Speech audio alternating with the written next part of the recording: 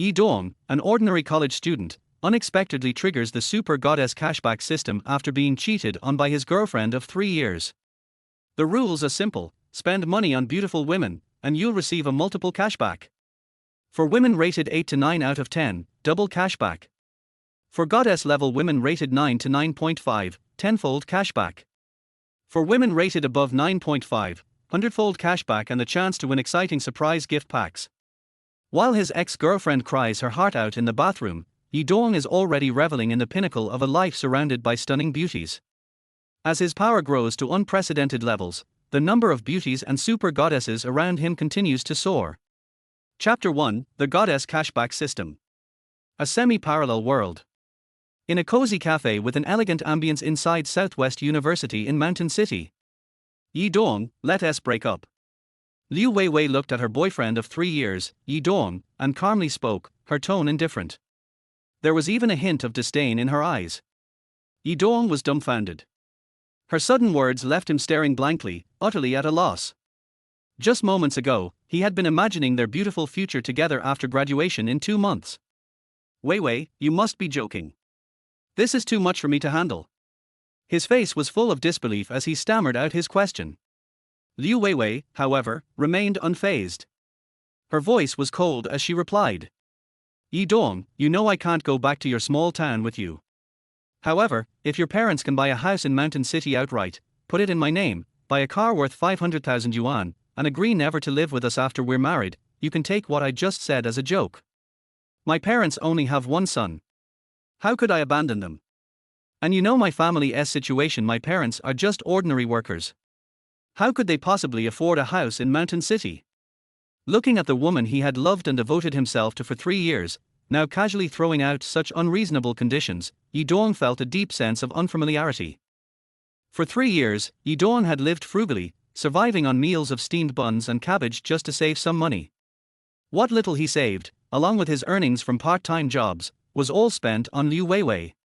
Although they had shared physical intimacy, the thought of the sacrifices he had made, living like a groveling dog for 3 years, only to be dumped so coldly, made Yi Dong roar in anguish. Liu Weiwei, why? You know I could never meet your conditions.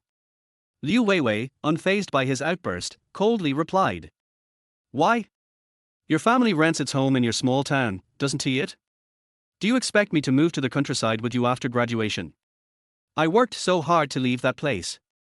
There's no way I'm going back. Well said.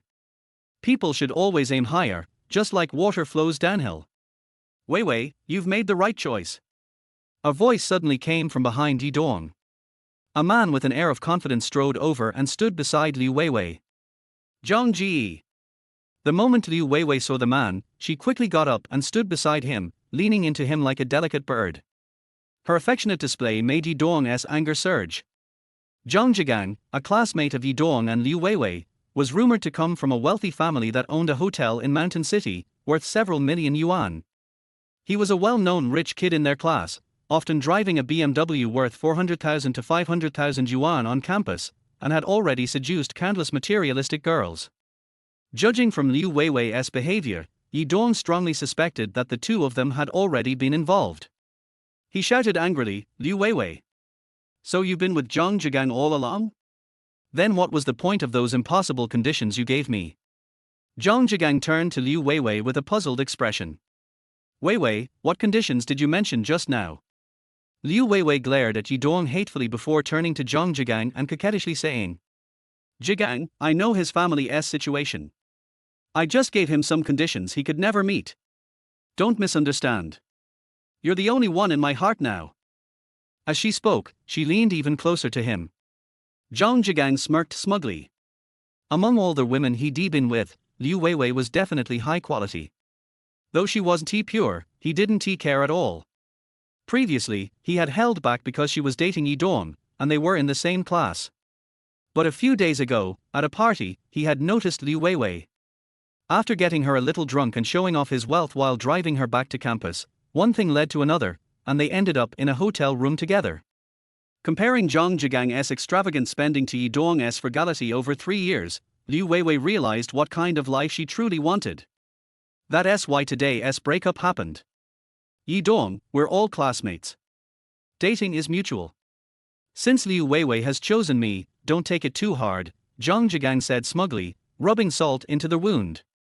Faced with Jong Jang's ridicule, Yi Dong felt numb. Years of love and devotion had disappeared in an instant. Was there anything real left in this world? Could money truly be the only thing that mattered? Ding! A suitable host detected. Binding the Super Goddess Cashback System. 30%. 70%. 100%. Binding complete. Ding! Would the host like to activate the system? Hearing the sudden voice in his mind, Yi Dong, who had been feeling despair, was momentarily stunned. Shock quickly gave way to ecstatic joy. A system. The ultimate tool for turning the tables. As a fan of light novels, Yi Dong was well aware of the power a system could bring. He never imagined such a day would come for him. With a burst of excitement, he silently thought, activate. Ding! Before activation, the system requires a test of the hostess' willpower. Slap each of the annoying people in front of you and pour coffee on the green tea girl's face. Without any hesitation, Yi Dong leapt into action. He didn't even care that it was tied to activating the system. This was exactly what he wanted to do. Jong Jang, who had been basking in his smugness, was caught completely off guard. Slap. A heavy slap landed squarely on his face. Caught off guard, he had no chance to dodge. Blood seeped from the corner of his mouth as he glared at Yi Dong in disbelief. Yi Dong, you dare hit me? Jong Jang, you stole my girlfriend and flaunted it in front of me. Did you really think I wouldn't hit you? Yi Dong retorted coldly. Chapter 2, tearing apart the green tea girl. Slap. Liu Weiwei clutched her cheek in disbelief, staring at Yi Dong. This man, who had spent the past 3 years pampering her and catering to her every whim like a loyal dog, had just slapped her hard across the face. Murder. Someone call the police, she screamed hysterically. The coffee shop, already small, had grown quieter as the nearby students overheard their conversation. By now, everyone had pieced together the context of the drama unfolding before them. Yi Dong's bold actions were immensely satisfying to the onlookers. No one showed any intention of calling the police. Hearing Liu Weiwei's shrill screams, Yi Dong felt his pent-up anger finally begin to dissipate. But he had forgotten the last part of the system's activation task. Without hesitation, he grabbed the coffee on the table and poured it directly onto Liu Weiwei's face. Oh! Yi Dong, I'm going to kill you, she shrieked, her frustration and fury pushing her to the edge. Waving her arms wildly, she lunged at Yi Dong. Thud! Yi Dong, however, wasn't he the gentle and accommodating man she once knew. Without hesitation, he kicked her to the ground. This sudden act of aggression startled Jong Jang, who had been holding his face in pain nearby. He froze, forgetting even the pain of the slap as he instinctively backed away several steps.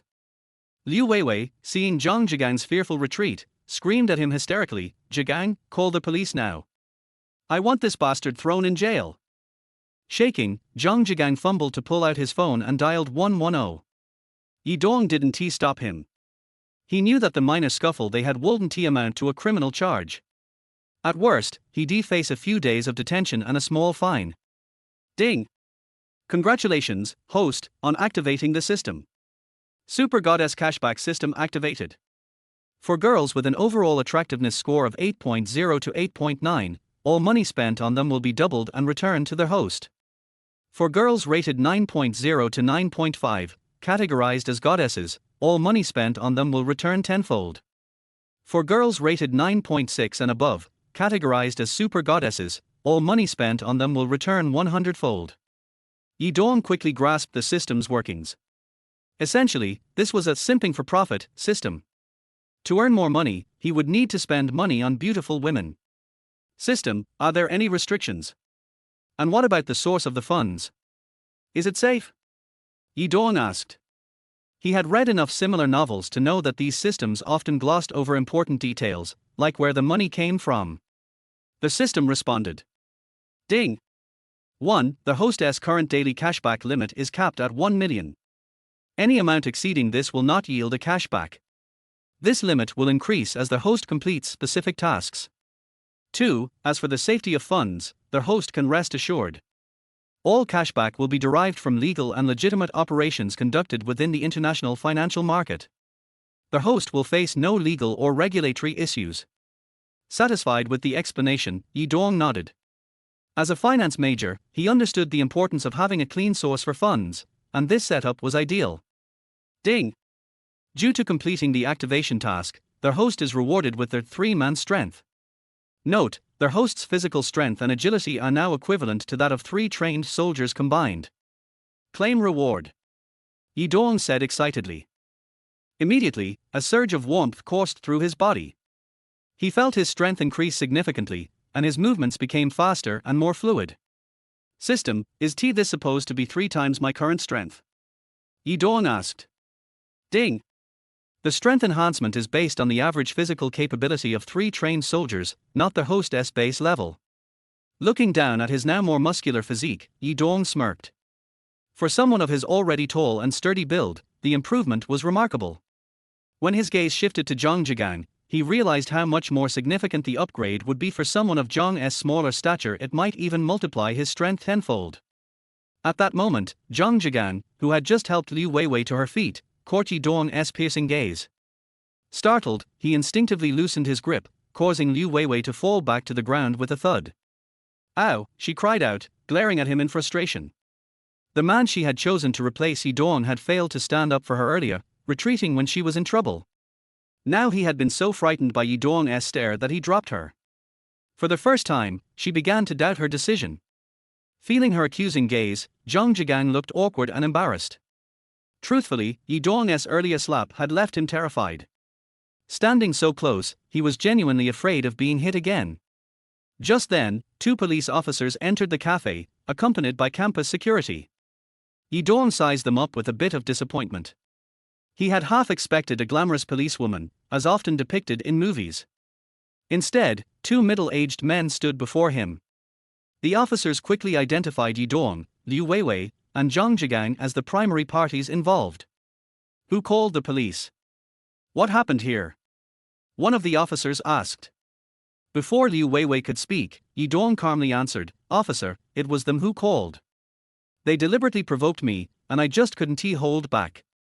I only gave them a light tap. Hearing Yi Dong describe his slap as a light tap, Liu Weiwei nearly exploded with rage.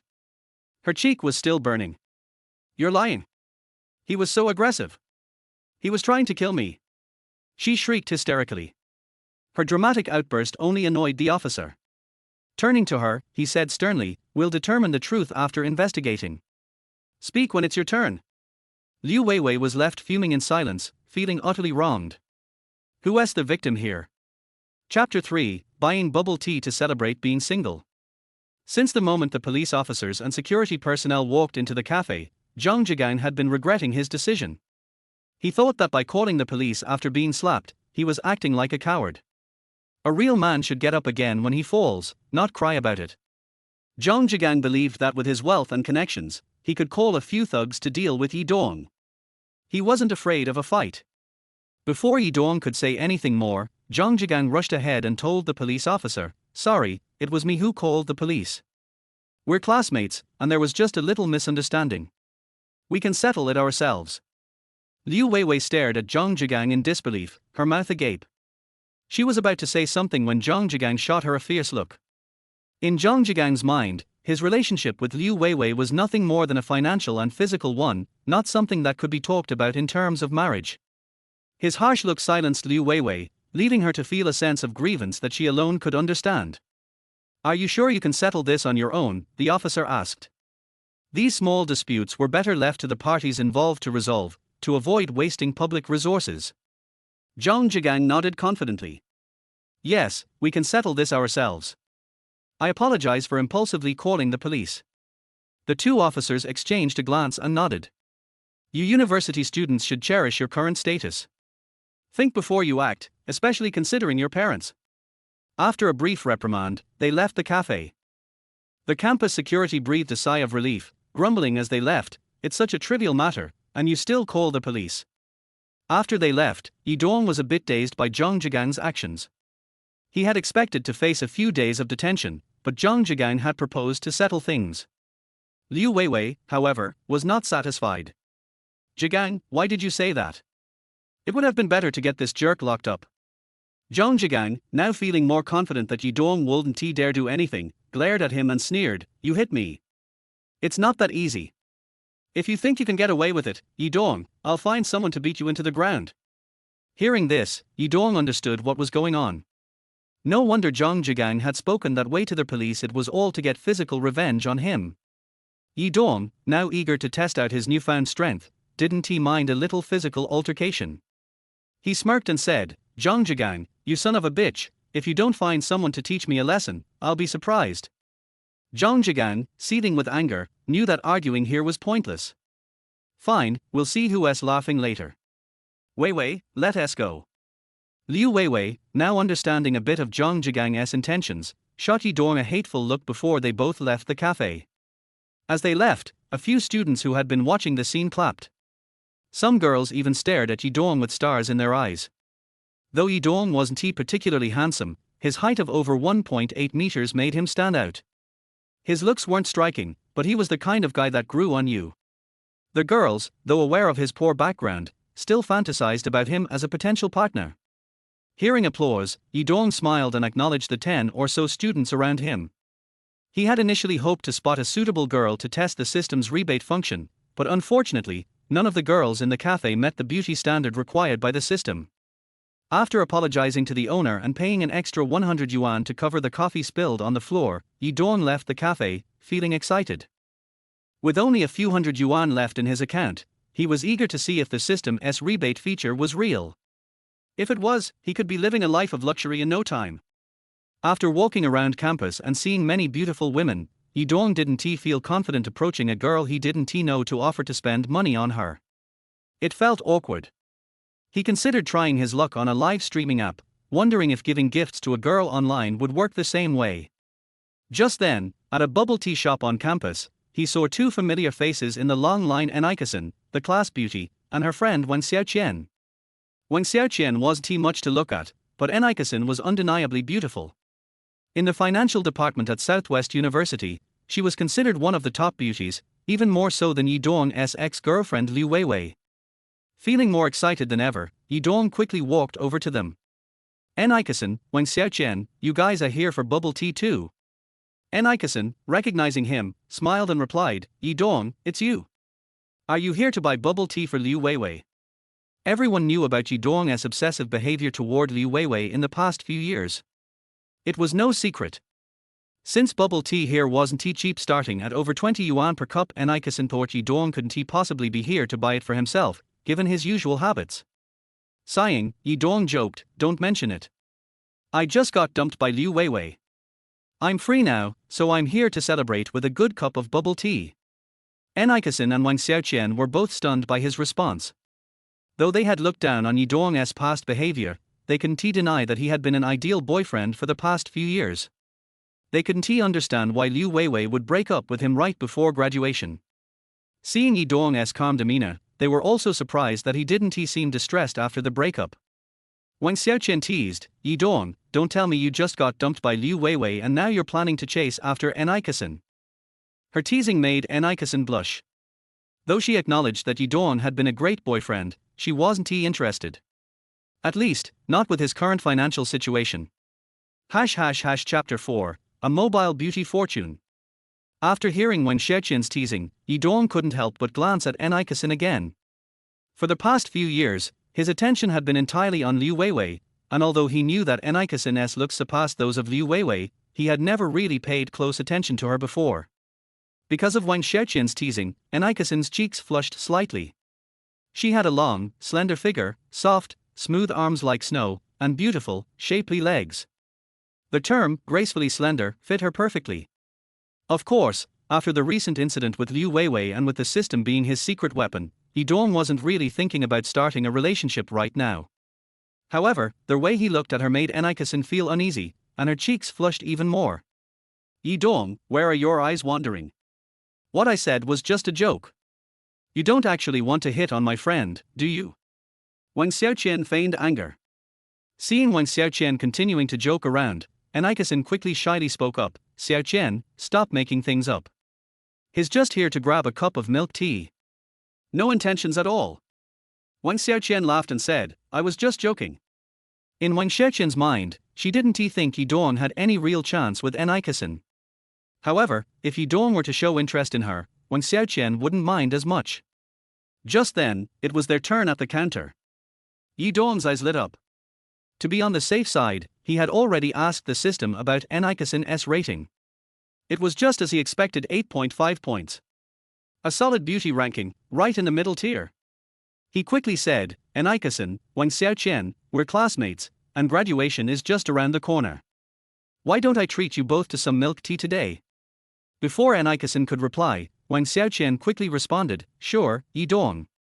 You said it, so we'll hold you to it. I'll be ordering something a bit more expensive. Yi Dong, eager to test out the system's rebate function, didn't he care about the cost. He laughed, I can still afford the cost of milk tea. He turned to the shop clerk and said, please give me your best 3 milk teas. Seeing Yi Dong act so generously, both Enikasen and Wang Xiaoqian were stunned. In over 3 years of knowing him, this was the first time they were seeing Yi Dong in this light. Was this really the same Yi Dong who had been chasing after Liu Weiwei all this time? Usually, aside from Liu Weiwei, Yi Dong rarely even bought a bottle of mineral water for his classmates, let alone something as expensive as milk tea. This was exactly why Yi Dong hadn't been particularly popular among his classmates. Most of his interactions were just casual nods. Soon enough, the clerk handed over 3 cups of milk tea, totaling 120 yuan. Yi Dong eagerly paid for it. Ding! Host receives double the funds, 80 yuan. Hearing the response in his mind, Yi Dong nearly shouted in excitement. He thought to himself, system, can you transfer the funds directly to my phone? Ding! Funds can be transferred to your phone or bank account, or even converted into cash in your wallet. After handing the milk tea to Enikasen and Wang Xiaoqian, Yi Dong checked his phone balance and indeed saw an 80 yuan transfer. Looking up at Enikasen, Yi Dong's eyes sparkled. He felt like Enikasen was a walking fortune. At that moment, Enikasen, who had been admiring Yi Dong's transformation, accidentally met his gaze. Her face flushed again. This guy doesn't really want to hit on me, does he? Though, Yi Dong does look particularly handsome today. Enikasen had also had a boyfriend during her university years. While his external appearance didn't match Yi Dong's, his family background was much wealthier than Yi Dong's. His family was similar to Jong Jang's. But such men often had wandering eyes. When Enikasen found out another woman was involved, she had cut ties with him decisively. Looking at the sunny, handsome Yi Dong in front of her, Enikasen suddenly wondered if maybe her standards for a partner's family background weren't so rigid after all. Wang Xiaoqian, who had unknowingly noticed the exchange between them, joked, Kasen, what with that look? Did Yi Dong's milk tea win your heart? Surprisingly, Enikasen didn't respond but instead shyly lowered her head and sipped her milk tea. Seeing this, Wang Xiaoqian paused in confusion. Actually, even if Enikasen and Yi Dong did share a connection, it didn't really matter to Wang Xiaoqian. But today's situation felt almost too surreal. Yi Dong, however, had no such romantic thoughts. He was just mentally calculating how to spend a bit more money on Enikasen. This was an investment with guaranteed returns. It was rare to meet such a familiar beauty, so he was determined to take advantage of the situation. Summoning his courage, Yi Dong said, Enikasen, how about I take you shopping? Wang Xiaoqian's mouth dropped open. She thought Enikasen would reject the offer. But to her surprise, Enikasen nodded in agreement. Looks like things are moving along. Wang Xiaoqian thought, her shock beyond words. She then added firmly, Yi Dong, why are you only inviting Enikasen? I'm coming too. Facing Wang Xiaoqian's request, Yi Dong felt a bit overwhelmed. Wang Xiaoqian's appearance didn't meet the system's standards. To put it simply, any money spent on her would be a complete loss. If he had a choice, he definitely wouldn't want to bring Wang Xiaoqian along. But since she had already spoken up, Enikasen would probably think he had ulterior motives if he refused. After all, it wasn't safe for a man and woman to go alone. With that in mind, Yi Dong reluctantly smiled and said, of course, I was planning to invite you too. Wang Xiaoqian didn't say anything further. She knew full well Yi Dong hadn't really planned to invite her. It was Sunday, and with no classes, they all hailed a taxi to the city center. Before long, they arrived at a bustling shopping street. Yidong glanced at the 500 plus yuan in his phone balance, mentally planning what to buy first.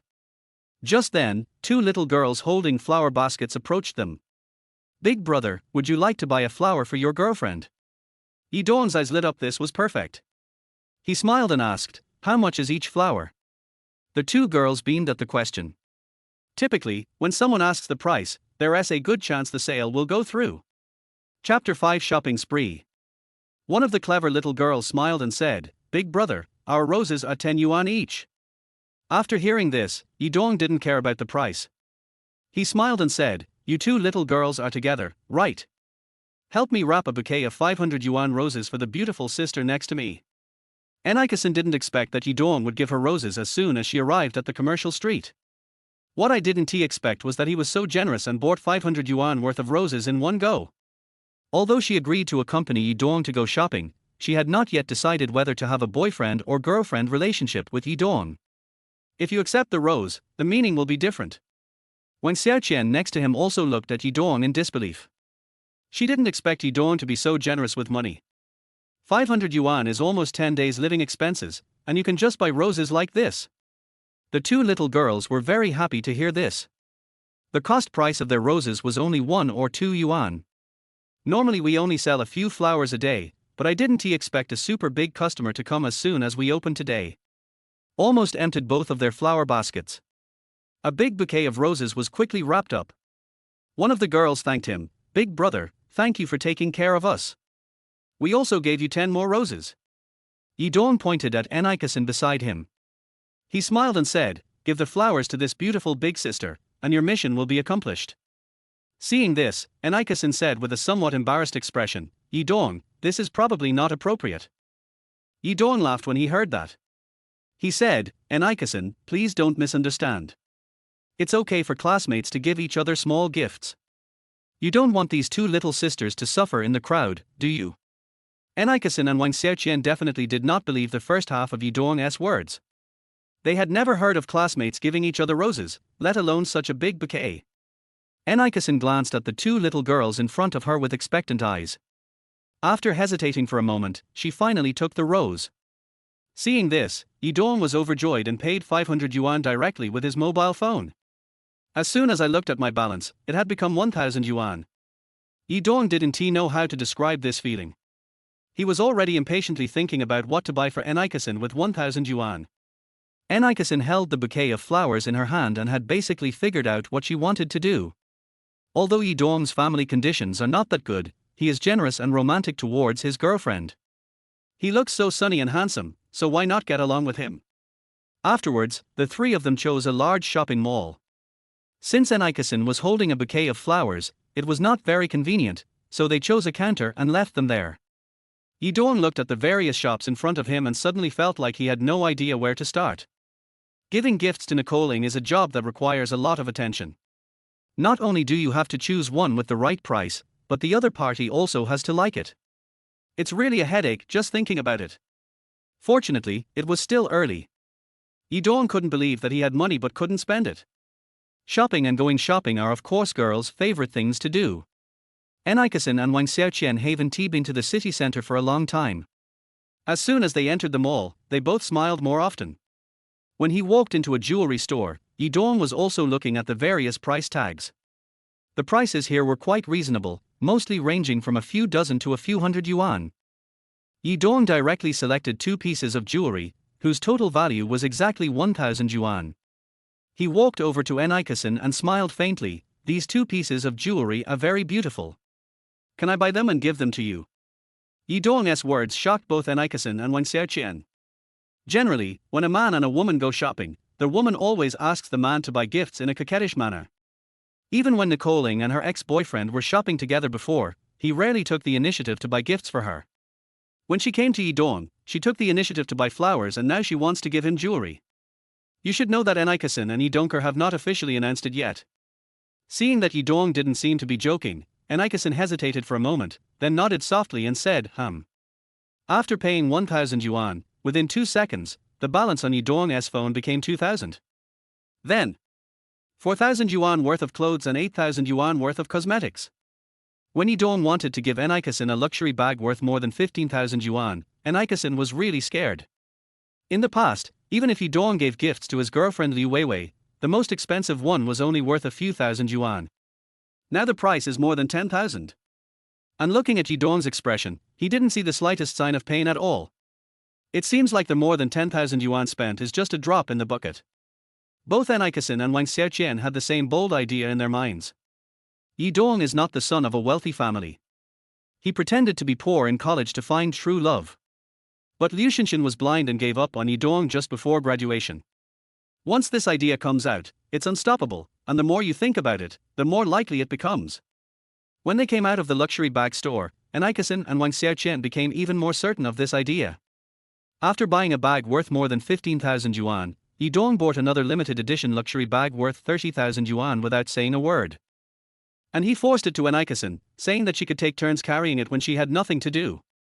This operation simply stunned Enikasen and Wang Xiaoqian. Wang Xiaoqian even became deeply envious of Enikasen. You know, at the beginning, she felt that Yidong was not worthy of Enikasen. Yidong, why don't we stop shopping here today? You bought me so many things that I'm a little afraid to accept them all. After leaving the bag store, seeing that Yidong still looked unsatisfied, Enikasen couldn't help but persuade him in a low voice. She was really a little scared. Yidong gave her so many expensive gifts at once. Did he want to get her right away? Although Enikasen is no longer a virgin, she is not the kind of girl who acts casually. If Yidong really asked for that later, she wouldn't know how to refuse. Yidong is shopping happily now, and the balance in his mobile phone has reached more than 60,000 yuan. Suddenly I heard that Enikasen didn't want to go shopping anymore, and I was stunned. Suddenly I felt that my abnormal behavior today was indeed a bit difficult to understand. Although more than 60,000 is not a small amount, it is still far from his current limit of 1 million. Still persuading, Enikasen, don't think that I have any ideas, and don't have any psychological burden. I just want to give you crazy gifts to vent the mood of being dumped by my girlfriend today. Yidong's half-true and half-false words made Enikasen hesitate again. Chapter 6, Kick the Short and Ugly Man Away. Enikasen is the kind of girl who wants both bread and love. Maybe the desire for bread accounts for a large proportion, but it does not hinder her yearning for beautiful love. The strength and sunny and handsome appearance that Yidong has shown now are exactly the other half that Enikasen has imagined. Wang Xiaoqian, who was standing next to her, felt a little sad, but she did it for the happiness of her best friend. He also advised, Cushion, Yidong is willing to buy you a gift, just let him buy it, this is also a token of his thoughtfulness. With Wang Xiaoqian's perfect assist, Enikasen agreed reluctantly. Yidong didn't expect that Wang Xiaoqian had such an effect, and gave her a look of gratitude. This look was automatically translated into Wang Xiaoqian's mind as, you are a really good matchmaker. Yidong didn't care what the two girls were thinking. What he wanted most now was to spend money on Enikasen and then make double the money. After checking the balance of more than 60,000 yuan in his mobile phone, Yidong went straight to the most luxurious jewelry store in the mall, intending to do a lot of shopping. Since this jewelry store focuses on being expensive, not many people come here to shop.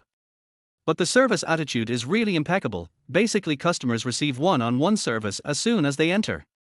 Since he was already in, Yidong didn't rush to take action. After sending the beautiful waitress away, he casually strolled around with Enikasen. The prices are truly worthy of the word luxury.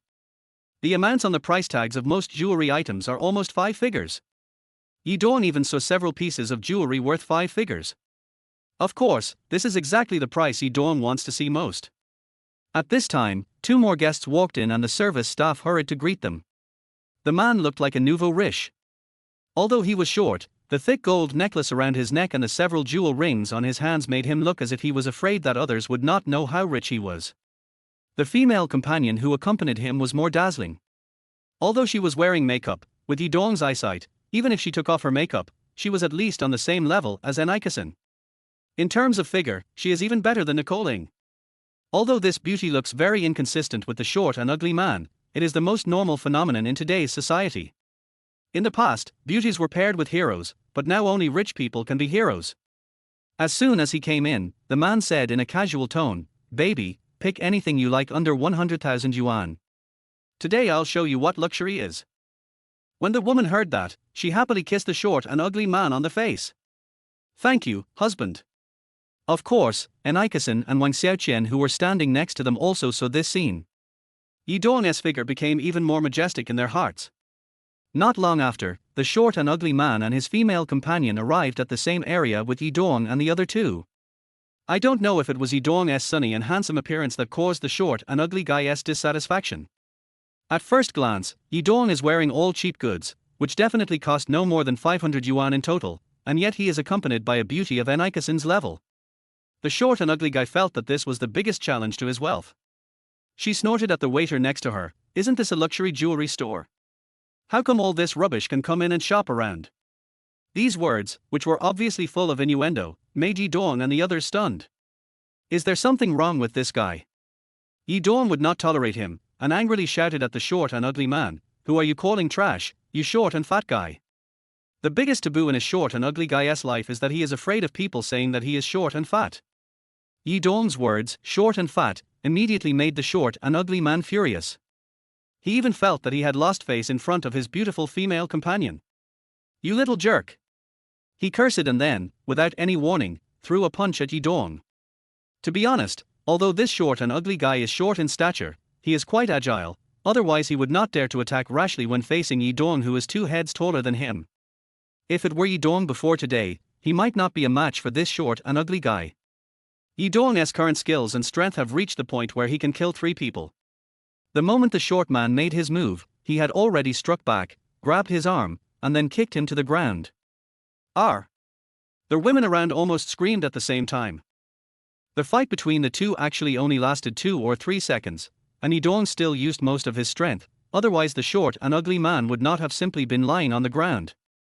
The store manager and security personnel had heard the news and rushed over to ask the clerk about what had happened. Seeing this, the short and ugly man, who had been helped up by his female companion, pointed at Yi Dong and shouted, "What else is there to ask? He beat me up, call the police." Yi Dong snorted coldly, "Call the police if you want. You were the first to attack me. I was just acting in self-defense. There is a surveillance camera overhead." The short and ugly man immediately became dispirited upon hearing this and no longer asked the manager to call the police. Of course the manager didn't want to call the police. Once they did, it would have a huge impact on their business. After asking the clerk what happened, although Yi Dong was right, the manager was obviously biased towards the short and ugly man, but he did not show it. In this internet age, especially in a big store like this, if it were revealed that there was any differential treatment, his career as a manager would be over. After persuading each other for a few words, and seeing that neither of them seemed to be fighting, he and the security personnel left. Enikason and Wang Xiaoqian next to them are now numbed by the shock of Yi Dong's skills. The smooth skills that Yi Dong just displayed were just like the action scenes in the movies, which really opened their eyes. They could never have imagined that their classmates, who had been classmates for more than 3 years, actually had so many secrets. In one day, he showed them not only his immense financial resources, but also his amazing skills. They even thought that the masters in the Taekwondo club in the university might not be Yi Dong's opponents. Tilder tilder tilder tilder tilder tilder tilder tilder tilder tilder. Even though the short and ugly guy suffered a little loss, he certainly didn't dare to fight, but he did keep talking. He said to the pretty girl next to him, "Being handsome and having good skills is useless. Girls must be careful when looking for a boyfriend. External conditions are not as real as these." As he spoke, he stretched out his right hand and shook the gold rings on his hand. It was obvious that he was speaking to Enikason. After hearing this, Yi Dong smiled speechlessly. "Shorty fatty, you just want to say that money is omnipotent, right? Why don't we make a bet today to see who is richer? You buy whatever I buy in this store, and let's see if you really have the ability to do it." As soon as the short and ugly guy walked into the store and said, "Please choose anything under 100,000 yuan, Yi Dong basically knew that the other person was just a braggart. A truly wealthy person wouldn't put so much effort into appearing on the surface. Generally speaking, people who like to wear thick necklaces and gold rings are most likely not truly rich people. Chapter 7, The Role of Playing the Pig and Eating the Tiger. The short and ugly guy was surprised to hear that Yi Dong, who was wearing cheap clothes, actually wanted to compete with him in financial strength. I couldn't help but laugh with contempt. "Boy, I admit that you are more handsome and skilled than me, but what qualifications do you have to compete with me in financial resources?" After hearing this, Yi Dong was too lazy to talk nonsense. He said directly, "Stop talking so much nonsense, just tell me whether you dare or not. Whoever loses is a bastard." Seeing Yidong so confident, the short and ugly man felt a little hesitant. I even started to doubt whether Yidong's cheap clothes were meant to pretend to be a pig and eat the tiger. But when he looked up and saw Yidong's contentious eyes, he suddenly became angry. Said, "Okay. Since you want to make trouble for yourself, I will help you. I want to see if you are really as powerful as you say." Yidong was overjoyed when he heard this. He was really afraid that the short and ugly guy would not compete with him. Today's cashback amount is still far from 1 million. Yidong was just worrying about not being able to find a reason to go shopping, but when he looked at the short and ugly guy in front of him, he actually felt a little bit fond of him. "Miss, please help me wrap these earrings." Now that he had an excuse, Yidong didn't hesitate and directly found a pair of diamond earrings with a price tag that said 50,000 yuan as the first appetizer. Regarding Yidong's actions, several different expressions suddenly appeared on the faces of the people around him. Both Enikasen and Wang Xiaoqian had shocked expressions on their faces. Although Yidong bought a lot of gifts for Enikasen just now, the total cost was only about 60,000 yuan, and this pair of diamond earrings alone cost 50,000 yuan. And looking at Yidong's expression, this is just the beginning. Although Enikasen and Wang Xiaoqian are both from mountain cities, their family conditions are average and their monthly expenses at school usually do not exceed 3,000 yuan. They were a little scared by the bag that Yidong showed them just now, which was worth 20 or 30,000 yuan. Now he is offering a pair of diamond earrings worth 50,000 yuan, and my heart is beating fast with shock. The female companion and the beautiful clerk next to the short and ugly man all had surprised expressions on their faces. The short and ugly man had an ugly expression on his face. He brought his mistress here today to show off his financial strength, and the budget was within 100,000 yuan. This guy spent 50,000 yuan at once, how can I follow up? Yidong handed the wrapped diamond earrings directly to Enikasen, who was still in a daze. Turning to the pretty saleswoman, he said, "Bring your payment code here. I'll pay for everything I buy, so that no one will say I can't afford it." Not long. Yidong simply paid the 50,000 yuan. Then she looked up and smiled at the short and ugly man.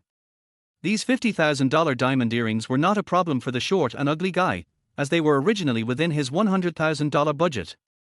He was also very straightforward and bought it and gave it to his female companion. Seeing this, Yidong pointed to a diamond necklace worth 98,888 yuan without saying a word. He smiled faintly at the beautiful salesperson and said, "Miss, please help me wrap up this diamond necklace. The price of this diamond necklace is basically the most expensive jewelry in their store." The beautiful salesperson was also delighted to hear this. Her commission today would definitely be a considerable figure. Before long, Enikasen had two exquisite jewelry boxes in her hands. After paying nearly 100,000 yuan, Yidong looked up at the short and ugly man with contempt. The short and ugly man's face was now turning blue and white. Yidong's aggressive move was completely beyond his expectations. Looking at the way the people around him were staring at him, and the expectant expression on the face of the beautiful woman next to him, he gritted his teeth and bought the diamond necklace. Then he stared at Yidong fiercely. His expression seemed to say, "Aren't you awesome? Buy more if you have the guts." Yidong chuckled. His current balance is over 200,000. He laughed and said, "It's too much trouble to buy them one by one, so I might as well buy two this time." He turned and walked to another counter, pointing at two jewel necklaces and said to the beautiful clerk, "Pack these two jewel necklaces together for me." Yidong's amazing move shocked everyone again. These two gemstone necklaces and the diamond necklace just now are basically the same price, and the total cost is almost close to 200,000. It's hard to imagine that Yidong, who was wearing only cheap clothes, bought it without even blinking an eye. After paying the money readily, Yidong looked at the short and ugly man with the same expression as before. The girl next to the short and ugly guy is now feeling both surprised and jealous. What surprised me was that today's harvest far exceeded my expectations. The one who was jealous was of course Enikasen, who was next to Yidong. Apart from being a little younger than me, he looks similar to me, and his figure is even inferior to mine in some aspects. Why can I only be a mistress while the other person can be a legitimate girlfriend? Looking at Yidong's sunny and handsome appearance and how happy he was shopping, the jealousy in my heart almost solidified into a substance. She glanced at the short and ugly man next to her, who still had an indecisive expression on his face. Even though I felt a little disgusted, I still used my ultimate move. It was rare to meet someone to help me, and I would be sorry for my appearance if I didn't try hard. She said in a delicate voice, "Hubby, come on, you are the best." As he spoke, he took out his unique weapon and rubbed it against the short and fat man. The short and fat man was immediately aroused by this and bought 2 jewel necklaces without any hesitation. But when he was paying the bill, the muscles on his face trembled, and everyone present could see the pain in his heart. After paying the nearly 200,000 yuan, the short and fat man looked at Yi Dong again, and there was no trace of arrogance or provocation in his eyes. There was even a look of submission and begging for mercy in his eyes. How could he not know by now that the person he met today was definitely a ruthless character who was pretending to be a pig but was actually trying to eat the tiger? Yi Dong seemed not to see it. He was spending money happily now, so how could he stop? I walked to another counter. Although there were no jewelry of such high value here, there were still many worth 50 or 60,000. This time, 7 pieces of jewelry were purchased, with a total value of just $400,000. The competition between the two people's financial resources had already attracted the customers who were strolling around this jewelry store. Everyone was shocked by Yi Dong's generosity. Right now the economy is in recession, and this kind of spending of money as if it were nothing usually only appears in novels. They had never seen anything like this in real life, and they were shocked, and at the same time, their eyes were opened.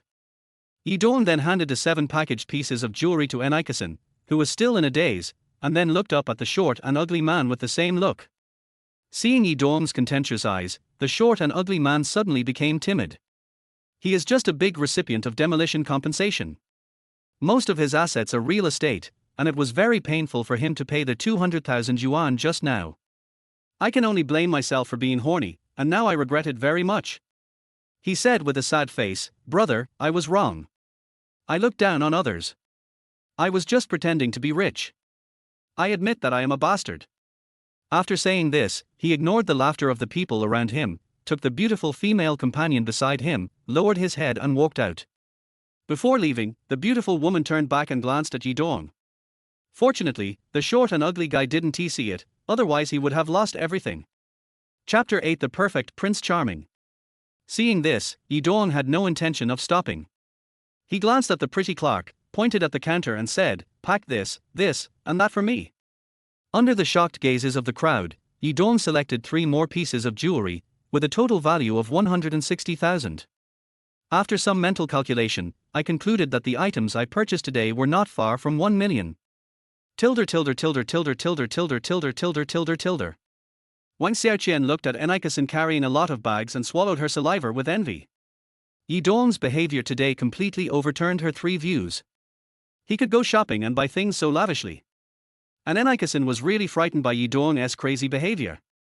The gifts that a friend who had been dating her ex-boyfriend for almost half a year bought for Enikasen only cost about 20,000 to 30,000 yuan in total. Even so, Enikasen has paid what she should pay. Yi Dong spent nearly 1 million on Enikasen in one day. Who would believe him if he said he didn't want to get anything from her? Until Yi Dong packed the last 3 boxes of jewelry and handed them to Enikasen. Then he said incoherently, "Yi Dong, I can't use all these jewelry." "It's okay, just take it. If you really can't use it, you can give it to Wang Xiaoqian next to you," Yi Dong said indifferently. The moment Enikasen took the jewelry box, the system had already shown that the final refund amount of 300,000 had been received. Even if Enikasen gave all the gifts in her hands to Wang Xiaoqian, it wouldn't matter to Yi Dong. But after hearing what Yi Dong said, Enikasen and Wang Xiaoqian were a little confused. None of the jewelry boxes that Enikasen is carrying are cheap. The cheapest one costs 50,000 yuan. Even if you are close friends, you can't just give such a valuable item as a gift. But since Yi Dong had said this, Enikasen had no choice but to grit her teeth, select 2 jewelry boxes with the lowest value, and hand them to Wang Xiaoqian. "Xiaoqian, here are a pair of earrings and a necklace, you can use them." "I can't use so many anyway." Although Wang Xiaoqian wanted it, she felt it was too expensive. He said hesitantly, "Cushion, this is not appropriate, this is a gift Yi Dong bought specifically for you." Upon hearing this, Yi Dong said generously, "Wang Xiaoqian, if Enikasen is willing to give it to you, then take it. Maybe I really bought too much." After hearing what Yi Dong said, although Enikasen was a little reluctant, she still stuffed the 2 jewelry boxes into the hands of Wang Xiaoqian. Then, looking at the many bags in his hands, he stuffed the bag worth 15,000 yuan into Wang Xiaoqian's hand. "Since I have already given him such expensive jewelry, I might as well be more generous and let Yi Dong know that I am not a materialistic girl." Yi Dong didn't care about this at all. He just glanced at the balance, which showed nearly 980,000 yuan, and felt very happy. Although the beauty level rebate is buy one get two back, you still have to pay for it. Yi Dong actually made money out of nothing today. In less than half a day, he turned his 500 yuan capital into nearly 1 million. Just think about meeting a super goddess with a score of 9.5 or above, and if you spend 1 million on her, that would be 100 million. With this kind of system in place, your future life will be at the peak of your life in no time.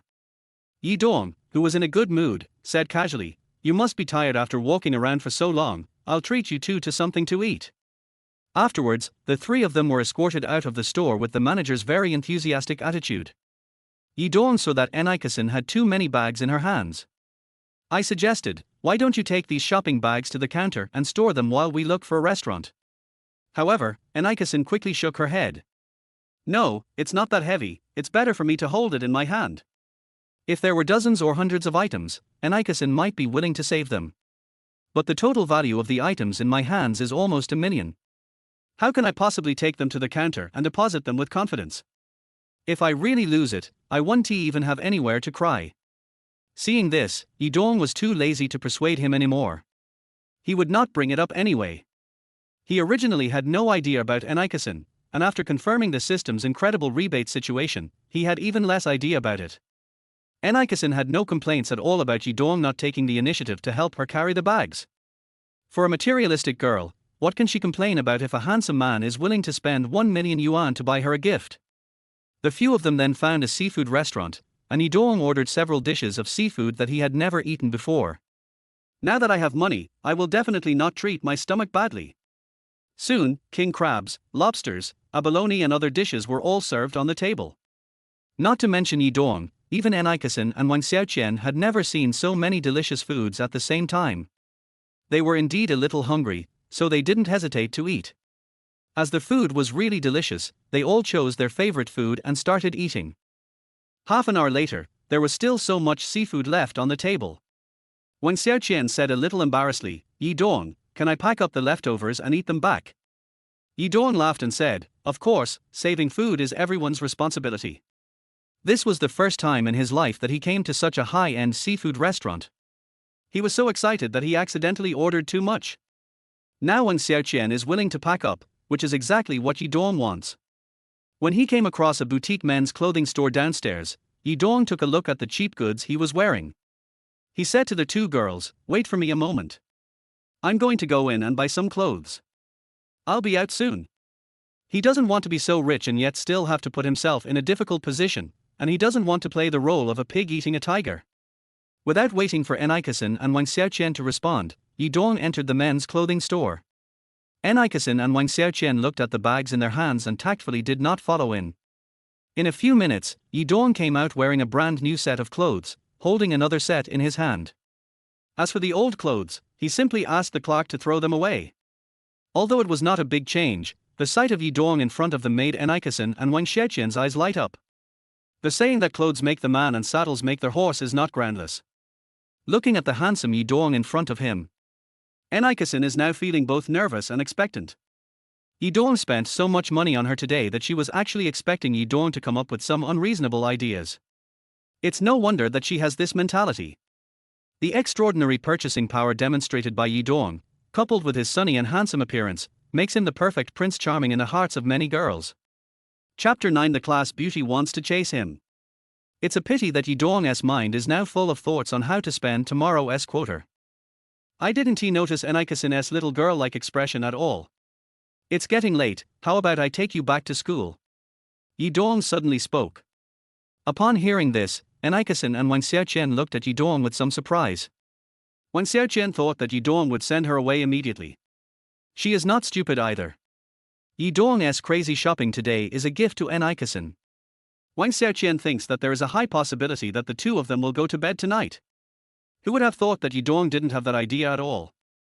Enikasen even felt a sense of loss in her heart. After picking up the roses, they hailed a taxi. When they arrived at the school, it was already getting dark. When they walked to the dormitory area and were about to separate, Enikasen said hesitantly, "Yi Dong, don't you want to add me on WeChat?" "Enikasen, I said I just want to go crazy today. I really don't have any other ideas." These gifts are your reward for accompanying me in going crazy. You must not have any psychological burden. Yi Dong's mind is now full of how to find a goddess level figure with a score of 9 or above, so why would he even think about adding someone on WeChat? After hearing what Yi Dong said, Enikasen's face was full of disbelief. I'm starting to doubt my life.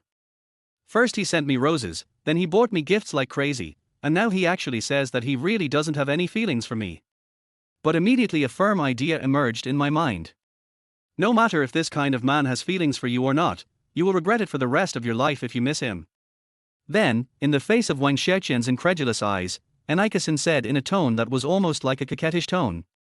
Yi Dong, don't you think I'm not beautiful? Yi Dong didn't expect Enikasen to ask this question, and he replied hesitantly, how is that possible? You are the famous beauty in our finance department. After hearing this, Enikasen smiled charmingly. He put the items in his hand on the ground temporarily, took out his mobile phone and handed it to Yi Dong. Please enter your mobile phone number and I will add you on WeChat later. Yi Dong was a little confused by Enikasen's action. I sighed in my heart, this is the magic of money. He now has no doubt at all that as long as he nods, he can get this beautiful class beauty in front of him at any time. But after knowing that I have a super system, my future life will definitely be at the top of this world, and my vision will definitely become higher. Even if I want to find a girlfriend, I have to at least find a super goddess level with a score of 9.5 or above. Although Enikasen is the class beauty, she is also one of the top beauties in the finance department. But among all the campus beauties of Southwest University, Enikasen is not even ranked. If we talk about the high quality of beauties, we have to count the girls in the art department. Among the top 10 campus beauties in the entire school, 9 are from the art department. However, looking at the charming Enikasen in front of him, she had already handed him the phone. Yi Dong felt it would be a bit cruel if he refused again. After entering his own number, he returned the phone to Enikasen. Then he said goodbye with a smile, it's getting late, you should go back and rest early. Watching Yi Dong's departing back, Wang Xiaoqian said in shock, today is really crazy, who would have thought that the most famous licker in our class has another little known identity? Not only is his skill so good, but his generosity in attack simply subverted my imagination. Even Principal Wang is probably no better than him. Cushion, you said Yi Dong is not the eldest son of a top wealthy family, right? Why isn't Yi Dong's last name Mar? However, Enikasen seemed not to have heard clearly what Wang Xiaoqian said. She said sadly, Xiaoqian, why did Yi Dong give me so many gifts and roses? What is he trying to do? Wang Xiaoqian can also understand Enikasen's feelings very well. With the abilities Yi Dong demonstrated today, which girl can resist? But she was also confused. How could I know what Yi Dong was trying to do? I could only comfort her, Cushion, maybe Yi Dong is playing hard to get with you, and he is laying a long line to catch a big fish. Enikasen laughed at herself after hearing this. Xiaoqian, you don't even believe what you said, and you're still trying to play the long game. If I hadn't handed the phone to him, he wouldn't even want to tell me his number. Enikasen is not stupid. Yi Dong has spent so much money, so why does he need to use the tactic of playing hard to get? It is no exaggeration to say that if Yi Dong spends 1 million today, it is entirely possible for him to pursue more than 10 beauties of her level in college. Or the kind that is completely pursued. Seeing that Enikasen was a little bit trapped in it, Wang Xiaoqian had no choice but to say, Kasen, you don't have to think too much. Yi Dong has already broken up with Liu Weiwei, and he still has more than 2 months before graduating from university. You can definitely use your classmates' proximity to Yi Dong to pursue him. You have to believe in yourself. You are a more beautiful woman than Liu Weiwei. After hearing what Wang Xiaoqian said, Enikasen's melancholy eyes suddenly shone brightly. Regardless of whether you can catch up with her or not, how can you be willing to give up if you don't try? Yi Dong returned to the dormitory that had accompanied him for several years. Several of his roommates were playing with their mobile phones. When they saw Yi Dong coming back, everyone's eyes lit up.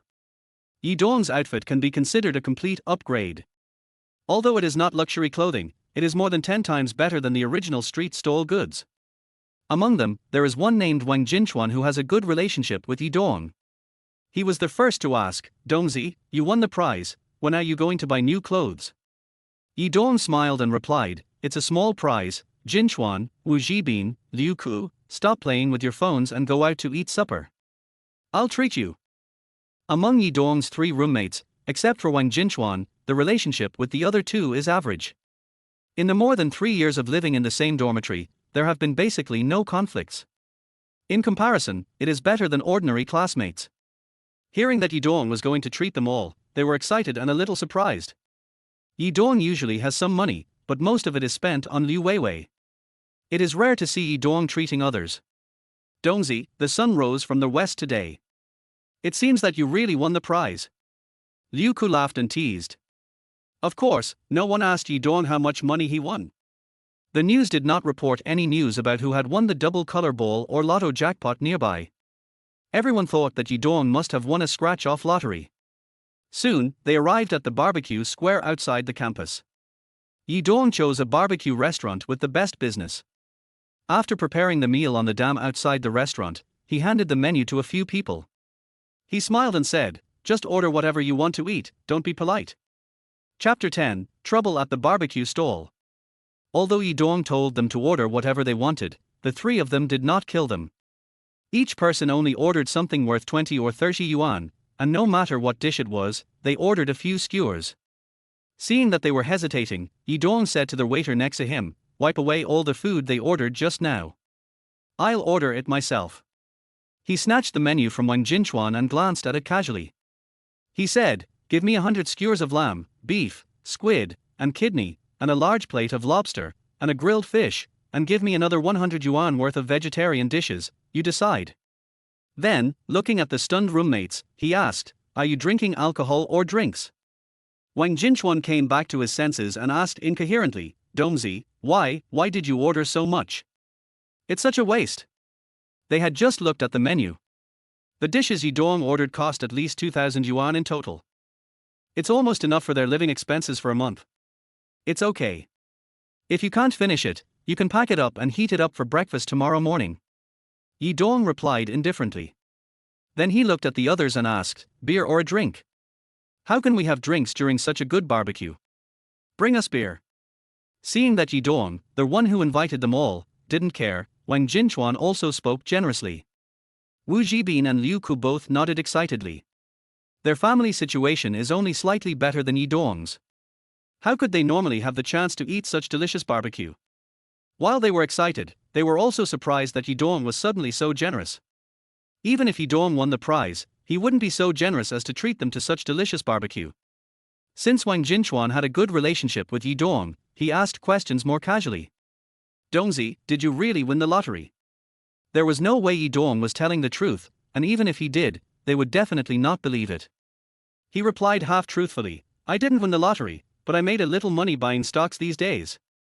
According to the explanation given by the system, the nearly 1 million earned today can be verified in the stock market, so there is no need to worry about others' suspicions.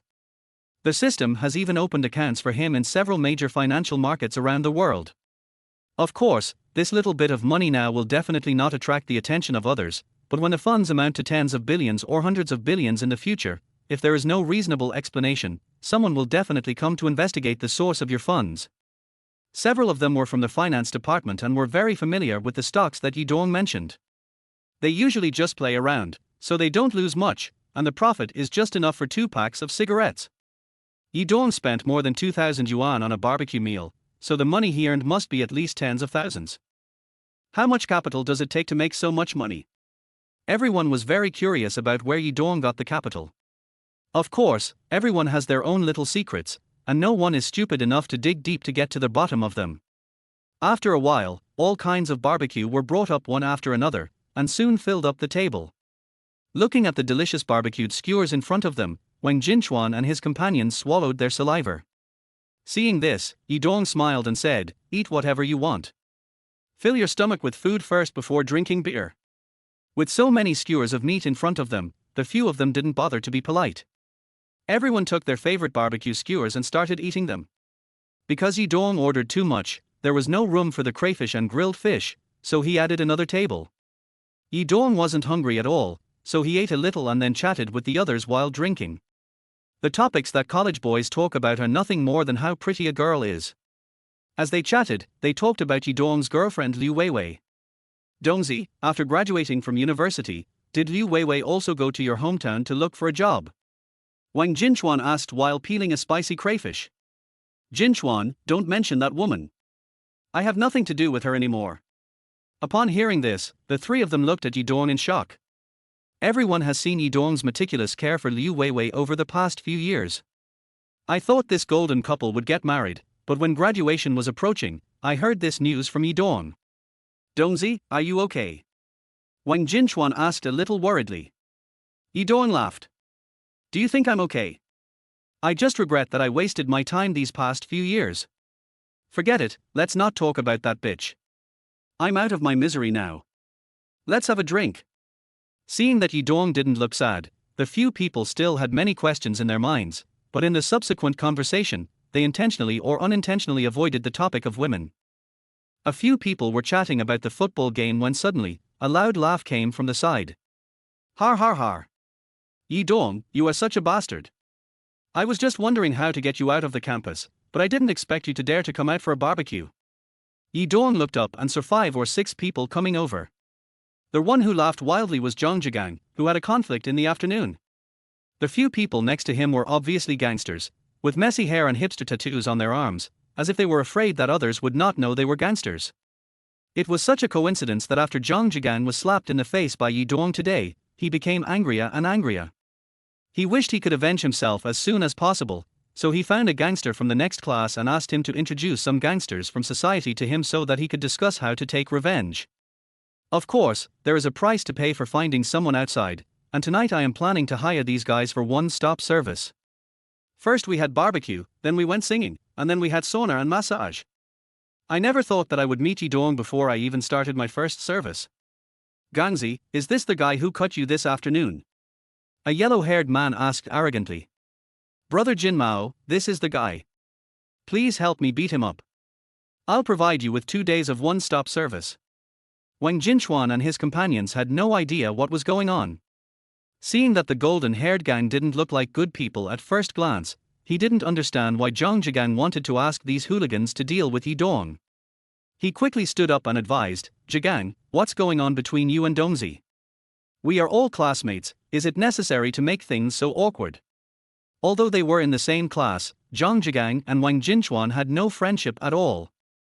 Seeing Wang Jinchuan standing up to persuade him, he said even more arrogantly, Wang Jinchuan, and you too, I know you are all in the same dormitory. I will persuade you to stop meddling in other people's business, otherwise I will let Brother Jin Mao take care of you all. Upon hearing this, Wu Jibin and Liu Ku stood up involuntarily and took 2 steps back. It is obvious that he doesn't want to get involved in Yidong and Jong Jagang's affairs. But Wang Jinchuan did not back down. He held up his phone and said, if you dare to do this, I will call the police immediately. There are surveillance cameras here. Chapter 11 Single European Gang. From the attitudes of Wang Jinchuan and the other two, we can tell how close Yidong's relationship with them is. Of course, Wu Jibin and Liu Ku's backward behavior seemed very normal to Yidong, and he did not feel disappointed or angry at all. Although they had stayed in the same dormitory for several years, their relationship had always been lukewarm. You can't expect people to fight for you just because you treat them to a barbecue. Besides, the few people called Golden Hair Brother are obviously thugs in society. They look ferocious and vicious. Ordinary students usually avoid them when they see them, so how could they dare to get involved in this matter? Even if Wang Jinchuan, with whom he had a good relationship, retreated with them, Yidong could understand it very well. But Wang Jinchuan not only did not back off, but threatened to call the police, which moved Yidong very much. After hearing what Wang Jinchuan said, Jong Jang, Jin Mao and others still looked ferocious, but they didn't dare to act rashly. What Wang Jinchuan said was really true. Even if he didn't call the police, he might end up in police station tomorrow for fighting in a place with surveillance cameras. But this kind of opportunity is rare and Jong Jang doesn't want to give it up. He said in a provocative tone, Yidong, weren't you so arrogant this afternoon? If you are really brave and a real man, come with us to the alley behind. Golden Hair and his companions also looked at Yidong provocatively. Yidong laughed after hearing this. He had no specific idea of how powerful his skills were. It's just right for these little hooligans in front of me to test my actual strength in the three-man killer. He sneered, whether he is a real man or not, you will know in a moment. Then he turned around and said to Wang Jinchuan and the others, Jinchuan, you guys wait here for me, I'll be right back, don't call the police. Wang Jinchuan looked a little anxious when he heard this. Although Yi Dong is relatively tall, there are two men on the other side who are as tall as Yi Dong. The combat power of both sides is completely not on the same level. Jong Jang was obviously trying to provoke Yi Dong, but he still wanted to attend the meeting alone. He hurriedly advised, "Dongzi, don't be so stubborn, they dare not do anything to us here." Yi Dong could only appreciate Wang Jinchuan's kindness. Although he is not a brave and ruthless person, when he suddenly realizes that he has great skills, facing the provocation of others, his blood is inevitably boiling. I had a brief exchange with Fatty at the jewelry store this afternoon, and I can say that I still felt unsatisfied. Gave Wang Jinchuan a reassuring look. Then he turned around and looked at Jin Mao and the others with contempt, and walked towards the alley first. Jong Jang was confused by Yi Dong's action. Didn't Yi Dong see that it was such an obvious provocation? Then he was overjoyed and imagined in his mind the scene of Yi Dong being beaten to his knees. He and Jin Mao and a few others followed, and before leaving, he did not forget to threaten Wang Jinchuan and others, telling them not to call the police. Watching the backs of the people leaving, Wang Jinchuan, Wu Zhibin and Liu Ku all looked at each other with expressions of confusion on their faces. An idea popped up in everyone's mind at the same time. Is Yi Dong so skilled? Otherwise it is really hard to understand such an unwise move. Wang Jinchuan also resisted the urge to follow. The relationship between him and Yi Dong had been as good as it was just now, which was already the best he could do. He looked at the time on his phone. If Yi Dong didn't come out after 10 minutes, he would still choose to call the police. Yi Dong and Jong Jang and the others entered the alley behind one after another. Jin Mao and the others did not forget to look up to see if there were any surveillance cameras around. Although this place has lights, it is a blind spot and is perfect for a fight. Jin Mao admired Yi Dong's courage. Of course, he had never thought that the other party could take on 5 or 6 people at once. This isn't a TV drama, how could such a fantastic thing happen? He said arrogantly, "You are quite courageous, this is the first time I have seen a fearless young man like you. I will give you a chance. Kneel down and apologize, and I will give you 10,000 yuan." Hearing this, Jong Jang hurriedly said, "Brother Jin Mao, this is too easy for him. I have to slap him twice to vent my anger." After hearing what Jong Jang said, Jin Mao was not angry. They were all small-time hooligans who were not as good as the gangsters. They liked dealing with people like Jong Jang, who were second-generation rich men with some money at home. He continued to speak arrogantly to Yi Dong, "Did you hear me? Come closer and slap Gangzi twice, and then agree to the conditions I just mentioned, otherwise my brothers will not tolerate your fists." Yi Dong was actually just looking around to see if there were any surveillance cameras. His behavior of challenging someone to a fight did not constitute self-defense. No matter if you are the weaker party or not, you may end up in jail if you are found out. I was relieved to see that there were no surveillance cameras around. Seeing that the other party was still hesitating, he said impatiently, "If you want to do it, hurry up, I have to go out for a barbecue later." After hearing Yi Dong's words, Jong Jang, Jin Mao and others were furious. Damn it, this sentence totally shows that they are not taken seriously. Eat barbecue, I eat Mars wall. The golden retriever, who had a bad temper, rushed forward first. When his fist as big as a sandbag was 10 centimeters away from Yi Dong's face, Yi Dong grabbed it tightly. Then he directly came with a sweeping kick. Ouch! Along with this shout, the golden retriever's body fell heavily to the ground. The action just now was so fast that before anyone could react, the golden retriever was already lying on the ground. And looking at him lying on the ground, crying out, "Ouch," it is obvious that he has lost his ability to fight. This was the time when Yi Dong was holding back some strength. If he really used all his strength, that sweeping kick could break his ribs. The other gangster came back to his senses. After realizing that Yi Dong was very powerful, he rushed forward. Seeing this, Yi Dong sneered and rushed forward first. Except for 2 stronger thugs who took a few hits before falling down, the other 2 basically lost their fighting ability after just 1 punch. Although Yi Dong was hit a few times, given his current physical condition, it was basically just a tickle. The main reason why they were able to take on several people at once with such a huge advantage was that these people were just ordinary hooligans with no fighting power at all. The tattoo on the arm is just something to scare ordinary people. The scene of him lying on the ground groaning loudly at this time had already scared Jong Jang behind him. Although the golden hair guys are not real gangsters, they are well known among the gangsters outside the school. He is the top-notch guy among the gangsters Jong Jang knows. Who would have thought that he would be knocked down by Yi Dong in such a short time? Chapter 12 Luxury Suite Monthly Subscription. Yi Dong brushed off the dust on his body and then slowly walked towards Jong Jang. Yi Dong will definitely not let Jong off easily for stealing his students and finding someone to deal with him. By this time, Jong Jang was so frightened that his legs were weak and he couldn't run away. Seeing Yi Dong approaching him with a sneer, he knelt down shamelessly before Yi Dong could make a move. "Brother Dong, please forgive me. I will never dare to go against you again. I will break up with Liu Weiwei right away and return her to you." If he had known that Yi Dong was so powerful, even if Jong Jang had 10 times the courage, he would not dare to set his sights on Liu Weiwei. Yi Dong sneered after hearing this. "Humph. Whether you break up or not is none of my business. Do you think I still have any thoughts about that bitch Liu Weiwei?" Jong Jang knelt on the ground and said quickly, "Yes, Brother Dong is so powerful, how can that bitch Liu Weiwei be worthy of Brother Dong?" Listening to Jong Jang's shameless flattery, Yi Dong also lost interest in taking action. He said in a cold voice, "Even if our affairs are settled, I don't want to cause trouble to you, but if you dare to cause trouble to me in the future, I am really afraid that I will break your legs."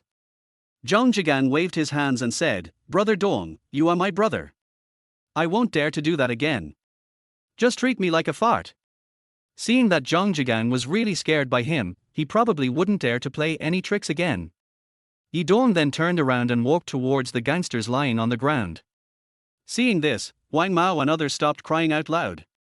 He also begged for mercy quickly. "Brother, we also listened to the instigation of that bastard Gangzi. We will never dare to do it again. Please forgive us." Yi Dong gently patted the yellow-haired boy's face. He sneered, "You bunch of social scum, you really have to thank this society ruled by law, otherwise I will make you spend the rest of your lives in wheelchairs." Yes, Big Brother is right. We will definitely turn over a new leaf and be good people in the future. Several little hooligans all rushed to speak. Of course Yi Dong sneered at the words of those little hooligans. He has no obligation to teach the little gangster how to be a good person, as long as he doesn't provoke him. Then he looked at everyone again and thought that they should not be seriously injured. At most they would just feel pain for a few days. Then he slowly walked out of the alley. It happened in the blink of an eye. In fact, it took Yi Dong no more than 5 minutes from the time he entered the alley. Wang Jinchuan and a few others had been staring at the entrance of the alley nervously. When they saw Yi Dong come out safely, they breathed a sigh of relief. At the same time, I am also very curious about the current situation of Jong Jang and others. Those guys just now looked so ferocious, it was impossible that they just wanted Yi Dong to come in and have a chat. Yi Dong didn't even need to explain himself, as the few people who followed him out limped and supported each other. He even deliberately avoided Yi Dong's direction. It was clear to them that Yi Dong really had amazing skills just as they had guessed. I was surprised and shocked at the same time. Who would have thought that this was their roommate who had lived in the same dormitory with them for more than 3 years? He is such a ruthless person. The scene of Donnie Yen filming Ip Man even appeared in my mind. I want to beat 10 of them. Dong. Dongzi, no, Donger, you really surprised me today. Wang Jinchuan spoke a little incoherently and stammered. Wu Jibin and Liu Ku also looked at Yi Dong with admiration. Liu Ku asked hesitantly, "Brother Dong, you are not a martial arts master, are you?" Looking at the expressions of the three people, Yi Dong could only smile helplessly. Fortunately, I never fought with anyone during college, otherwise it would be hard to explain why I suddenly became so powerful. Then he smiled and said, "You should call me Dongzi for convenience. I just know some self-defense skills, which is enough to deal with a few ordinary thugs. Fighting against 5 or 6 thugs alone, this is called simple self-defense." This is obviously Yi Dong's humble words. Wu Jibin and Liu Ku just stood up and stepped back, and now they feel a little embarrassed. Liu Ku was a little embarrassed at first and said, "Brother Dong, I'm so sorry for what I said just now. I'm just an ordinary person. I'm the only son in my family. I really don't dare to get involved in things like fighting." Wu Jibin also said, "Brother Dong, Liu Ku and I are in similar situations. I hope you can understand us." Yi Dong smiled indifferently. Said, "The choice you just made was of course the most correct one. I don't blame you at all." Then he pointed at the barbecue and said, "Don't apologize, just eat the barbecue quickly, it won't taste good if it gets cold." Seeing that Yi Dong really didn't care about anything with them, the two of them let go of their thoughts and went back to dealing with the barbecued food in front of them. During the period, Wang Jinchuan asked how the conflict between Yi Dong and Jong Jang occurred. Yi Dong briefly introduced what happened in the afternoon. After hearing this, several people cursed Jong Jang and Liu Weiwei as a couple. Then, seeing that Yi Dong didn't want to talk about this matter, he turned the topic to Yi Dong's skills. Brother Dong, did you go to the Shaolin Temple to learn these skills when you were young? No, today I suddenly encountered a system that directly transferred all its skills to me. Yi Dong replied half-jokingly. Brother Dong, you are such a joke. You are teaching us skills systematically. Do you think we are living in a novel? Of course, several people thought it was a joke. Even if Yi Dong said that he was the son of a wealthy and secluded family, it would be much more believable than this. Seeing that Yi Dong didn't want to talk about his amazing skills, everyone turned the topic to the previous football game. A barbecue meal took an hour or two, and at least half of it was left. I asked the barbecue restaurant owner for a few takeout boxes and packed everything. Yi Dong then said, take this barbecue home and have it for breakfast tomorrow. I won't be going back to the dormitory today. Although several people had doubts about what Yi Dong said, they did not ask too many questions. The feeling Yi Dong gave them today can only be described as mysterious. Now that he doesn't go back to the dormitory, it doesn't feel strange anymore. After watching those people leave, Yi Dong found a better star-rated hotel outside the school gate. I went to the service desk and booked a luxury suite, which cost nearly 3,000 yuan a night. And Yi Dong directly booked it for a month. This shocked the pretty lady in charge of room records at the front desk, and when she looked at Yi Dong again, her eyes were full of little stars. All he needs to do is ask for her phone number. It's a pity that this beautiful young lady is still far from catching up with Enikasen. Whether she can reach the system's 8-point standard is still a matter of debate. Yi Dong simply ignored the ambiguous look from the other party. Chapter 13 System Mission. This Phoenix hotel can only be considered a 4-star hotel. It is located next to the university town and is quite famous. The guests it serves are mainly students, especially young couples who come here to stay almost every day. The price is reasonable, usually between 300 and 3,000. Yi Dong's luxury suite, which costs nearly 3,000 yuan a night, is basically the ceiling of this hotel. He was a super generous monthly VIP, so after the lobby manager Zhu Hanyun got the news, he rushed to the lobby in person. When I saw that Yi Dong was just a handsome young man, I guessed in my heart that he should be just a student. Since Yi Dong could subscribe to a luxury suite so generously every month, she knew that he must be someone extraordinary.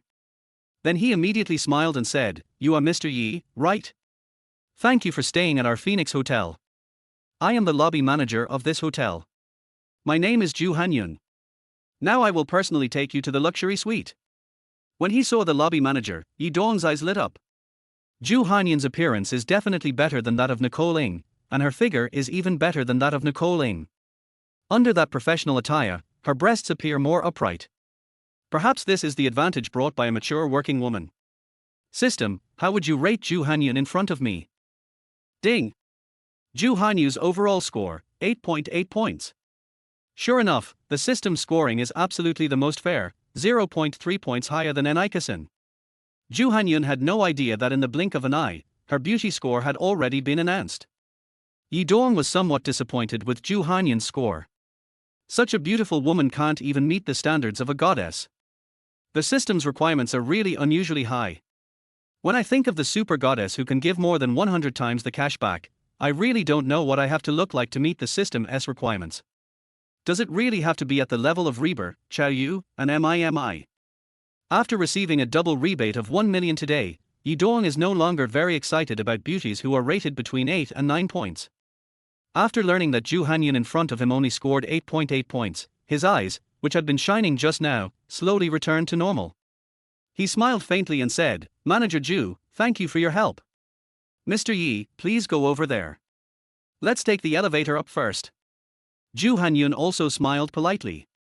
Soon, under the leadership of Zhu Hanyun, the two arrived at the luxurious suite booked by Yi Dong. Yi Dong was immediately shocked by the luxurious room in front of him. In the past, I had never stayed in a luxury suite that cost 3,000 yuan a night, let alone a room that cost 300 yuan a night.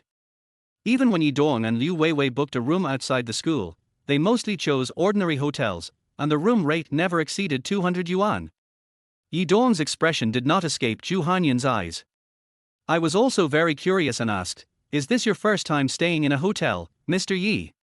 Yi Dong was also a little embarrassed. He was a wealthy man with a huge amount of money, so why did he act like a person who had never seen the world? This luxury suite that costs 3,000 yuan a night is nothing now. When I really stand on the top of the world in the future, I can book the top presidential suite that costs hundreds of thousands a night for a whole year. Manager Ju, I'm just a college student. Don't call me Mr. Yi. It sounds too awkward. You can call me Yi Dong or Dong Zi. Yi Dong answered the question irrelevantly and resolved the awkwardness. Then I'll just call you Yi Dong, and you don't have to call me Manager Ju. I'm probably 1 or 2 years older than you, so just call me Sister Yun. Ju Hanyun is worthy of being the lobby manager. She has become closer to Yi Dong with just a few words. Then he asked again, "Yi Dong, are you satisfied with this luxurious suite in our hotel?" Yi Dong must have been quite satisfied in his heart, but he replied casually, "It's okay. As long as you are satisfied, this is my business card with my phone number on it. I am at your service 24 hours a day if you need anything." As she spoke, Ju Hanyun handed Yi Dong a business card. Yi Dong took the business card casually, looked at Ju Hanyun with her proud figure, and then made an ambiguous little joke. "Sister Yun, can you really provide any service?" Ju Hanyun was stunned after hearing what Yi Dong said. She didn't expect that this sunny and handsome boy in front of her had such a complicated mind. Then he smiled faintly, "As long as it is a normal service within the regulations, of course any service is fine." This answer fully demonstrates the communication skills of lobby manager Ju Hanyun. Not only does it fully answer the guests' questions, but it also doesn't make them feel dissatisfied. Then he said good night and left the room. Yi Dong looked at his luxurious suite and suddenly felt like he was dreaming. I pinched myself hard, and the pain fully demonstrated that I was definitely not daydreaming. He still feels that what happened today is too fantastic. The plot that only appeared in novels actually happened to me. He had just asked the system, and he was definitely the only person on the planet who was bound by the system.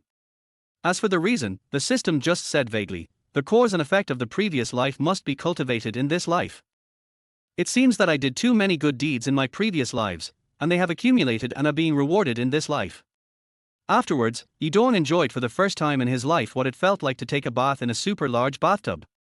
Ju Hanyun's face suddenly appeared in my mind. Thinking about the scene of the two of them taking a bath in there together, I suddenly felt a surge of heat in my heart. Ding! It is detected that their host has developed improper thoughts about Ju Hanyun. Please conquer her within 1 month, and the rebate amount of 1 million yuan per day will be doubled to 2 million. This task suddenly released by the system completely confused Yi Dong. I was just thinking about it casually. Can't I even fantasize? System, is there any punishment for failure? Ding! There is no penalty for this kind of temporary task. After hearing such a humane answer from the system, Yi Dong also breathed a sigh of relief. He was really afraid that after failure, all the 1 million would be lost. How could he reach the peak of his life then? Just thinking about how if I could take down Ju Hanyun for a month, the daily rebate amount would reach 2 million. Yi Dong, who originally didn't have many thoughts about Ju Hanyun, couldn't help but have a lot of thoughts all of a sudden. Afterwards, Yi Dong lay on the soft big bed and checked the balance in his mobile phone. Even after deducting the nearly 90,000 yuan in rent, there is still 880,000 yuan in the phone. The amount used on Enikasen today should be about 10,000 or 20,000 short of 1 million. Yi Dong plans to try the reward function in Douyin live broadcast now to see if he can get the same cash back. Chapter 14, Flying Fish and Mermaids. Yi Dong immediately opened the Douyin live broadcast room and first recharged his own account Flying Fish with 20,000 yuan. No matter whether he can get the cash back or not, the current 20,000 yuan is totally insignificant to Yi Dong. Then he entered the reward mode, and whenever he saw a good-looking girl, he would reward her with a Porsche. Although a Porsche costs 1,200 Douyin coins on Douyin, it is only 120 yuan when converted into cash. But even so, their hosts who received the reward were all very excited, and they would all say excitedly in the live broadcast room, "Thanks to Flying Fish for the reward of Porsche." In the live broadcast room that was not very popular, Yi Dong instantly became the top brother on the list because he rewarded a Porsche. It is conceivable that only a very few people in the anchor industry can make a lot of money. After giving gifts to 4 or 5 good-looking female anchors, Yi Dong did not receive any rebate information. I couldn't help but feel a chill in my heart. If the reward can't be rebated, Do I have to continue to lick an Ikasin tomorrow? Of course, Yidong also knows the power of the live broadcast beauty function. Although he looks good in the video, who knows what he really looks like? I gave 3 pours in a row, but the system still didn't respond. The 8 female anchors that Yidong rewarded were the most beautiful ones among dozens of female anchors. It is impossible that none of them scored more than 8 points. System, there is no rebate for live broadcast rewards. Ding! Live broadcast. What live broadcast? The system's answer immediately confused Yidong. The system didn't even know about live streaming. Yidong was just about to explain to the system in his mind what live streaming was. Ding! Live broadcast reward rebate is now open. Then, I was overjoyed. The learning and adaptability of this system can only be described as amazing. Ding! Live broadcast reward rebate has been enabled. Note, if the host wants to receive rebates from live broadcast rewards, he must have a private communication with the anchor who is rewarding in real life, at least he must be familiar with each other. Seeing the conditions behind this, Yidong suddenly became dispirited. This is obviously to make oneself use the principle to gain this familiarity. It is basically equivalent to an investment. Even if you spend hundreds of thousands of dollars, you may not even meet the person in person, so how can you become familiar with them? But Yidong didn't want to give up this opportunity to give rewards and rebates. He could just cultivate a beautiful woman he knew so he wouldn't have to rack his brains to spend money on her. Then I found the search for live broadcasts in the same city and directly chose to search for beautiful anchors. I entered 7 or 8 live broadcast rooms in a row and finally saw a girl with good looks. System, can you give this female anchor a score? Ding! The live beautification effect is too powerful, the system can't do anything. The system's answer made Yidong want to curse.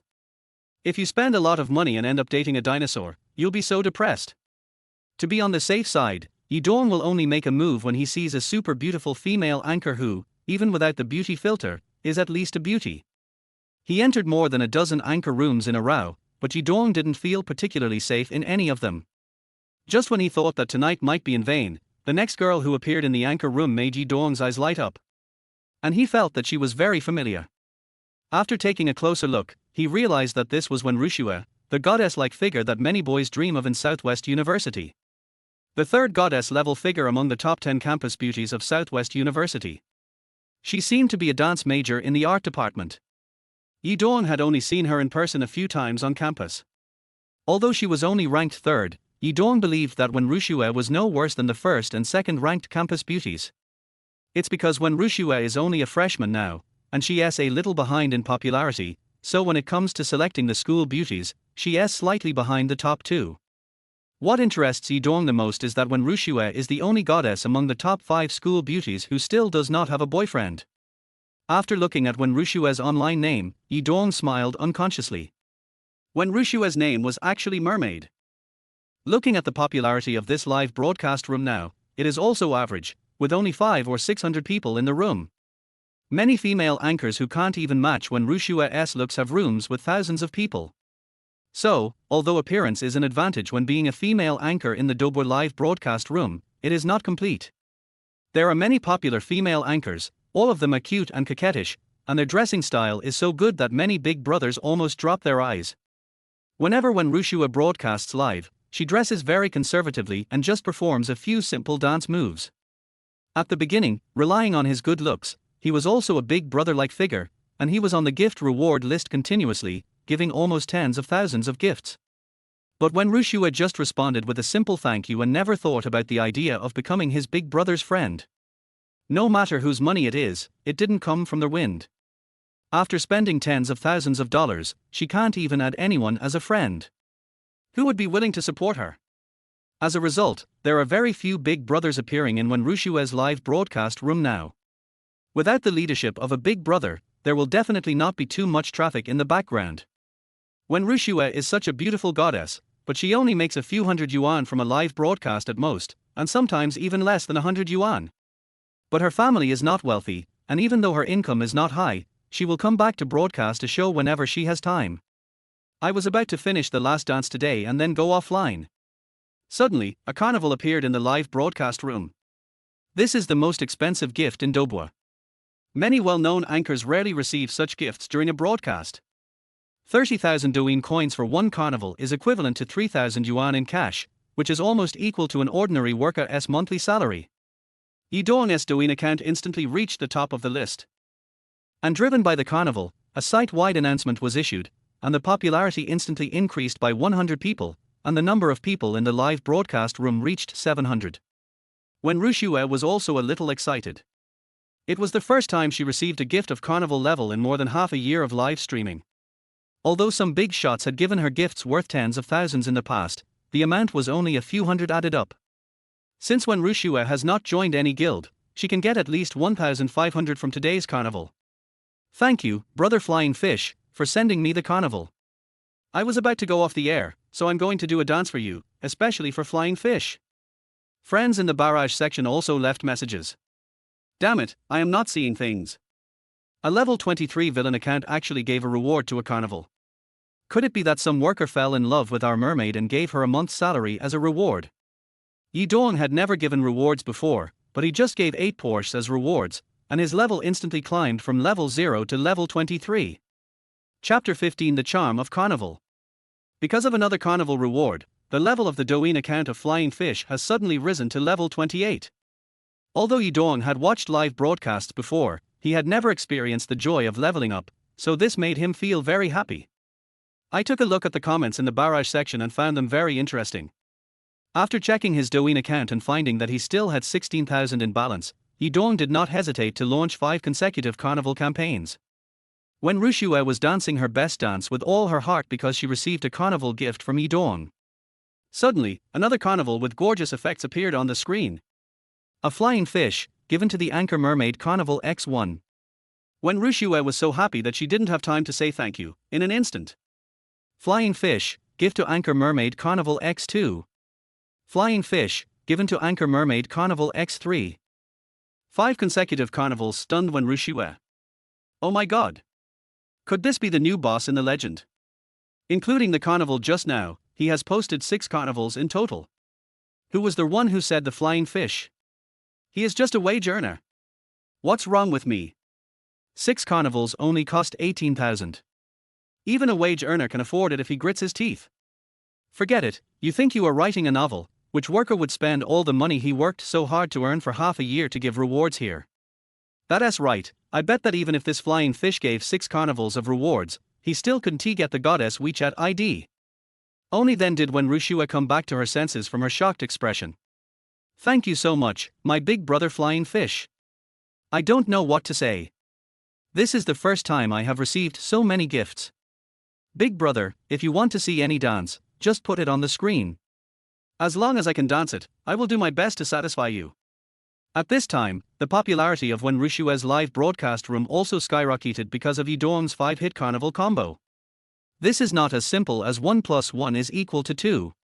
More than 3 carnivals can basically achieve the sponsorship effect in the same time period.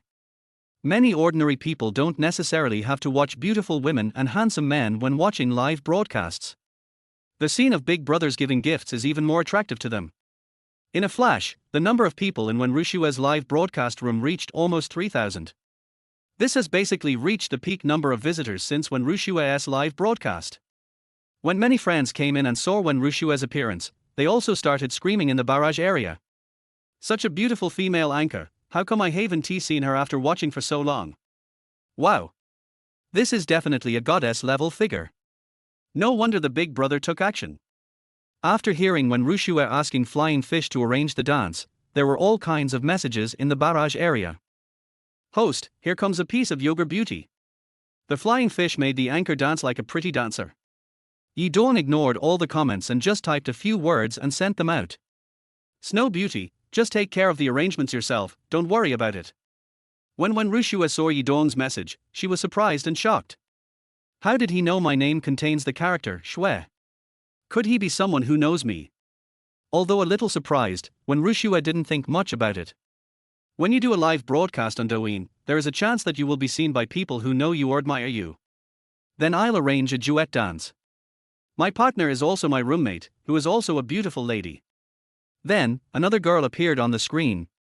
Although her appearance was not as attractive as Wen Ruxue, she was at least a beauty. Although it is difficult to comment through the screen, Yidong guessed in his heart that this girl should not be worse than Enikasen. Afterwards, the two performed a very pleasing dance, and many small rewards appeared in the live broadcast room, and there was even a situation where one person sent several romantic fireworks. A romantic firework costs 599 Douyin coins, which is almost 60 yuan in cash. Although it is not as exaggerated as Yidong's several consecutive carnivals, it is very rare for an unknown small anchor like Wen Rushue to receive such rewards. When seeing someone giving a reward, Wen Rushue would definitely dance and thank them, using basically the same words. This made Yidong feel a little annoyed. He felt that he was not treated any differently. He casually opened the recharge area and recharged another 100,000 yuan. There is no rebate here, it is completely equivalent to an investment, and there is definitely a possibility of losing all the money. Yidong certainly can't spend it casually like he did with Enikasen. Open the gift area and don't even consider other gifts. Just choose the most expensive carnival. 3,000 yuan each, 100,000 yuan can buy 33 of them in a row. Wen Rushue was also in a very happy mood. Today's live broadcast reward was nearly 20,000 yuan. Even if it was split in half, she could still get 10,000 yuan. While dancing, I was still wondering who the flying fish was. Suddenly, a gorgeous carnival appeared on the screen of the live broadcast room. A flying fish, given to the Anchor Mermaid Carnival X1. This carnival shocked Wen Rushue, who was dancing again. Before I had the chance to say thank you, one carnival after another kept appearing on the screen. Flying fish, gift to Anchor Mermaid Carnival X2.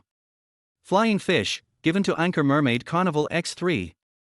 Flying fish, for the Anchor Mermaid Carnival X33. Because Yidong had spent nearly 120,000 tonight, his level was instantly raised to 41. As long as your level reaches 40 or above, in the eyes of Douyin anchors, you can basically be called a real big brother. Wen Rushue's expression had changed from initial surprise and shock to numbness. And because Yidong continuously sent out carnivals, several network-wide announcements had been issued in the live broadcast room.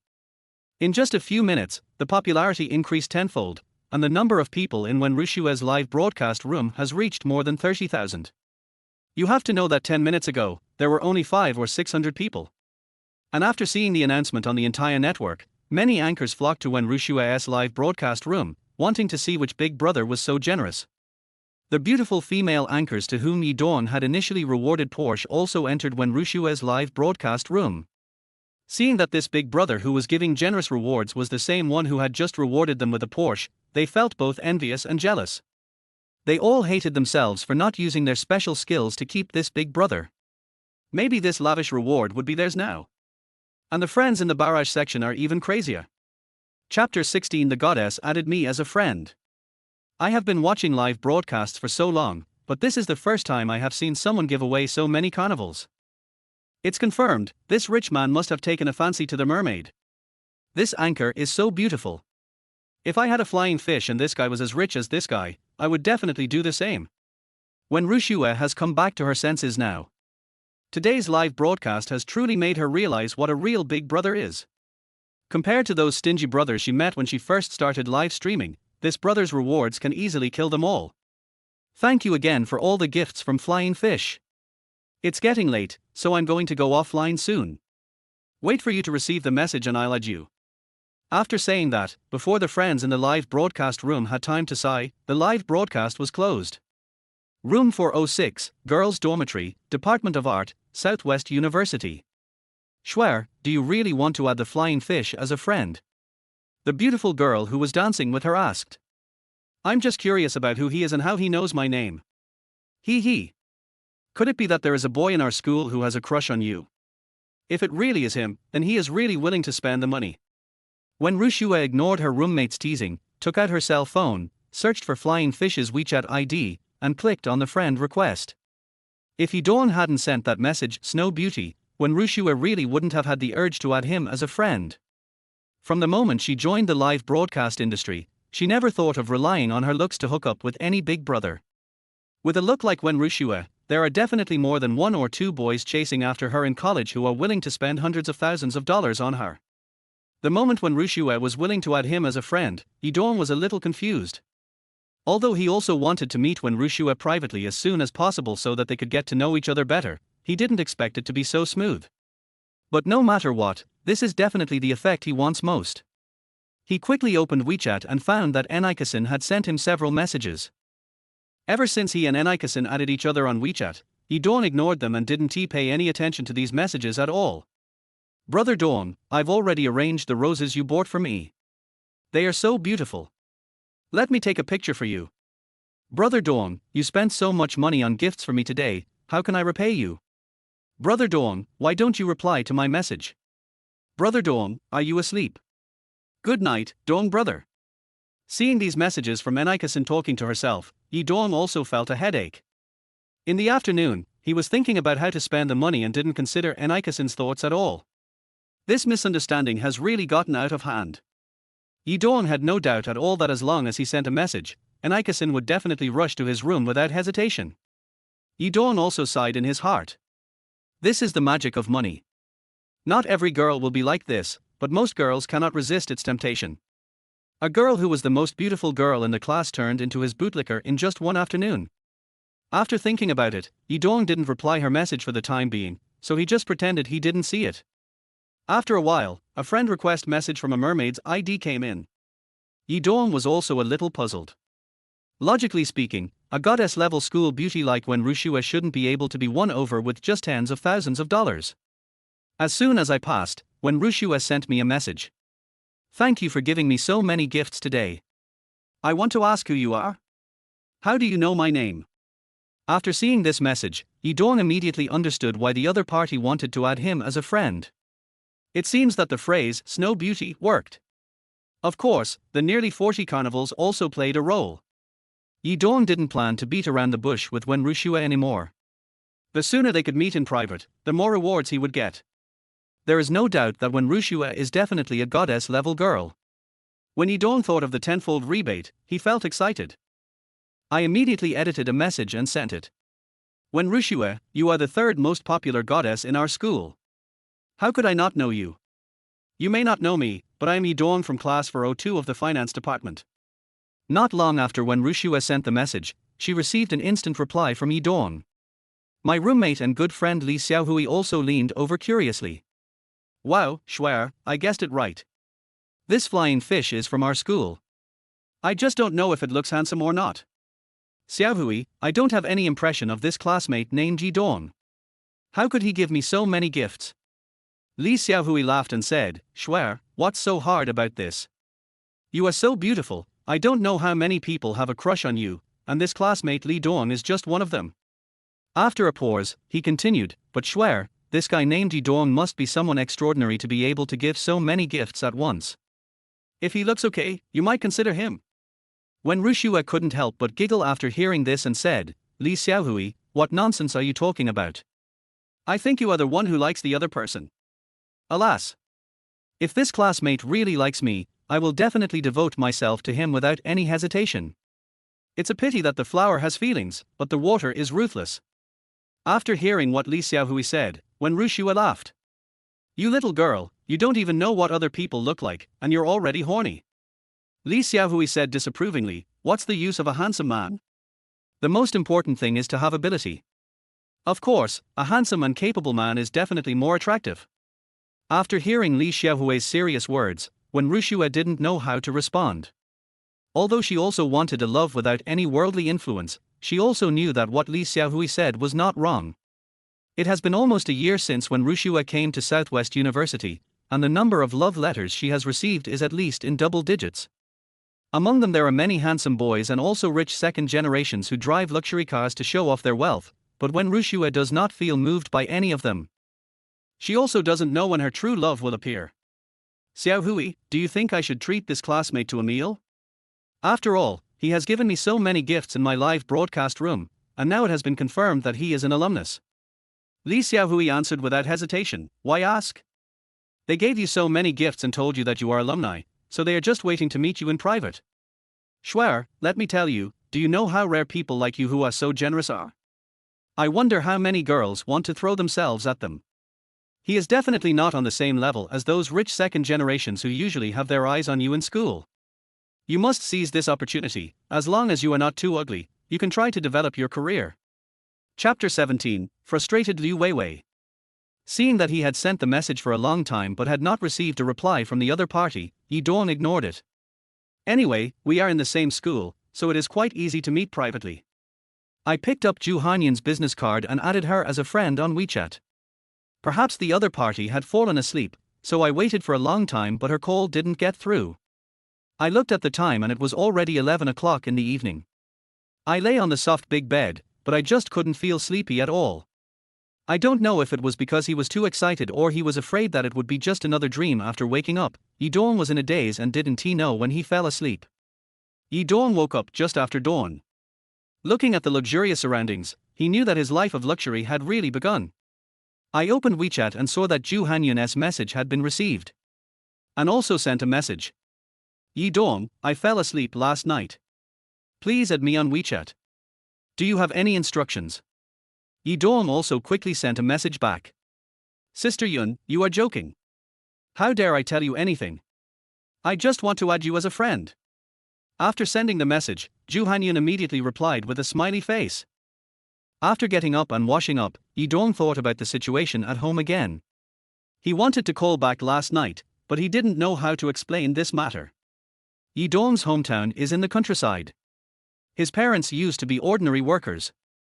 A few years ago, his younger sister Yi Xiaoyu was admitted to the #1 middle school in the county, and they rented a house in their small county town. I rented a small store outside #1 middle school and opened a breakfast shop. Since the prices were reasonable and the business was good, I settled down in the county town. Now that Yi Dong has a super system, he definitely doesn't want his parents to suffer anymore, but it would be difficult to explain if he called them back now. After thinking about it, I decided to go back in person in a few days. We came to the restaurant on the second floor downstairs. Since it was still too early, there were almost no customers. Yi Dong definitely did not forget the system's task, so he took out his cell phone and sent a message to Ju Hanyan. Sister Yun, I'm in the restaurant on the second floor now. Can I invite you to have breakfast with me? Ju Hanyan happened to be on the second floor. After receiving the message, she did not reply and went straight to the restaurant. When they met, he smiled and said, Yi Dong, you got up quite early. I'll treat you to breakfast today. Yi Dong quickly laughed and said, Sister Yun, I called you here, how could I let you treat me? As he said that, he handed the menu to Ju Hanyan. Order whatever you want to eat, don't be polite. Seeing Yi Dong said so, Ju Hanyan didn't refuse anymore and just ordered a bowl of lean meat porridge. Seeing this, Yi Dong didn't try to persuade him any further. After all, they had just met. The time stipulated by the system is still early, so even if Ju Hanyan cannot be captured, there will be no loss. After breakfast, Yi Dong had to rush to school to see if there was a chance to meet Wen Rushue. Then he said to Ju Hanyan, Sister Yun, I still have to go to school, so I will go back to school first. See you in the evening. Ju Hanyan also stood up and sent Yi Dong to the door of the hotel. As the lobby manager, this was her duty. After saying goodbye to Ju Hanyan, Yi Dong strolled to the school. Liu Weiwei got up and dressed up carefully today. As one of the two beauties in the class, although she is not stunningly beautiful, she is still a great beauty. After breaking up with Yi Dong completely yesterday, she had to appear in front of Jong Jang openly today. As soon as I entered the classroom, I saw Jong Jang sitting in his seat absent-mindedly. Liu Weiwei thought that Jong Jang was thinking about revenge on Yi Dong, so she ignored the looks of other classmates and walked up to Jong Jang. Jigang, we don't have class today, take me out to play. The senior year is basically free review, and the teachers don't care whether students come to class or not. Although Jong Jang was not beaten by Yi Dong yesterday, Jin Mao and the others were definitely angry with him. Not only did he suffer a physical beating, but he was also ripped off badly. I may have to tighten my belt for the next 2 months, I'm already feeling extremely depressed. As soon as she heard Liu Weiwei say that she would take her out to play, the nameless anger in her heart suddenly broke out. He shouted loudly, Liu Weiwei, it's all your fault, bitch. I have nothing to do with you anymore. Get out of here. Liu Weiwei was confused by Jong Jang's inexplicable roar. This happened in front of most of my classmates, and I felt extremely aggrieved.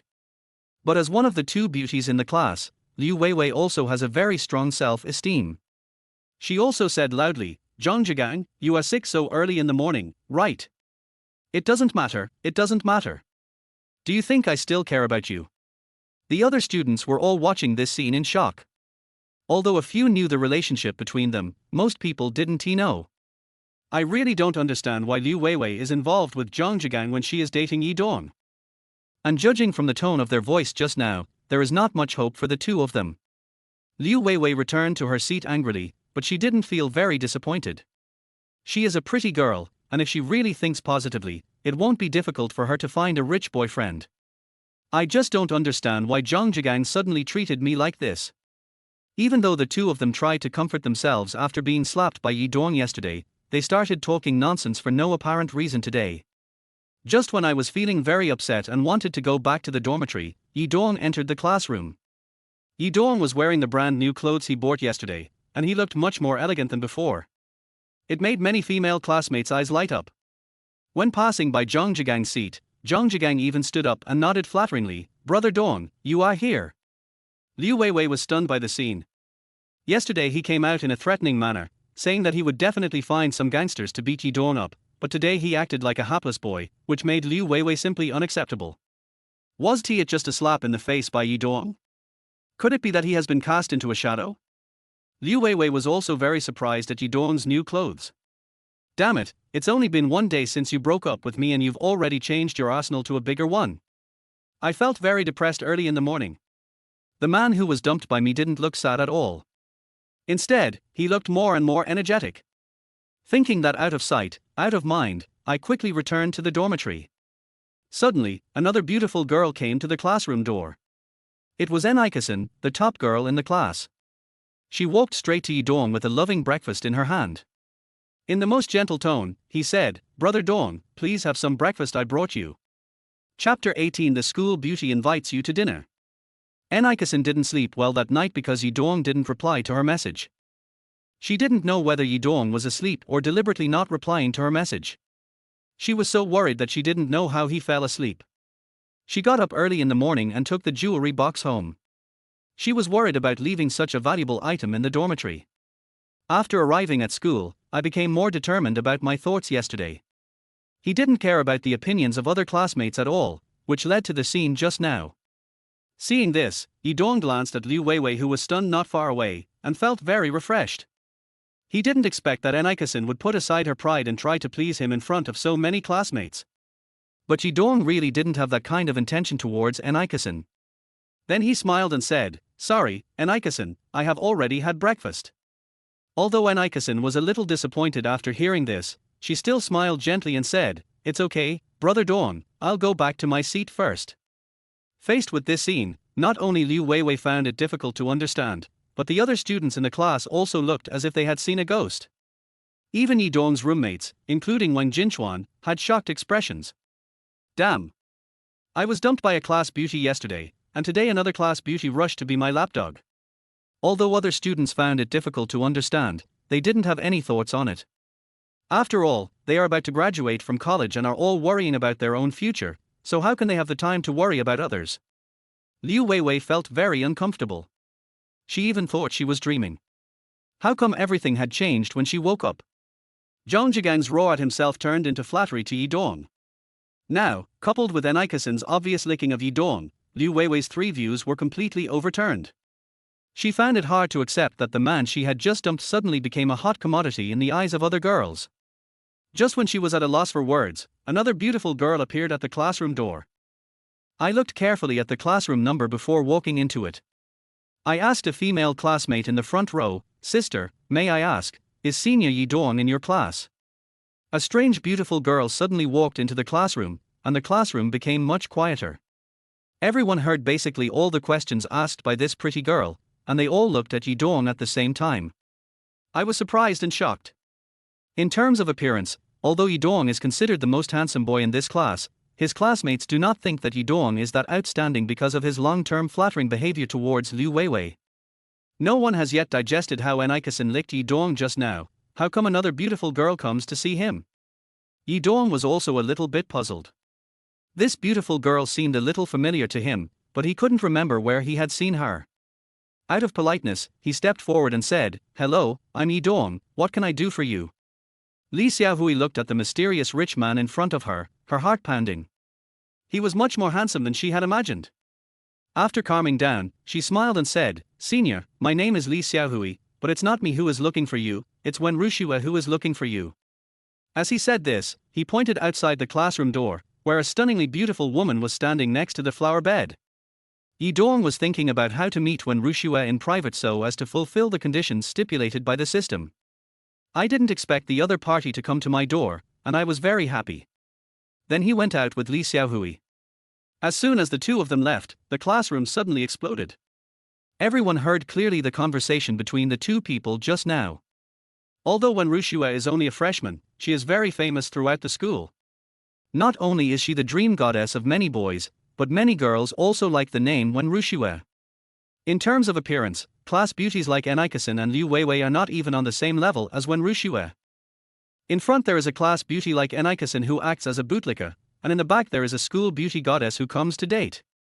Since this morning, one thing has become more outrageous than the next, and they are all related to Yi Dong, making it difficult for everyone to understand no matter how hard they try. The expressions of the two class beauties, Enikasen and Liu Weiwei, were more complicated than each other. Enikasen is still relatively better off. Judging from the strength Yi Dong showed yesterday, she really doesn't stand much of a chance. What happened just now was just to give myself a chance. Even if he couldn't catch up with me, I wouldn't suffer any loss. And Liu Weiwei's 3 views are now completely shattered. She didn't understand why the dog that had been licking her for 3 years suddenly became so fragrant. Even the school beauty has to come to the class to see him in person. At the entrance of the flower bed outside the classroom door, Yi Dong and Li Xiaohui came to Wen Rushua one after another. Looking at Wen Rushua from a close distance, she is even more beautiful than when she was in the live broadcast room yesterday. My heart was beating uncontrollably. Wen Rushua was wearing an ordinary black and white sportswear today, but against the backdrop of her stunning face, she looked so elegant. Indescribable beauty, in Yi Dong's opinion, Wen Rushua's appearance is no worse than that of the popular star Reber, in fact. Ding! Their host's heartbeat is detected, binding to goddess number 1 Wen Rushua. Name, Wen Rushua. Age, 19. Height, 166 centimeters. Weight, 49 kilogram. Appearance, 9.3 points. Current favorability towards their host, 60 points. When the number 1 goddess's favorability towards their host reaches 100 points, this system will reward a super gift package. Yi Dong was not surprised at the sudden binding of the system. He was indeed attracted by the beautiful schoolgirl in front of him. Even if there was no super gift package, Yi Dong still wanted to have a taste of her beauty. Yi Dong was already very satisfied with the favorability rating of 60 points. He thought that his sunny and handsome appearance added a lot of points. Wen Rushua had no idea that in that instant, she had already become Yi Dong's number 1 goddess. Looking at the handsome college senior in front of me, I still feel a little nervous. I glanced at the classmate from class 402 who was leaning against the window and looking over here. Then he asked somewhat implicitly, "Are you really a flying fish?" "Har har, isn't it different from what you imagined, mermaid?" Yi Dong smiled and directly told Wen Rushua's Douyin name. With such an answer, the answer is of course obvious. Of course Wen Rushua would not say that Yi Dong was much more handsome than she had imagined. She stroked her hair and smiled faintly, "Thank you for giving me so many gifts yesterday. To express my gratitude, I will treat you to a meal in the school cafeteria at noon today. I hope you will give me a favor." The goddess invited him to dinner. This was a rare opportunity, so Yi Dong agreed without hesitation. After agreeing on a time, Wen Rushua and Li Xiaohui turned around and left. Chapter 19 A Gentleman's Dream. Yi Dong then returned to the classroom, ignoring the shocked looks of his classmates, and returned to his seat. Wang Jinchuan and Yi Dong were given a seat and put their heads over. He asked with a smile, "Dongzi, what did school beauty Wen want to do with you just now?" Yi Dong replied casually, "Nothing, just want to treat me to lunch at noon." "Oh my god. This is nothing." Wang Jinchuan was immediately struck by Yi Dong's invisible pretense. If it were in the past, he would never have believed such a fantastic thing. But after what happened just now, the facts were right in front of him, and it was hard for him not to believe it. In just one day, my roommate, who I had lived with for several years, seemed to have suddenly become enlightened, and his whole body was radiant. Liu Weiwei in the front row also turned her head to look at Yi Dong from time to time, her face full of confusion. Yi Dong completely ignored Liu Weiwei's gaze and felt that the other person was a non-existent object. This also made Liu Weiwei feel inexplicably painful in her heart. No matter how Yi Dong changed, he could never go back to the way he was before. After a while, the teacher came into the classroom with the review materials. Yi Dong didn't listen to what the teacher said at all. He was looking forward to lunchtime. Just as it was 11:30, when Rushue sent a message. Senior, Li Xiaohui and I are already at the restaurant. When will you come over? In fact, Yi Dong had already walked to the entrance of the restaurant, so he didn't reply to the message and quickened his pace. After a while, they arrived at the small private room that had been agreed upon. When Rushue and Li Xiaohui were waiting eagerly inside. As soon as Yi Dong entered the room, he said apologetically, "Sorry, I didn't expect you to arrive so soon." "It's okay, Senior, we found it." Rushue replied with a smile. Then he handed the menu to Yi Dong. "Senior, we haven't ordered yet, just order whatever you like." Yi Dong returned the menu to Wen Rushue and said with a smile, "I don't have any dietary restrictions, I'll eat whatever you order." Seeing this, Wen Rushue did not refuse and tried to order a few of the restaurant's signature dishes. This kind of small restaurant in a university cafeteria is definitely different from a cafeteria. It is a profit-making business and the prices are not much different from those of restaurants outside. Students whose families are not very wealthy really can't afford to eat these. It is normal for 3 people to spend several hundred or even thousands of yuan. When Rushue didn't know what kind of dishes Yi Dong liked, so all the dishes he ordered were signature dishes, which cost almost 2,000 yuan. Of course, this little money is nothing compared to the gift Yi Dong gave her in the live broadcast room yesterday. After giving the menu to the waiter, the few of them started chatting casually. When Rushue asked a question that interested her most. "Senior, are you from a mountain city or another place?" Yi Dong certainly didn't want to hide anything about his family situation. He smiled and replied, "It's a suburb of the mountain city, Luoyu County. Have you heard of it?" "R. Senior Yi Dong, are you also from Luoyu County?" "My home is also in Luoyu County." Before Wen Rushue could say anything, Li Xiaohui on the side said in surprise. Yi Dong glanced at Li Xiaohui and felt it was a coincidence. "I didn't expect that just by chatting casually, I would meet a real fellow villager." After being surprised, Li Xiaohui was also very puzzled about Yi Dong's family. There aren't really any wealthy people in Luoyu County, a small place like that. Those with tens of millions are rare. Someone like Yi Dong who casually gives out hundreds of thousands of yuan in tips, even if his family assets are over 100 million yuan, can't just squander them like that. Then he asked, "Senior, what does your family do?" "Har har, my family doesn't do anything special. We are just an ordinary family. My hometown is in the countryside." "R." Not to mention Li Xiaohui who didn't understand, when Rushue's expression was also difficult to understand. When Rushue's favorability score, 10 points. When Rushue's favorability, 5 points. Yi Dong was also stunned when he heard the system prompt coming from his mind. In a short while, when Rushue's favorability towards him had dropped from 60 points to 45 points. Yi Dong's heart suddenly sank. The goddess that he just fell in love with wouldn't be so realistic. "I just said that my family is from the countryside, and 15 points were deducted for just one sentence. Then I thought about it and felt it was quite normal. Not to mention goddesses like Wen Rushue, even among girls with very ordinary looks, few of them yearn for the countryside now. Wen Rushue and I had just met, so there was no question of us having any feelings for each other. It's good enough that the favorability score didn't drop to a negative number." Afterwards, the few of them also talked about family issues without changing the topic. Li Xiaohui asked jokingly with a smile, "Senior, do you often give gifts to female anchors in the live broadcast room?"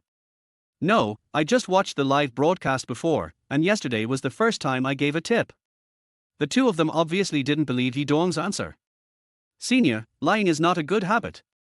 If you don't believe me, you can check the level of my account. It's definitely not a lie." What Yi Dong said was indeed true. Almost all the money he recharged yesterday was given as reward to Wen Rushue. When compared with the account level, it was clear at a glance. Seeing this, the two knew that Yi Dong would never joke about such a lie that could be exposed immediately, and they believed it about 80% of the time. Li Xiaohui blinked and asked again, "Senior suddenly gave so many rewards to Carnival in the live broadcast room yesterday. Is there any intention? Yi Dong didn't expect Li Xiaohui to ask this, and he was stunned for a moment. He glanced at Wen Rushue, hesitated for a moment, and then said seriously, "A gentleman loves a beautiful lady. Does this count as an attempt?" Yi Dong's answer made Wen Rushue's fair face turn red instantly. She didn't expect Yi Dong to admit it so readily. Li Xiaohui laughed and said, "Then you have to work harder. There are many outstanding boys chasing after our Shuer." When Rushue heard Li Xiaohui still teasing her and gently pushed her, she said coquettishly, "Li Xiaohui, stop talking nonsense." The atmosphere was a little awkward afterwards, but luckily the dishes were brought by the waiter. A few of them then ate and chatted, and after the meal, they got to know each other a little better. After the meal, when Rushue thanked again, "Senior, thank you again for your reward yesterday. We will go back first." Upon hearing this, Yi Dong hurriedly asked, "When Rushue, are you still going to broadcast live today?" "Senior, I usually live stream more on Saturdays and Sundays. I don't live stream much on other days because I have classes." When Rushue replied with a smile. When Yi Dong heard this, his heart sank. He had finally completed the system's requirement for a private meeting, and his familiarity with Wen Rushue had definitely met the requirement. "Just when I was thinking about getting a tenfold rebate tonight, I asked again, can you play a show tonight? Not too long, just 1 hour is enough." Although she didn't understand why Yi Dong made such a request, Wen Shuer hesitated for a moment and nodded in agreement. Chapter 20. Entering the goddess's live broadcast room again. Thinking about the tenfold profit in the evening, Yi Dong was in no mood to attend class in the afternoon. After separating from Wen Rushue and Li Xiaohui, he went straight out of the campus and returned to their hotel. "I was too excited last night and didn't sleep well at all, so I made up for it by sleeping for a few hours on the soft big bed. When I woke up, it was almost dark. I looked at the time and there were still 2 hours left until the agreed live broadcast time." After thinking for a while, he sent a message to Ju Hanyun. "Sister Yun, do you have time? I'd like to invite you to have dinner with me." When Ju Hanyun received the message, it was time for her to change shifts. Ju Hanyun was a little confused about the other party's intention when she was invited by this wealthy guest who was staying in her hotel. Logically speaking, a young and wealthy man like Yi Dong should have no shortage of beautiful women around him, so why is he so concerned about me? In just one day, he invited me to dinner twice. After a slight hesitation, Ju Hanyun replied with a simple and clear message. "Okay." After a while, the two met in the restaurant. Yi Dong first arranged a seat for Ju Hanyun in a gentlemanly manner, and then asked enthusiastically, "Sister Yun, I have already ordered the dishes, would you like something to drink?" Ju Hanyun smiled and replied, "Thank you, you can make the arrangements." Seeing this, Yi Dong asked the waiter for a bottle of top-quality red wine. After filling up both of their cups, he handed a cup to Ju Hanyun. He smiled and said, "Sister Yun, drink a little to moisten your mouth first." Ju Hanyun took the wine glass and took a sip. Then he smiled and said, "This is the first time I've drunk such good red wine. It really tastes much better than ordinary red wine. Sister Yun, if you think it tastes good, I can treat you to a drink every day." After hearing Yi Dong's words, Ju Hanyun looked at Yi Dong seriously.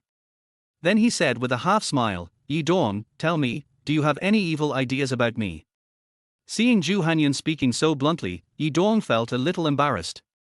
He scratched his head with his hand and replied a little embarrassedly, "Sister Yun, I do have that idea, a gentle lady is a good match for a gentleman." Yi Dong didn't act like a love veteran at all. That restrained look even made Wen Hanyun laugh.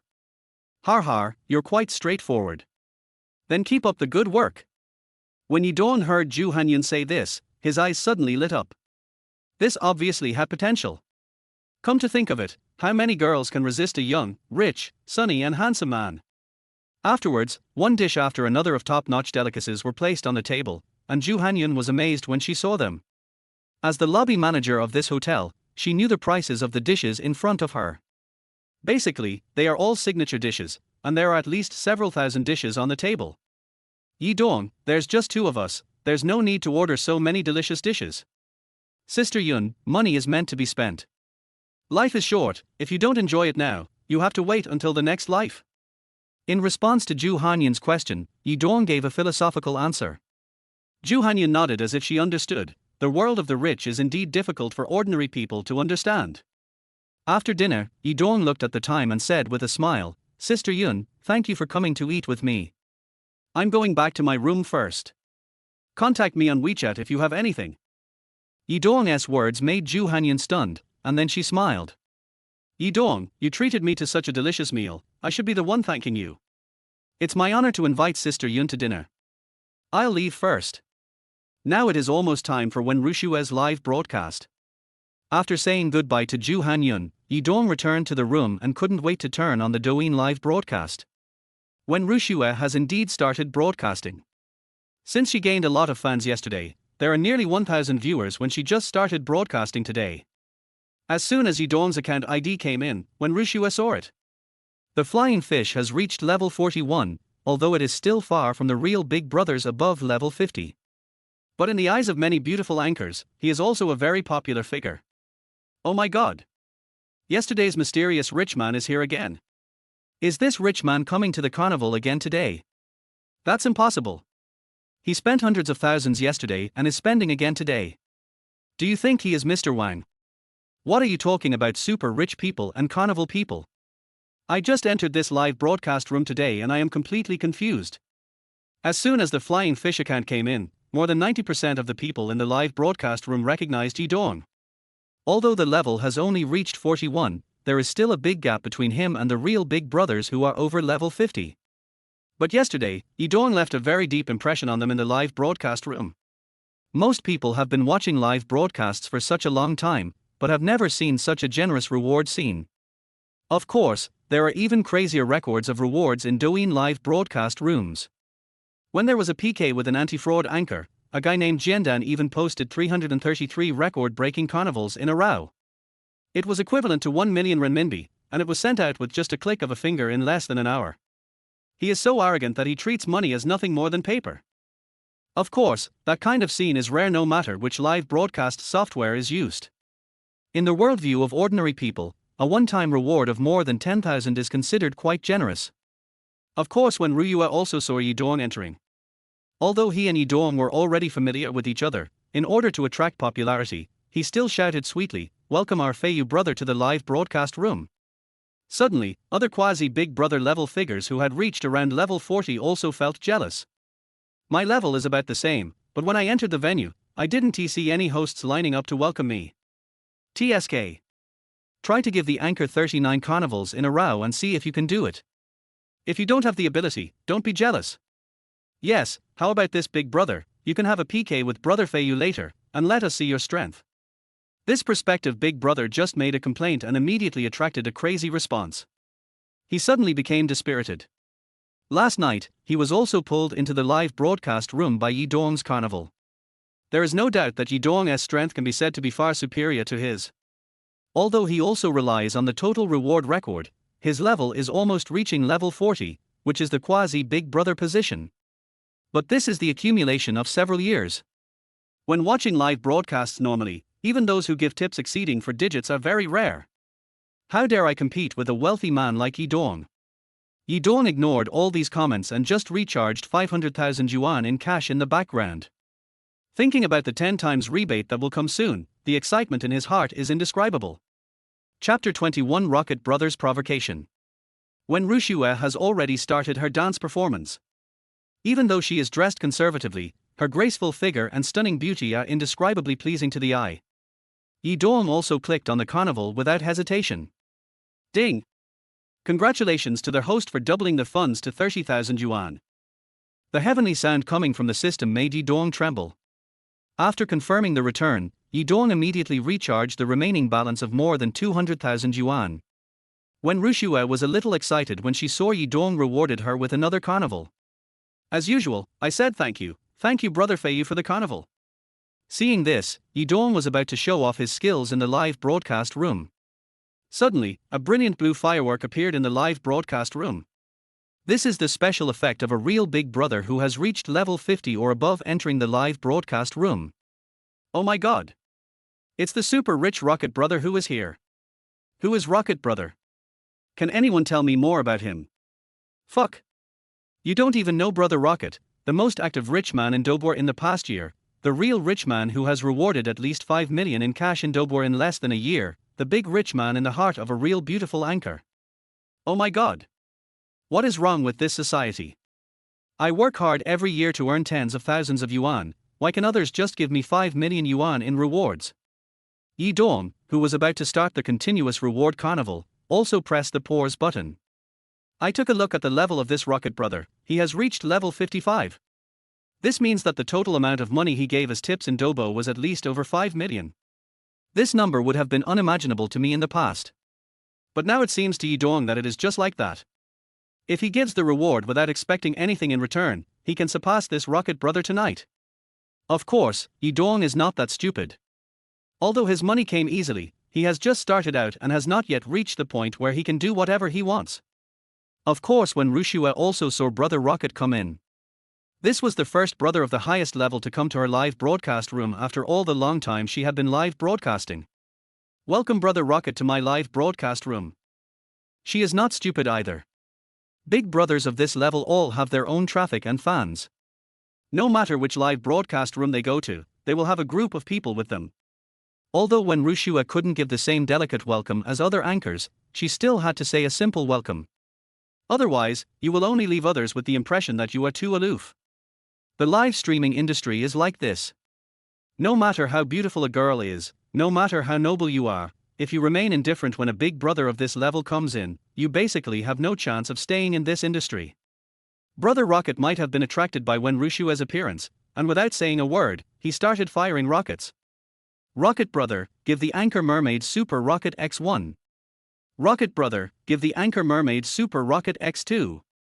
Rocket Brother, give the Anchor Mermaid Super Rocket X20. Although a super rocket is not as expensive as a carnival, it still costs about 600 to 700 yuan. 20 super rockets have exceeded 13,000. For Wen Rushua, not counting Yi Dong's reward, it is already among the top in her reward record. He also said with a smile, "Thank you Brother Rocket for the super rocket reward." Fuck. Brother Feiyu hasn't even made a move yet, and Brother Rocket is here to steal my love. Today we have something interesting to watch. Two new Douyin tycoons may have a PK. In a luxurious room in Nanda City, Nanchuan Province, a middle-aged man in his 30s was sitting on the sofa with his legs crossed, holding a mobile phone in his hand, staring at the barrage on the screen. He is the legendary rocket brother, Gao Jinxiang. In recent years, he has made a lot of money by contracting several projects due to the development of the Western region. I came across Douyin live streaming by accident, and then I became addicted to it. Whenever he sees a girl he likes, he will shoot at least 10 rockets as soon as he enters the room. With his crazy rewards, he has earned the name of Rocket Brother. In 1 year, although the money given out in rewards exceeded 5 million, the number of girls he hooked was at least in double digits, including several top beauties. Of course, this kind of thing is consensual and no one is forcing anyone. The beautiful woman loves money and he loves sex, so it's a fair deal. As soon as I entered Wen Rushua's live broadcast room today, I was instantly impressed by her appearance. Gao Jinxiang has met so many beautiful anchors in private, and he has a good eye for how many beauty functions the anchors have added. He instantly determined that Wen Rushua definitely did not use any beautification features, and her appearance was even better than those top beauties. As usual, he fired 20 super rockets without mercy. This little bit of money is just a drop in the bucket for him. Unexpectedly, someone in the barrage area said that another big brother had taken a fancy to this mermaid. I looked at the ID number they gave me and found that it was just a level 41 junior brother, and then I laughed contemptuously. His die-hard fans who entered the live broadcast room with him felt the same way. That bullshit flying fish brother you are talking about is just a level 41 nobody. What qualifications does he have to compete with our Rocket Brother? Rocket Brother, this mermaid is so beautiful, let the old friends in this live broadcast room who have never seen the world see your super rocket rain. TSK, Rocket Rain, Feiyu's Carnival 33 combo, you may have never seen it. That's right, if you have the guts, challenge our Feiyu brother to a carnival. Looking at these comments, Gao Jinxiang also got a little angry. Damn it. The Carnival 33 combo only earned 100,000 yuan. If he just took some kickbacks from the project, it would be more than that. I just sent out a barrage of comments directly. Flying fish, do you want to go out by yourself, or do you want me to PK you out? The comment sent by Gao Jinxiang instantly caused an uproar in Wen Rushua's live broadcast room. Damn it. Our rocket is angry. What the hell are you guys called flying fish? Get out of the room now. Oh my god. This rocket guy is too much of a bully. We haven't even started the PK yet, so it's still unclear who will win or lose. When Rushua stopped dancing and was looking at the various messages in the barrage section, she was about to say something, asking people not to start an argument. Suddenly, a carnival combo appeared on the screen. Flying Fish, Gift to Anchor Mermaid Carnival X1. Flying Fish, Gift to Anchor Mermaid Carnival X2. Flying Fish, Gift to Anchor Mermaid Carnival X10. After 10 carnivals in a row, it finally stopped. Chapter 22 Crazy Carnival Reign. Yi-dawn originally didn't want to pay attention to this rocket brother, thinking that he was at least a real big brother at level 55, and after all, he also brought a lot of traffic to Wenrushua. Who knew that rocket brother was so arrogant and even asked me to quit the live broadcast room? Since you want to PK, come on. Without responding, he just sent out 10 carnivals to make his meaning clear. Yi-dawn's 10 carnivals instantly caused a stir in the live broadcast room. They also issued a network-wide announcement, which attracted at least thousands of onlookers. Gao Jinqiang looked at Yi-dawn's 10 carnivals and was almost furious. In the past year, he has been the talk of the town on Dobwa. No matter which live broadcast room he goes to, people will call him Rocket Brother. It is not uncommon for some beautiful anchors to be jealous of him. Except for those few top brothers at level 60, who wouldn't give him face. Now a junior brother who just gave him a reward of 100,000 yuan is so disrespectful to him. He thought what he said just now was polite, he was just asking the other party to get out, he didn't even say the word, get out. Unexpectedly, the other party was even more arrogant than him.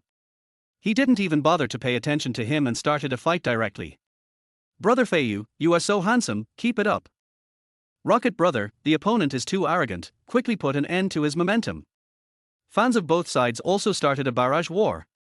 Of course, Yi-dawn is definitely at a clear disadvantage compared to his fans. He only relied on yesterday's 33-hit combo to attract a very small number of loyal fans. Gao Jinqiang already has tens of thousands of loyal fans. Even if not many of them follow the live broadcast room, he still has a clear advantage. Looking at the messages in the barrage area, Gao Jinqiang smiled arrogantly. I just sent out 20 rounds of carnival. Rocket Brother, give the Anchor Mermaid Carnival X1. Rocket Brother, give the Anchor Mermaid Carnival X2. Rocket Brother, give the Anchor Mermaid Carnival X20. Looking at this arrogant carnival reign, the friends in the live broadcast room went even crazier. Most of them are neutral. Seeing others spending money here makes them feel like they are giving rewards, and they feel extremely happy. Fuck. Is this the world of the rich? In just a few minutes, the two of them spent 90,000 yuan in total, which is more than my annual salary.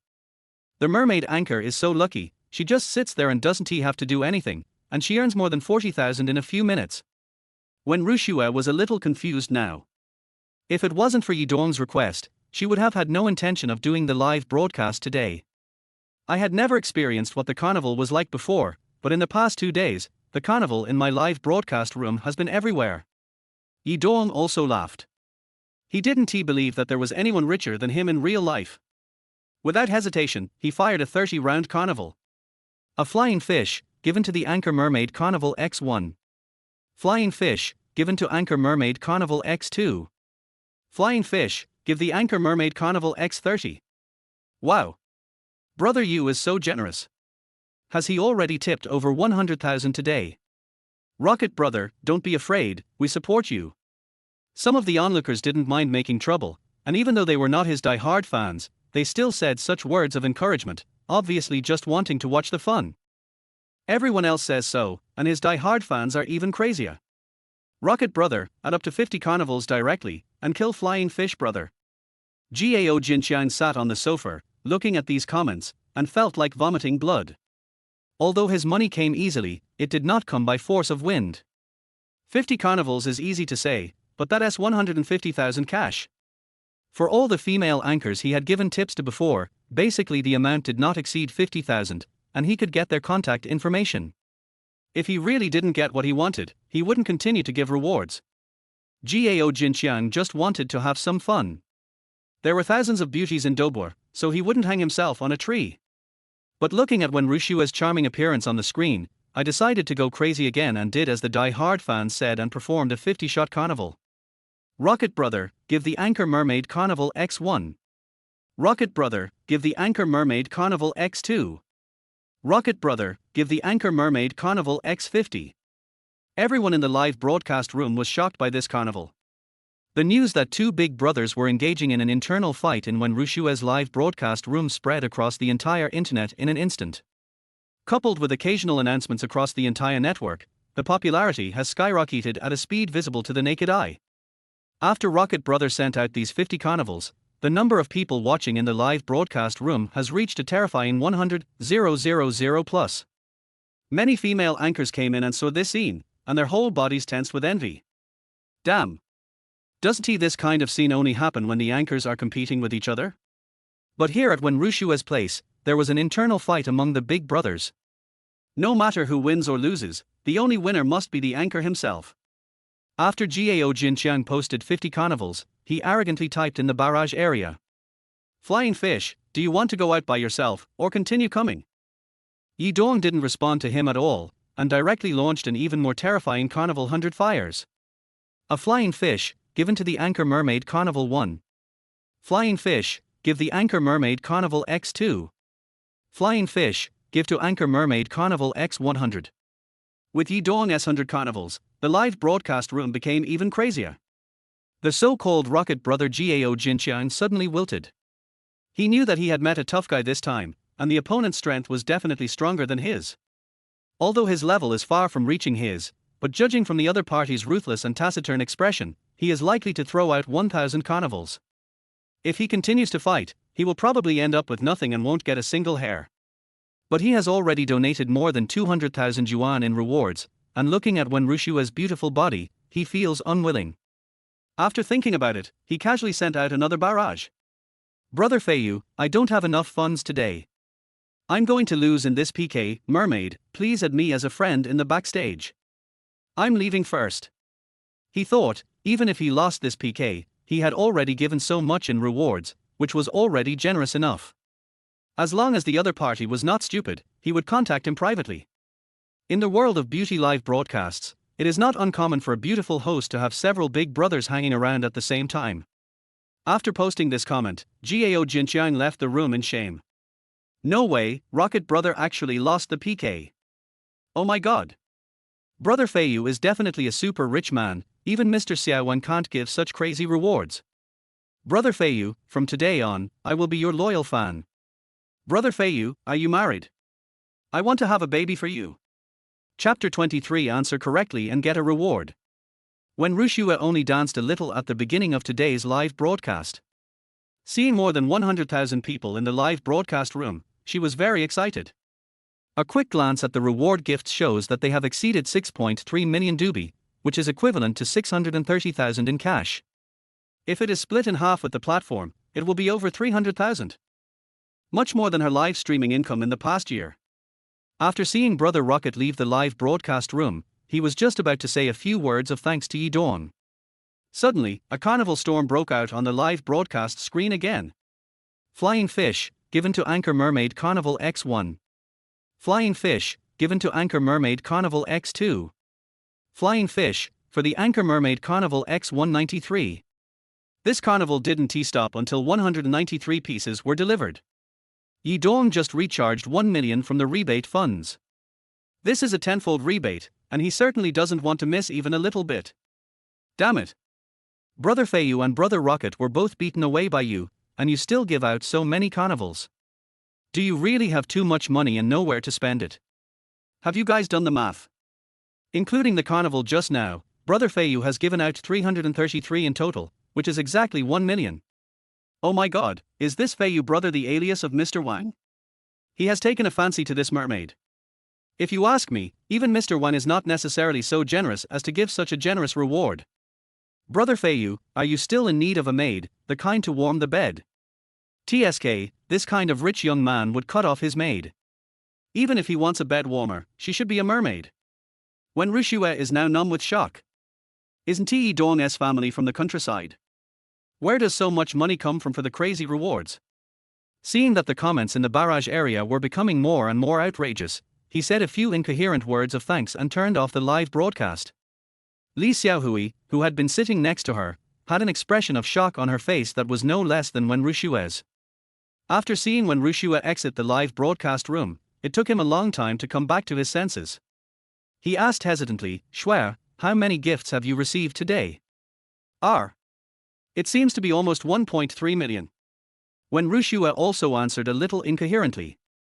She is a freshman and this number is a little beyond her imagination. Wow. That doesn't mean you made over 600,000 in just over an hour. Li Xiaohui said this with a somewhat exaggerated expression. The two girls looked at each other, both shocked by the exaggerated data. After a while, Li Xiaohui said slowly, "What on earth does Senior Yi Dong do? Such a crazy reward, it definitely can't be the family's money. Wow. You are so young and so capable. Shuer, you must seize the opportunity. The first generation of rich people are definitely 100 times better than the second generation of rich people." Wen Rushue listened and did not refute as usual. Instead, he replied leisurely, "Xiaohui, what do you think Senior Yi Dong wants to do? If he really wants to pursue me, he doesn't have to give me such crazy rewards in the live broadcast room." Li Xiaohui didn't understand this either. Half of the 1 million yuan reward from Yi Dong today would be taken by the platform. She had never heard of a boy using such a crazy method to pursue a girl.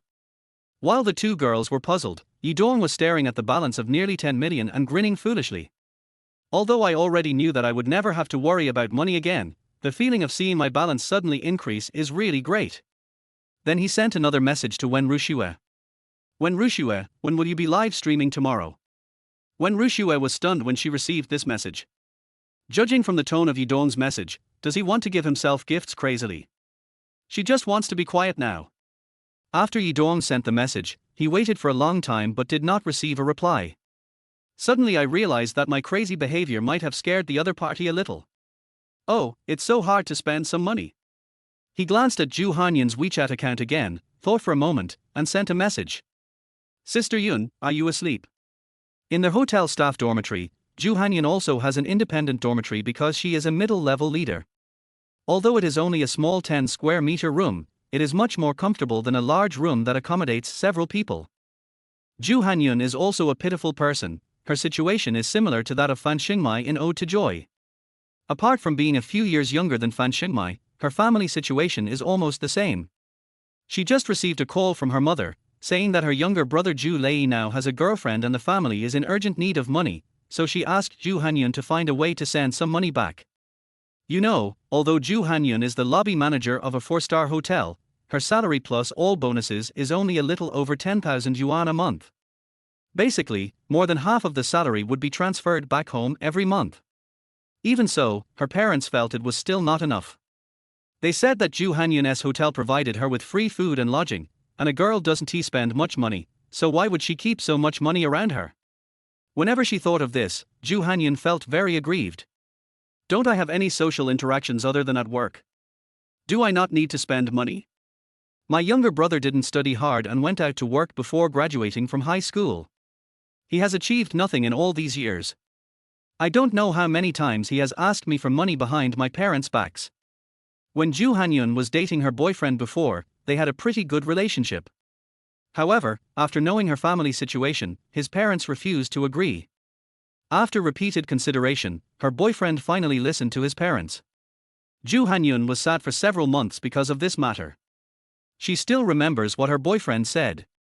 If Zhu Hanyan doesn't straighten out her relationship with her family, she will definitely not be happy in the future.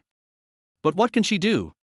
Her parents have raised her so much, there is no way they would abandon their family.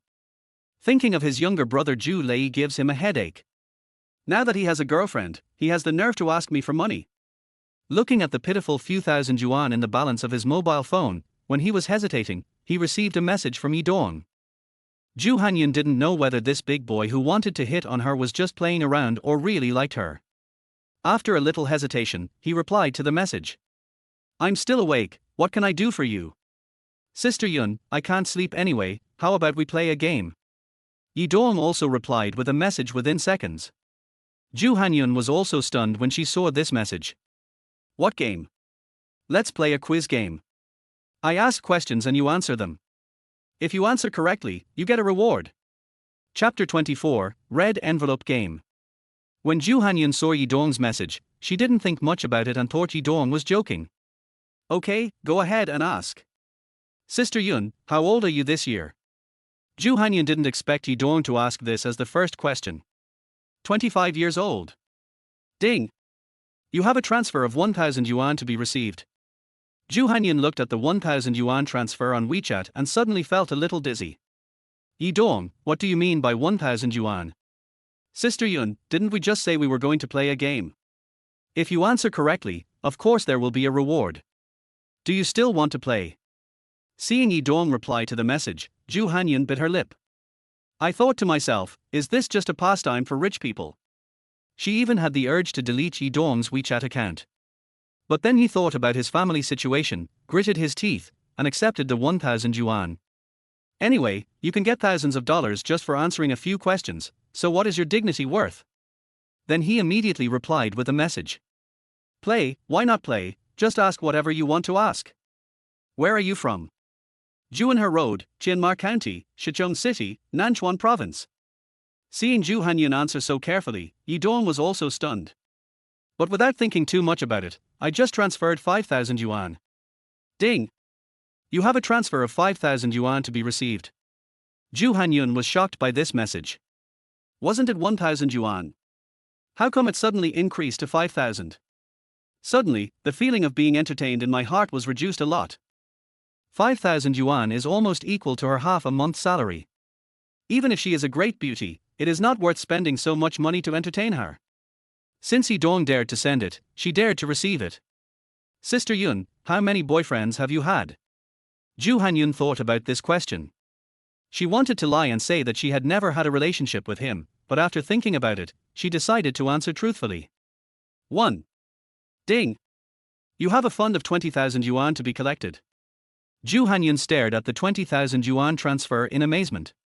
He was a little hesitant to accept it, as it was almost 2 months' salary for him. How can this be called answering a question? Yi Dong didn't even ask whether it was true or not. Isn't this just giving her money for free? Does Yi Dong want to support me? Yi Dong, what do you mean by transferring so much money to me? Sister Yun, didn't I just tell you that it's just a little game? Do you still want to play? Okay, you rich people don't care anyway, just keep asking. After receiving the 20,000 yuan, Yi Dong immediately asked another question. Sister Yun, what do you think of me? Ju Hanyun thought about it and replied. He's young, rich, and so handsome, what else is there to say? Ding!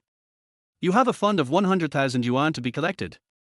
As the amount of money grew larger and larger, Ju Hanyun even felt like she was dreaming. This is not 10,000 times simpler than one step to the end. Simple questions, huge rewards. This time she didn't ask anything and just clicked to accept it. Yi Dong's next question came immediately. Sister Yun, if I invite you to my room now, will you come? After seeing the message, Ju Hanyun even felt her face blushing and her heart beating fast, but the strange thing was that she no longer had the disgusting feeling she had just now. After careful consideration, I simply replied with a few words. Meeting. Ding. You have a fund of 500,000 yuan to be collected. Looking at the number on the mobile phone screen, which was a huge amount of money for her, Ju Hanyun even felt like she was having difficulty breathing. If I click to accept it, plus the tens of thousands of yuan I just received, many problems at home can be solved. In her hometown, a small county, she can even make a down payment on a better house, and then renovate it. Ju Hanyun bit her lip and clicked to accept it. Suddenly, she felt a sense of psychological relaxation, and Yi Dong became the only backbone in her heart at this moment. Yi Dong was lying on the sofa, and a smile appeared on his face after he saw Ju Hanyun accept the 500,000 yuan. Ding! Congratulations to their host for completely conquering Ju Hanyun. The daily rebate amount has been increased to 2 million. Hearing the system's response in his mind, Yi Dong was stunned. What has he done? It's not like he hasn't done anything yet. This completely conquered Ju Hanyun. System, what does this complete conquest mean? Ding! Their host can now do whatever he wants with Ju Hanyun, and she will obey 100%. After hearing the system's answer, Yi Dong was a little confused. He removed a message that he had already edited. Now that the mission has been completed and I have completely conquered the other party, I can't be too anxious about that kind of thing. After all, we have only known each other for 1 day at most. System, do I still have a 1 million counter limit today? Ding. Yes. On the other end, Ju Hanyun was holding her phone and staring at the message nervously. She was now 100% sure that Yidong's next message would definitely be asking her to go to the luxury suite. Although I have made up my mind, I can't help but feel a little nervous. Sister Yun, are you nervous now? Unexpectedly, Yidong sent back another somewhat ambiguous message. Yes. When Hanyun simply replied with one word. Ding. You have a transfer of 1 million yuan to be collected. When Hanyun felt a little dizzy looking at this long string of zeros. At that moment, I felt my soul trembling. The huge amount of money that I had dreamed of was right in front of me. And it's within easy reach. The other party couldn't possibly not understand my answer just now. It meant complete compromise. So why did he transfer such a huge sum of money to me? Ju Hanyun even had the urge to go to Yidong in person and ask him clearly. Although she knew that she was a great beauty, she was definitely not beautiful enough for a man to spend so much money to pursue her. After hesitating for a moment, he directly dialed Yidong's number. After the call was connected, she asked shyly, Yidong, what do you mean by your last transfer? Do you want me to deliver it to you personally? Sister Yun, you are joking. I am just giving you some pocket money. Please accept it quickly. It is too late now. Good night. After Yidong said this, he hung up the phone without waiting for Ju Hanyun to say anything. Ju Hanyun was stunned for several seconds while listening to the busy tone coming from the mobile phone microphone. Yidong's current figure has become infinitely taller in her heart. He took a look at the transferred funds in his phone.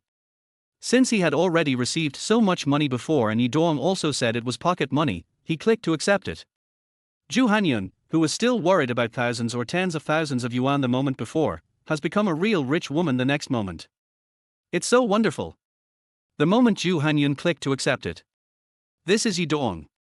Ding. Your 2 million counter credit limit has arrived. Chapter 25, Top Quality Westlake Longjing. This feeling is so great.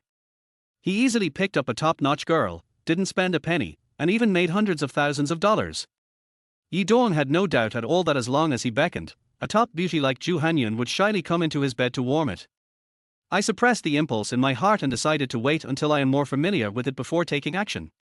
I looked at my balance and felt really happy. I was a pauper yesterday, but today I have become a multi-millionaire.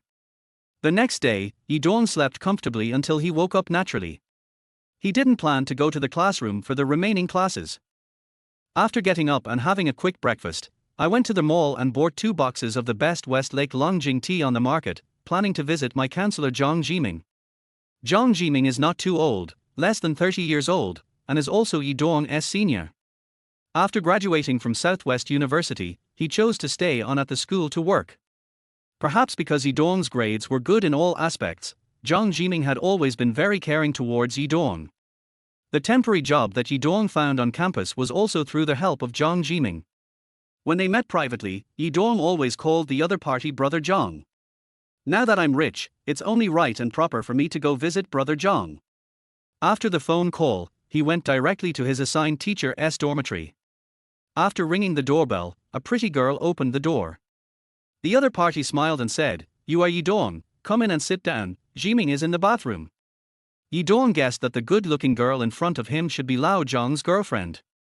Although he has a good relationship with Jong Jang, he seldom comes here and is not sure whether Jong Jang has a girlfriend. As soon as I entered the room, Jong Jang came out of the bathroom. After seeing what Yidong was holding, he complained a little, "Yidong, just come if you want to, why are you buying anything? Brother Jong, you take care of me so much, isn't it normal for you to buy something? I didn't know my sister-in-law was here, otherwise I would have prepared a gift for her." Yidong smiled and replied politely. Jong Jang laughed after hearing this. He took the bag from Yidong and put it on the coffee table. Then he smiled and said, "You are so polite, let me introduce you, this is my girlfriend Xiaoxi, she is also a counselor in the school like me, and we are going to get married during this summer vacation.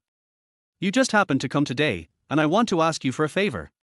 When we get married, I want you and your girlfriend Liu Weiwei to be our best man and bridesmaid. Is that okay?" Yidong was stunned after hearing what Jong Jiming said. There is definitely no problem with me being the best man, but it is definitely impossible for Liu Weiwei to be the best man. Then he smiled bitterly and said, Brother Jong, I'm definitely fine, but I can't be the bridesmaid. I've already broken up with Liu Weiwei. Zhang Jiming was obviously stunned when he heard this. Yi Dong and Liu Weiwei were considered the golden couple he had high hopes for, so how could they suddenly break up? Then he asked, Yi Dong, what's going on? You're almost graduating, why don't you stick with it? Brother Zhang, what's so hard to understand? It's obvious that you just think I don't have enough money. Zhang Jiming knew a little about Yi Dong's family situation, and he didn't know how to persuade him. Hey! Yi Dong, I don't know what to say, brother. Anyway, you have such good conditions, it will definitely not be a problem for you to find a beautiful girlfriend in the future. Hearing that Zhang Jiming still wanted to enlighten him, Yi Dong couldn't help but laugh. Brother Zhang, I'm fine. But remember to inform me in advance of your wedding to your sister-in-law. Although Liu Weiwei can't be a bridesmaid, I will definitely find a better bridesmaid for you. Seeing Yi Dong express it so confidently, Zhang Jiming didn't quite believe it in his heart. But he still thanked her. Then I will express my gratitude first. He says he washed some fruits and placed them on the coffee table. He smiled and said, Yi Dong, have some fruit. Thank you, sister-in-law. You don't have to be so polite. Yi Dong felt that He was a good match for Lao Zhang, and he was happy that Zhang Jiming had found such a good match. After thinking for a while, he said to Zhang Jiming again, Brother Zhang, I won't take the temporary job you found for me. Please talk to them. Zhang Jiming was not surprised to hear this. He was about to graduate from university, and most of his classmates were preparing for post-graduation jobs or postgraduate entrance exams. So the temporary job was relatively unimportant. After nodding his head in agreement, he immediately asked, Yi Dong, have you ever considered continuing to take the postgraduate entrance examination? Yi Dong has never really thought about this issue. My previous idea was to marry Liu Weiwei after graduating from university, then work together to earn money to buy a house, take care of both sets of parents, and live an ordinary life. But now that we have a super system, we don't have to worry about work anymore. My current starting point is already enough to instantly kill more than 99.9% of the chosen ones. I haven't really thought about planning for the future. Now I hear Lao Zhang ask this. The idea of taking the postgraduate entrance examination is really good. Although Yi Dong doesn't care about that little bit of knowledge, there are so many beautiful girls on university campuses. Originally, the mountain city is the city with the most beautiful women in the country, so I feel like a fish in water here. Then he replied to Lao Zhang, Brother Zhang, we'll see when the time comes. I might choose to continue taking the postgraduate entrance examination. Hearing Yi Dong's answer, Lao Zhang was obviously very pleased. Nowadays, college students are really not competitive, but graduate students are definitely still very popular. Of course, he still hopes that Yi Dong will have a better future. Then Yi Dong sat for a while and left. Zhang Jiming originally wanted to invite Yi Dong to have lunch, but Yi Dong declined on the pretext that he had something to do. After Yi Dong left, Zhang Jiming looked at the bag of gifts that Yi Dong brought. There was just an ordinary shopping bag outside, and he didn't take a close look at it just now. He took out the box and took a look at it, and immediately took a breath of cold air. Zhang Jiming's biggest hobby is drinking tea. But since he had just started working and his salary was not particularly high, the tea he usually bought was ordinary quality. The tea that Yi Dong bought for him was the best and finest Westlake Longjing tea on the market. The value of these two boxes was close to 50,000 yuan. Although the price tag had been torn off by Yi Dong, as a tea lover, how could Zhang Jiming not know the price of the best Westlake Longjing? Did Yi Dong win the jackpot? This thought popped up in Zhang Jiming's mind involuntarily. Not long after Yi Dong went downstairs, he received another call from Zhang Jiming. Yi Dong, why did you buy such good tea for me? It's such a waste. Return it immediately. Brother Zhang, feel free to drink the tea. I made some money investing in the stock market recently, so I'll give it to you as a gift. After hearing what Yi Dong said, Zhang Jiming felt relieved. Although given his relationship with Yi Dong, this gift could not be considered a bribe, but if he didn't find out the source, he really wouldn't dare to drink such good tea. Chapter 26, Rewards for Confusion. Yi Dong then walked around the campus. His previous focus, apart from studying, was all on Liu Weiwei, so much so that he had never really taken a close look at the entire school. Yi Dong was walking on a shady road, thinking about how to get Wen Ruxue to do another live broadcast today. Wang Jinchuan called. Donzi, aren't you going to come to the classroom? Yeah, it's free review in the classroom anyway, it's boring. Donzi, have you checked the class WeChat group? Everyone in the group is talking about you. Yidong really didn't notice it. Whether it was the university class group or their high school class group, he had set the do not disturb function on them. After chatting with Wang Jinchuan for a few minutes and hanging up the phone, I opened the WeChat class group. There are already hundreds of unread messages displayed above. I looked through them and found that they were all discussing why I had such a change. Basically, everyone thought that Yidong should have won the prize. They also specifically inquired and found out that a lottery station near the school actually opened a first prize in the past 2 days. It was said that the prize money was as high as more than 5 million. Even after deducting taxes, there are still more than 4 million. Although it is more than 4 million now, it is nothing to Yidong. He can earn it back by spending some money casually. But for most ordinary students in their class, more than 4 million is already an astronomical figure for them now. Most of today's graduates only have a few thousand yuan when they first start working, and many of them may not be able to save that much money in their entire lifetime. Liu Weiwei also firmly believed the news that Yidong had won the prize. According to the news, the first prize was awarded on the very night she and Yidong broke up. What made her even more depressed was that the winning lottery ticket was sold the day before. In other words, no matter whether he and Yidong chose to break up that day, Yidong would win the first prize. Considering Yidong's previous behavior towards her, if they had not broken up, at least most of the 4 million would have been spent on her. After figuring it all out, the regret in Liu Weiwei's heart was simply indescribable. Of course, no matter what Liu Weiwei thought, Yidong definitely didn't care. He glanced at the group chat briefly and then exited the interface. Just as he was thinking about continuing to move forward, a red Porsche squeaked and stopped abruptly in front of him. This scene scared Yidong so much that he almost broke out in a cold sweat. Even though he had the system, he wasn't able to remain unharmed even if a sports car crashed. Before Yidong had time to get angry, a stunning woman got out of the car. Walking up to Yidong, he put his hands on his hips and angrily said, "You bastard, are you trying to scam me? Why don't you have eyes when you walk?" Although the person standing in front of him was a stunning beauty, Yidong had no intention of appreciating her. A surge of anger also rose up. "Are you sick? You almost hit me with your car, and you're the first to complain." Ouyang Liner didn't expect that in the university town, there were boys who ignored her and even called her sick.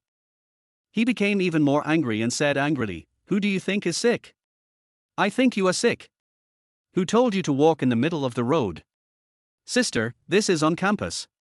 Even if I was walking in the middle of the road, if you weren't driving so fast, would that have happened?" When Ouyang Liner heard Yidong calling her big sister, her anger increased a little. "Asshole, who is your elder sister? Get away from me and stop blocking my lane." If this girl talked nicely, Yidong would not bother with her because she was so beautiful. He was aggressive from the start and now he's telling me to stay away. Yidong's anger also increased. Looking at the Porsche in front of him that almost knocked him away, he immediately punched the front of the car. With a bang! Yidong used his full strength to kill the 3 men. This time he had no reservations. The front of the car was smashed into a dent. Ouyang Liner looked at Yidong in amazement. She didn't expect that the boy in front of her was so strong, and she involuntarily took a few steps back. She said incoherently, What do you want to do? My boyfriend is the president of the Taekwondo club. If you want to bully me, he won't let you go." Yidong actually felt a little regretful after throwing that punch just now. This is not his previous style. Could it be that after having the system, he has become a little arrogant? When I saw the frightened look on the girl's face, the anger in my heart had mostly disappeared. Then he said calmly, "I was impulsive just now, let's see how to compensate." Ouyang Liner was confused by Yidong's change of mood. He looked ferocious and wanted to eat someone one moment, but he became submissive the next. Then she sneered in her heart, thinking that he was another bully who only feared the strong and bullied the weak. This change must have happened because she heard me talk about how great her boyfriend was. I walked to the front of the car and checked the situation, and the nameless anger flared up again. She had bought this car less than half a month ago, but it took her family a long time to persuade her father to give in. Looking at that big hard fist, he angrily said to Yidong, "You bastard, does my car have a grudge against you? Why are you so cruel?" Seeing this, Yidong said expressionlessly, "Don't talk so much nonsense, I will compensate you no matter how much money you have." Ouyang Lina looked Yi Dong up and down. Although he looked good, his clothes did not look like a rich man. He said with a bit of contempt, "That's easy for you to say, do you know how much my car is worth? Have you heard of Porsche 911? The full price is 1.76 million. Your punch costs at least 300,000. Can you afford the compensation?" Yi Dong felt nothing when he heard the price Ouyang Lina mentioned. He just wanted to get things over with quickly and leave this unfortunate place. "Open your WeChat and I'll pay you." Yi Dong's indifferent tone made Ouyang Lina stunned. Among all the students in Southwest University, the number who can easily afford to pay more than 300,000 yuan will definitely not exceed a handful. And that kind of student is definitely not an unknown person. In her impression, there is no such person as Yi Dong. But from the look on the other person's face, he didn't think he was joking. He took out his mobile phone doubtfully and opened his payment code. Yi Dong said calmly, "You said it was at least 300,000. I'll pay you 400,000 now, so we should be even." Ouyang Lina was shocked by Yi Dong's slight pretense. I sneered in my heart. 400,000. Even the coin purse in Ouyang Lina's phone doesn't have that much. Okay. If you can sweep over 400,000, we'll be done with your smashing my car. Otherwise, just wait for me to call the police. After a while, Ouyang Lina was shocked to see an extra 400,000 yuan in her mobile phone balance. Yi Dong was even more confused. Ding! Congratulations to their host for receiving from million in rebate funds. Chapter 27, Brother-in-law appears. Relatively speaking, Ouyang Lina was not as shocked as Yi Dong. System, is there a reward for this kind of compensation? Ding! As long as their host's money is spent on girls, there will be rebates as long as the standards are met. After hearing this, Yi Dong's eyes suddenly lit up. Only then did he take another look at the stunning woman in front of him. When I took a closer look, he did look familiar, but I just couldn't remember his name. System, can you identify the other party? Ding, it's just a small matter. Name, Ouyang Lina. Age, 21. Height, 164 centimeters. Weight, 48 kilograms. Appearance, 9 points. When he saw the other person's name, Yi Dong knew her. She seemed to be ranked 6th among the top 10 beauties at Southwest University, and seemed to be from the art department. Generally speaking, when it comes to school beauties, boys will only pay attention to the prettiest ones unless there are special circumstances, and Yi Dong is no exception. I didn't expect that the appearance of Ouyang Lina in front of me has reached the standard of girls. Ouyang Lina is still in shock. Yi Dong just transferred 400,000 yuan to her casually. Among all the students in the school, in terms of family wealth, Ouyang Lina can definitely be ranked in the top 3. Even so, she couldn't do what Yi Dong did, who casually paid out 400,000 without batting an eyelid. When he looked up, he saw Yi Dong looking at him seriously. Her face turned red, and she said angrily, "What are you looking at? Haven't you seen a beautiful woman before?" Yi Dong was not angry. He just made nearly 4 million easily. Looking at Ouyang Lina again, it seemed that the person standing in front of her was not some stunning beauty, but a huge treasure. Then he smiled and said, "You just said that the full price of this car is 1.76 million, right? Look at the big mark I just made. 400,000 is definitely not enough, how about I add a little more?" Ouyang Lina even suspected that she had heard it wrongly. The person in front of her might be sick. Some people compensate for the loss themselves and some even offer to raise the price. Is he planning to take advantage of me? She didn't want to guess Yi Dong's identity anymore. She glared at Yi Dong, got into the car, stepped on the accelerator and drove away. Yi Dong also smiled bitterly. It was obvious that the other party was a wealthy man. If he wanted to use money to attack him, this trick would definitely not work. But when I thought about the fact that I had just earned more than 3 million, I felt very happy. I hummed a tune as I came to the dance academy of the art department. I looked at the time and saw that there was still some time before the get out of class ended, so I took a walk around the area. After seeing students coming out of the classroom one after another, he took out his cell phone and called Wen Rushue. As soon as the call was connected, Yi Dong took the lead and said, "Wen Rushue, I'm at the gate of your teaching building. I want to treat you to a meal. Can you come out now?" Wen Rushue hesitated for 2 seconds before she replied softly, "Okay, wait a moment."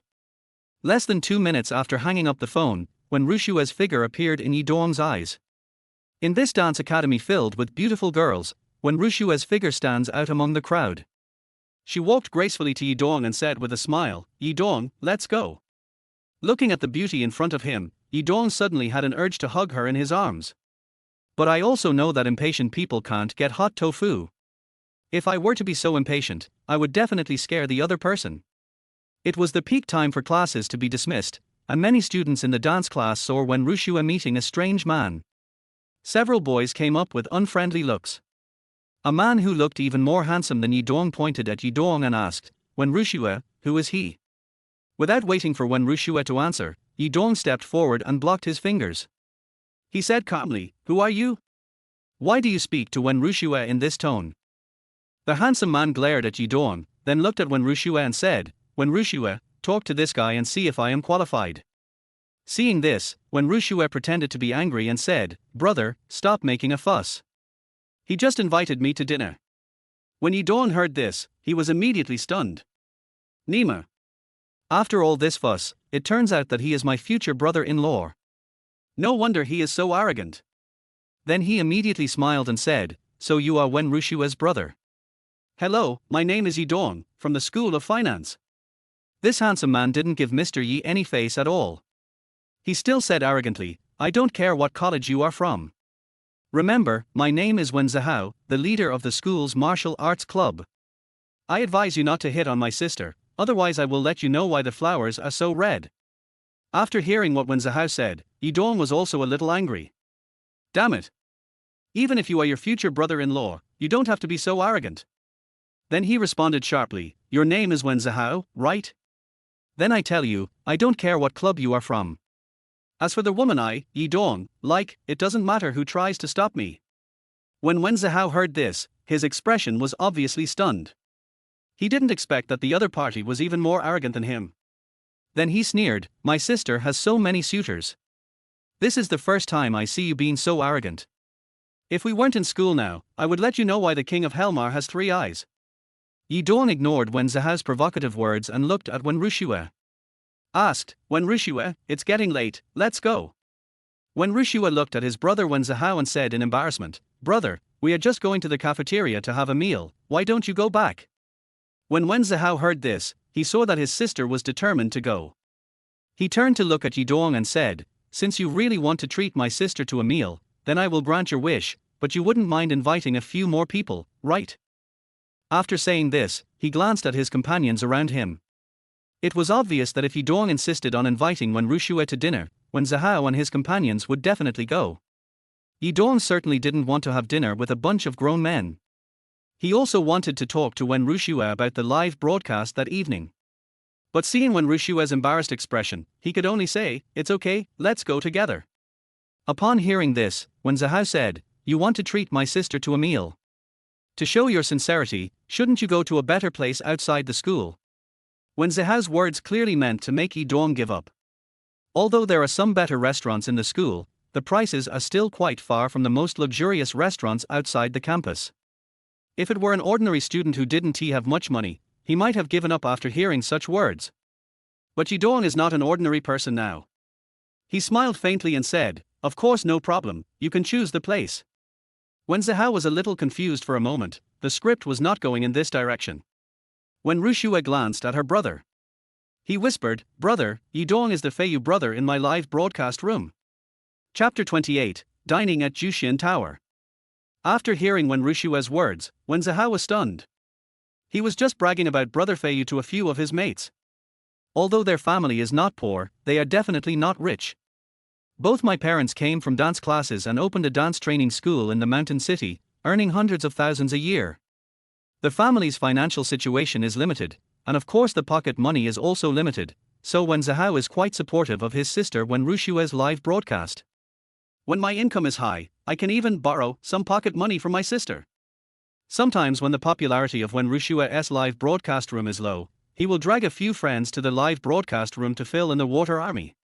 He watched yesterday's live broadcast from beginning to end. I was already so shocked that my scalp was numbing by the super generous reward from the top brother on the list, flying fish. You know, the income from Wen Rushua's live broadcast yesterday was almost equal to the annual income from his parents' dance training class. Yesterday he made a comment in the live broadcast room, saying that he is a loyal fan of Brother Feiyu and he will follow Brother Feiyu wherever he plays in the future. Thinking of this, my face is burning. He didn't expect Brother Feiyu to be standing in front of him now. At the same time, he was surprised. How could Yidong be so rich? Wen Zihao knew a little about the most famous rich second generations at Southwest University. But compared with Yidong, they are nothing. Some of them may have family assets of over 100 million, and there is even a top-level rich second generation whose family assets have reached tens of billions. But those are assets, not funds. The pocket money that the rich second generation spends in college every month is at most between tens of thousands and hundreds of thousands. Do they dare to give out 1 million as rewards in one night, unless they have to eat steamed buns and pickled mustard tubers for several months in a row? Yidong didn't expect that when Zihao was also in the live broadcast room, and looked at him in surprise. Asked, "You like live streaming too?" After knowing that Yidong was Brother Feiyu, when Zihao was obviously not so arrogant anymore. He replied very politely, "I don't do live streaming, I just fill in my sister's live streaming room when I have nothing to do." Seeing that the other party's tone was obviously much better, Yidong also smiled politely, "Har har. Today I'm treating you, you can choose any place, don't be polite." Seeing that Yidong said this, he knew that the other party was not short of money. Wen Zihao didn't hesitate and led everyone to a Juxianlu outside the school. Juxianlu is also one of the most high-end dining places in the area. I heard that the chef there used to be a chef in a 7-star hotel and was invited by the boss to be the head chef here at a high price. Of course, relatively speaking, ordinary people really can't afford such a place. Even when Zihao only came here to eat a few times during his 3 years in college. This time Yidong asked him to choose a place at will, so of course he didn't act pretentiously and led him here directly. Including Wen Zihao and his 4 companions, there were 7 of them in total, and they directly asked for a large private room. After being served a variety of fine wines and delicacies, Wen Zihao was able to take it or put it down. After pouring a little wine for everyone, he stood up and said to Yidong, "Brother Feiyu, I toast you a glass, thank you for supporting my sister's live broadcast." After saying that, he drank it all in one gulp. Yidong had a good alcohol tolerance, so of course he drank it all in one gulp without hesitation. Seeing this, Wen Zihao admired Yidong even more. As a martial artist, he despised men who were fussy the most. Although Yidong was quite arrogant just now that he thought about it, he thought it was quite to his liking. She was no longer so resistant to Yidong's desire to pursue her sister. In fact, when Rushua has been able to stay single with such a beautiful appearance during her 1 year in college, and Wen Zihao can be said to have made a great contribution. Many people who want to pursue her sister basically have to pass him first. Although Wen Zihao looks like a sunny and handsome guy, he does have the quality of a reckless man in his bones. In the school martial arts club, except for the president and a few vice presidents, Wen Zihao can basically be regarded as the leader. The 4 companions around him are also members of the martial arts club, and are quite familiar with Wen Rushue. Of course, they are also self-aware and have never thought about becoming Wen Zihao's brother-in-law. Otherwise, we might really know why the flowers are so red. Seeing that Wen Zihao toasted Yidong with a glass of wine, they all stood up at the same time, and one of them took the lead and spoke. "Brother Feiyu, let us toast you as well, thank you for your hospitality today." After saying that, they all drank their wine in the glass. Seeing this, Yidong hurriedly drank another glass of wine that had just been filled. Afterwards, everyone sat down and enjoyed the delicious food from Juxianlu. Yidong tasted it and found the taste was indeed impeccable. It was even more to his liking than the food in the 4-star hotel where he stayed. During the period, when Zihao asked the question he wanted to know most. "Brother Feiyu, what does your family do? Why do you spend money so lavishly?" Yidong waved his hands and said, "Please don't call me Brother Feiyu anymore. You can call me Yidong or Dongzi. Logically, I should call you brother." When Yidong said this, it was obvious that there was something else behind his words, and when Rushua, who was standing beside him, blushed when she heard it. Yidong didn't care what the other party was thinking and continued speaking. "Brother Hao, my family is from the countryside, and the money I spend is all earned by myself." When Wen Zihao heard Yidong calling him Brother Hao, he didn't care too much. After hearing Yidong say that it was his own money, his eyes lit up. "Brother Dong, what's the way to make money? Can you help me?" He immediately became brothers with Yidong. Yidong was obviously stunned when he heard this. What kind of connections could he have? No one would believe him even if he told them about the system rebates. Of course, even if someone believed it, he would definitely not say it. I had to find an excuse and said, "Brother How, I'm in financial investment. I advise you not to come in. After all, the risks are quite high. I want to withdraw myself. I am currently looking at other projects, and I will let you know if there is a suitable one." Wen Zihao was a little disappointed when he heard this, but he didn't say anything else. Although he didn't know how much truth there was in Yidong's words, he also knew that with such an opportunity to make a lot of money, he would never easily bring others along. After dinner, as everyone walked out of the private room, the door of the next private room opened. A group of young people who were about the same age as Wen Zihao and his friends filed out of the private room. When the leader saw Wen Zihao and his companions, his expression was obviously stunned. Then he sneered, "Wen Zihao, I didn't expect you to be willing to eat here." When Wen Zihao first saw the other person, his expression was a little surprised. Hearing the other party's ridicule, he retorted, "Liu Qian, where I eat is none of your business.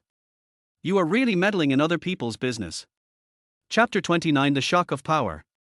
The young man, whom Wen Zihao called Liu Qian, was about to lose his temper when he heard Wen Zihao's rebuttal, but he saw Wen Rushua following him.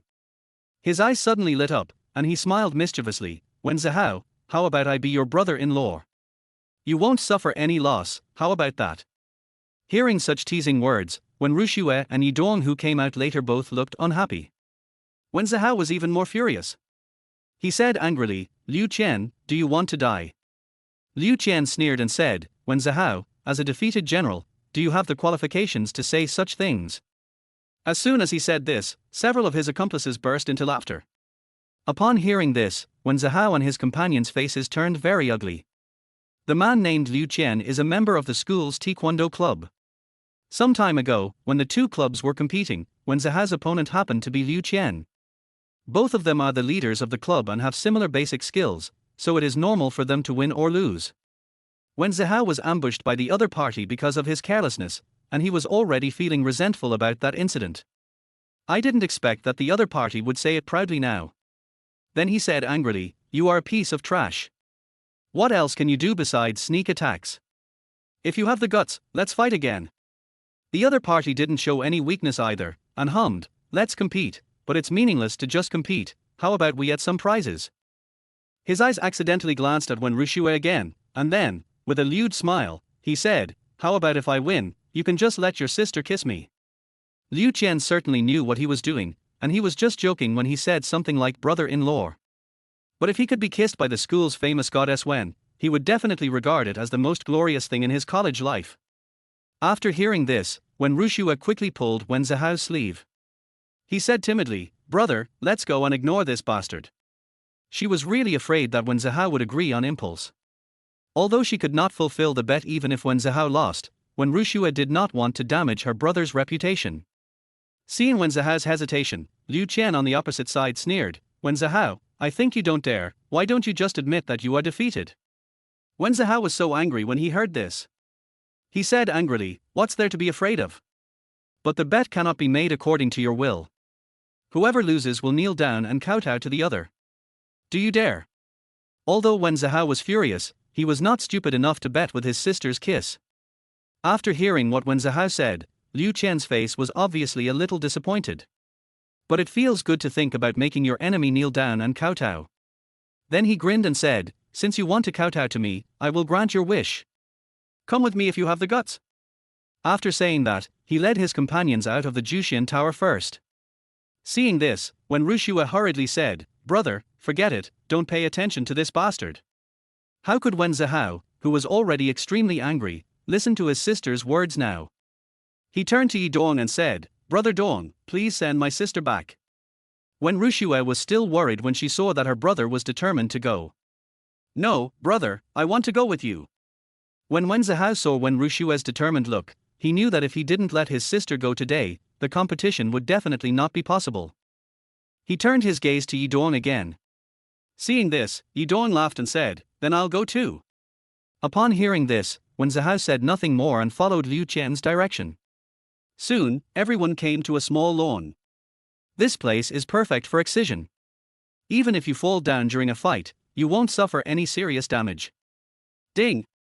A random task is issued. Replace Wen Zhao and fight against several opponents. Defeat all of them. Their host's 3-man kill will be increased to 10-man kill. Their host can also refuse, there is no penalty.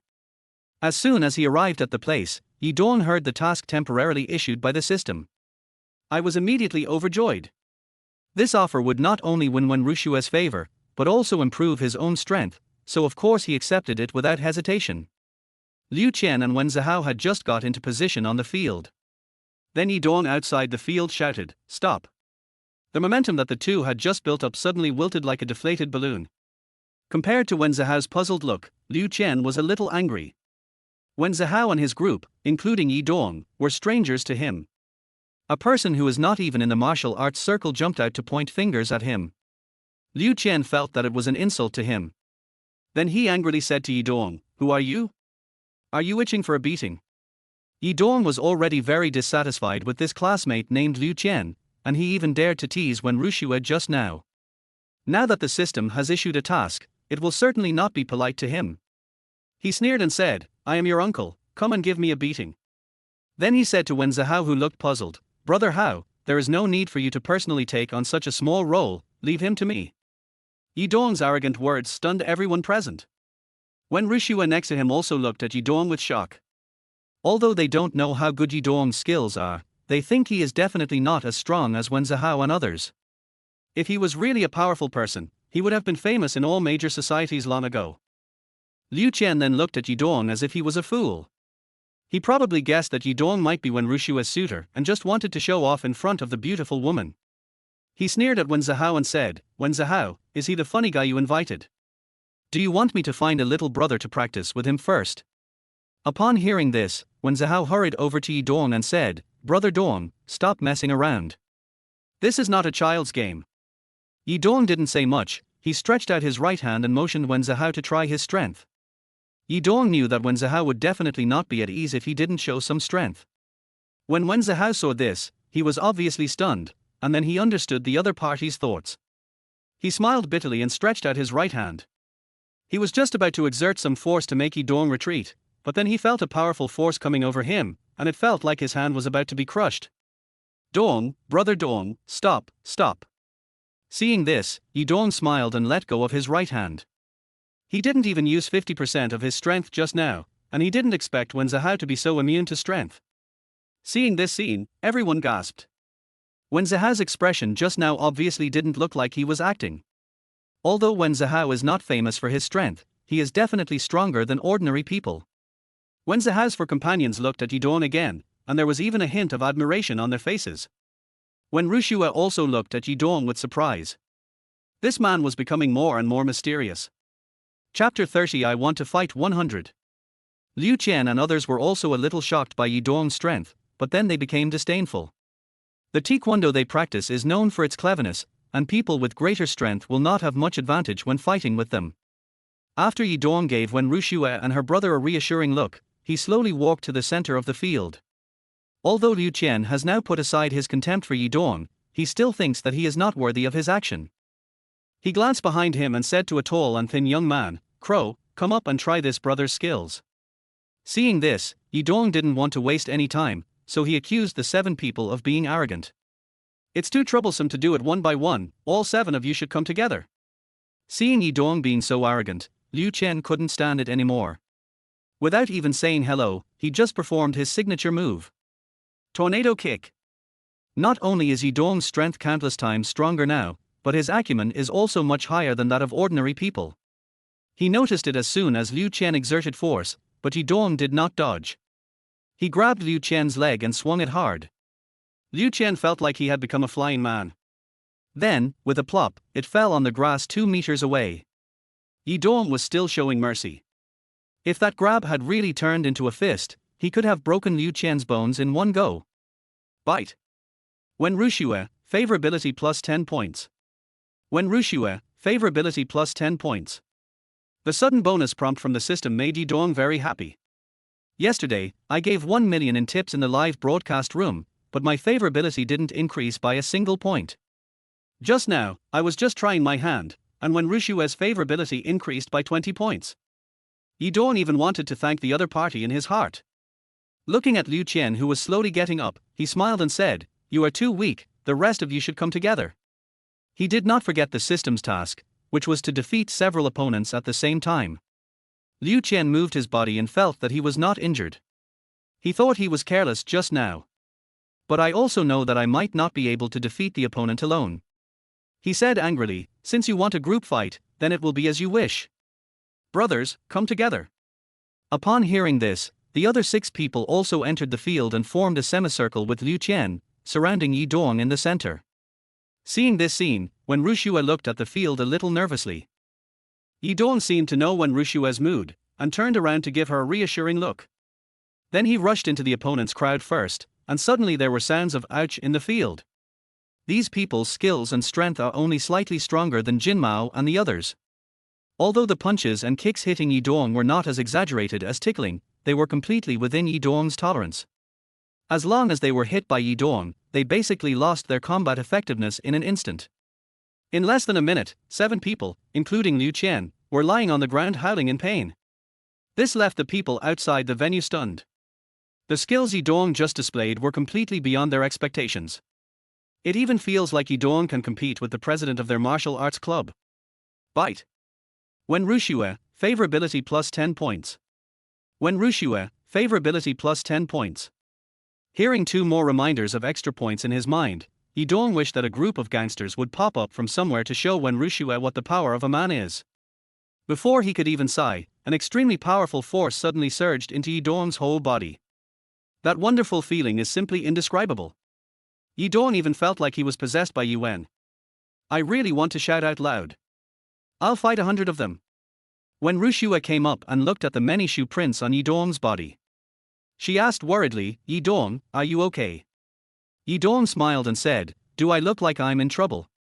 When Wuxue looked at the people lying on the ground again and asked worriedly, "Yi Dong, are they okay?" "Har har, don't worry, we are all classmates, I didn't do anything fatal, but you will definitely be in pain for 2 days." Wen Zihao and a few others also gathered around and looked at Yi Dong with admiration. Wen Zihao was the first to express his opinion. "Brother Dong, you are too awesome. I am really convinced now. If you can really become my brother-in-law in the future, I will definitely support you with both hands." When Wen Wuxue heard what her brother said, her face immediately turned red with embarrassment. But he did not refute Wen Zihao's words, but just lowered his head embarrassedly. Yi Dong had already known from the system that Wen Wuxue's favorability towards him had reached 85 points. At this score, they should just hold hands and hug, and Wen Wuxue wouldn't resist too much. If there weren't so many people here, he would really want to test Wen Wuxue's reaction right away. Then he smiled at Wen Wuxue and said, "Shuai, how about I take you back now, and let your brother and the others handle the rest?" Then he turned to Wen Zihao and said, "Brother Hao, you can handle the rest by yourself. Shuai and I will go back first. Brother Dong, thank you for your help. Brother Hao, can you please stop calling me brother? Otherwise, how can I become your brother-in-law?" "It doesn't matter, Brother Dong, even if you really become my brother-in-law, we can still talk about our own affairs." When Wuxue looked at the 2 of them calling her brother-in-law left and right in front of everyone, and her face had already turned red. He pretended to be angry and said, "Brother, stop talking nonsense here." After hearing this, Wen Zihao knew that his sister was shy, so he didn't say anything more. Seeing this, Yi Dong said hello to everyone and then took Wen Wuxue away from the lawn. When he could no longer see their figures, Yi Dong slowly stretched out his right hand towards Wen Wuxue's left hand. As soon as she touched the soft little hand, Wen Wuxue struggled hard for a few times like a frightened little rabbit. Although Yi Dong didn't use much force, there was no way he could let Wen Wuxue break free. Seeing that she couldn't break free, Wen Wuxue's nervous mood slowly calmed down. This was the first time in her life that a man of the opposite sex, other than her family, held her hand, and her heart was pounding. Bite. Wen Wuxue, favorability plus 1 point. The sudden reminder sound made Yi Dong stunned. Holding hands can also add points to your favorability. Although it was only 1 point, it gave Yi Dong infinite hope of getting full marks. Then he glanced at Wen Wuxue's alluring cherry lips. After looking around and seeing that there was no one around, he put his arm around Wen Wuxue, aimed at her and kissed her. And the hands didn't stop moving. Yi Dong's sudden action really scared Wen Wuxue. She was really not ready to take this step. Bite. Wen Wuxue, Favorability 5 points. The sudden prompt sound made Yi Dong's lust disappear without a trace. Chapter 31 God Level Benefits Brought by the System. Yi Dong then slowly let go of Wen Rushue. Looking at the other person's messy clothes and the obvious tears in the corners of his eyes, he felt that he had gone too far. All in all, Yi Dong and Wen Rushue have only known each other for 2 or 3 days. Although Wen Rushue's favorability towards Yi Dong has reached 86 points, this girl, who is as blank as a sheet of paper, is already very nervous when holding hands, and suddenly she is forcefully kissed, which can be described as frightening. "I'm sorry, Shuer, I was too impatient." Seeing Yi Dong let go of her and apologized sincerely, Wen Rushue finally came to her senses. She glanced at Yi Dong shyly and said timidly, "Yi Dong, I'm sorry, I'm really not ready." "Shuer, it's not your fault. I didn't think it through." Yi Dong looked at Wen Rushue and said sincerely. Suddenly there was another ding sound. Wen Rushue, favorability plus 4 points. Yi Dong's sudden apology made Wen Rushue's favorability return to the level before they held hands. Yi Dong immediately understood that Wen Rushue's affection for him was absolutely unquestionable, but he was just too impatient. I smiled bitterly in my heart. It seems that if I want the goddess to like me to the fullest, I have to take it slow and steady. Afterwards, Yi Dong didn't dare to hold Wen Rushue's hand again, and they just walked towards the school gate side by side in silence. When they were almost at school, Yi Dong asked, "Shuer, will you still be broadcasting live tonight?" Yi Dong's sudden question made Wen Rushue stunned. Then he asked hesitantly, "Yi Dong, are you going to give rewards like you did yesterday? Don't you want me to reward you?" Yi Dong asked back. Wen Rushue didn't know how to answer. Of course she hoped to get as much reward as possible from others when she was doing live broadcast, but Yi Dong's crazy reward made Wen Rushue feel scared. Also, Wen Rushue has developed a strong liking for Yi Dong and doesn't want to take advantage of the platform for nothing. But it's really embarrassing to say such things. The relationship between her and Yi Dong is not even that of a normal couple in love. Seeing Wen Rushue remain silent, Yi Dong knew in his heart that his crazy rewards were difficult for the other party to understand. But other than that, he really didn't know how to spend money on Wen Rushue. If you transfer the money directly to Wen Rushue, the other party will most likely not accept it. I thought about it and turned it over in my head for several times, but I couldn't come up with a good reason. I had to continue, "Shuer, if you really don't want to live stream, forget it. I can still reward others anyway." When Wen Rushue heard this, she immediately became a little anxious. He hurriedly asked, "Yi Dong, why do you have to give rewards in the live broadcast room?" Yi Dong couldn't explain it, so he said with a bitter face, "I have unspeakable difficulties anyway, and I don't know how to tell you." Yi Dong said so. Wen Rushue thought that it was better to reward herself than to reward others. She said shyly, "Yi Dong, let's go at the same time as last night." Seeing that his goal had been achieved, Yi Dong was in a good mood.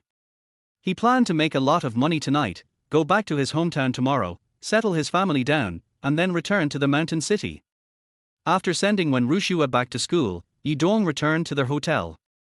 As soon as I entered the hall, I ran into Ju Hanyun, who was working. Ju Hanyun was obviously in a good mood today. When she saw Yi Dong, she even threw him a wink. This seductive look immediately made Yi Dong feel like he was burning with desire. "Sister Yun, can you please take a leave and go to my room now?" Yi Dong's words were very clear, and Ju Hanyun did not refuse. She looked at Yi Dong with alluring charm. She smiled sweetly and said, "I will be handing over my shift in half an hour. Wait for me in the room." Under Yi Dong's financial offensive last night, Ju Hanyun was completely conquered by Yi Dong.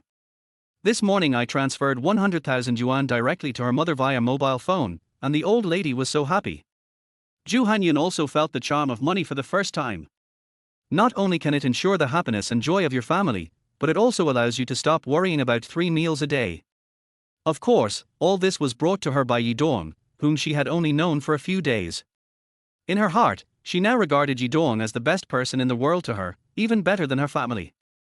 Faced with Yi Dong's invitation, although I knew what was going to happen, I still felt a sense of anticipation in my heart. Half an hour later, Yi Dong finally enjoyed the god-level benefits brought to him by the system. Ju Hanyun is much more beautiful than his ex-girlfriend Liu Weiwei.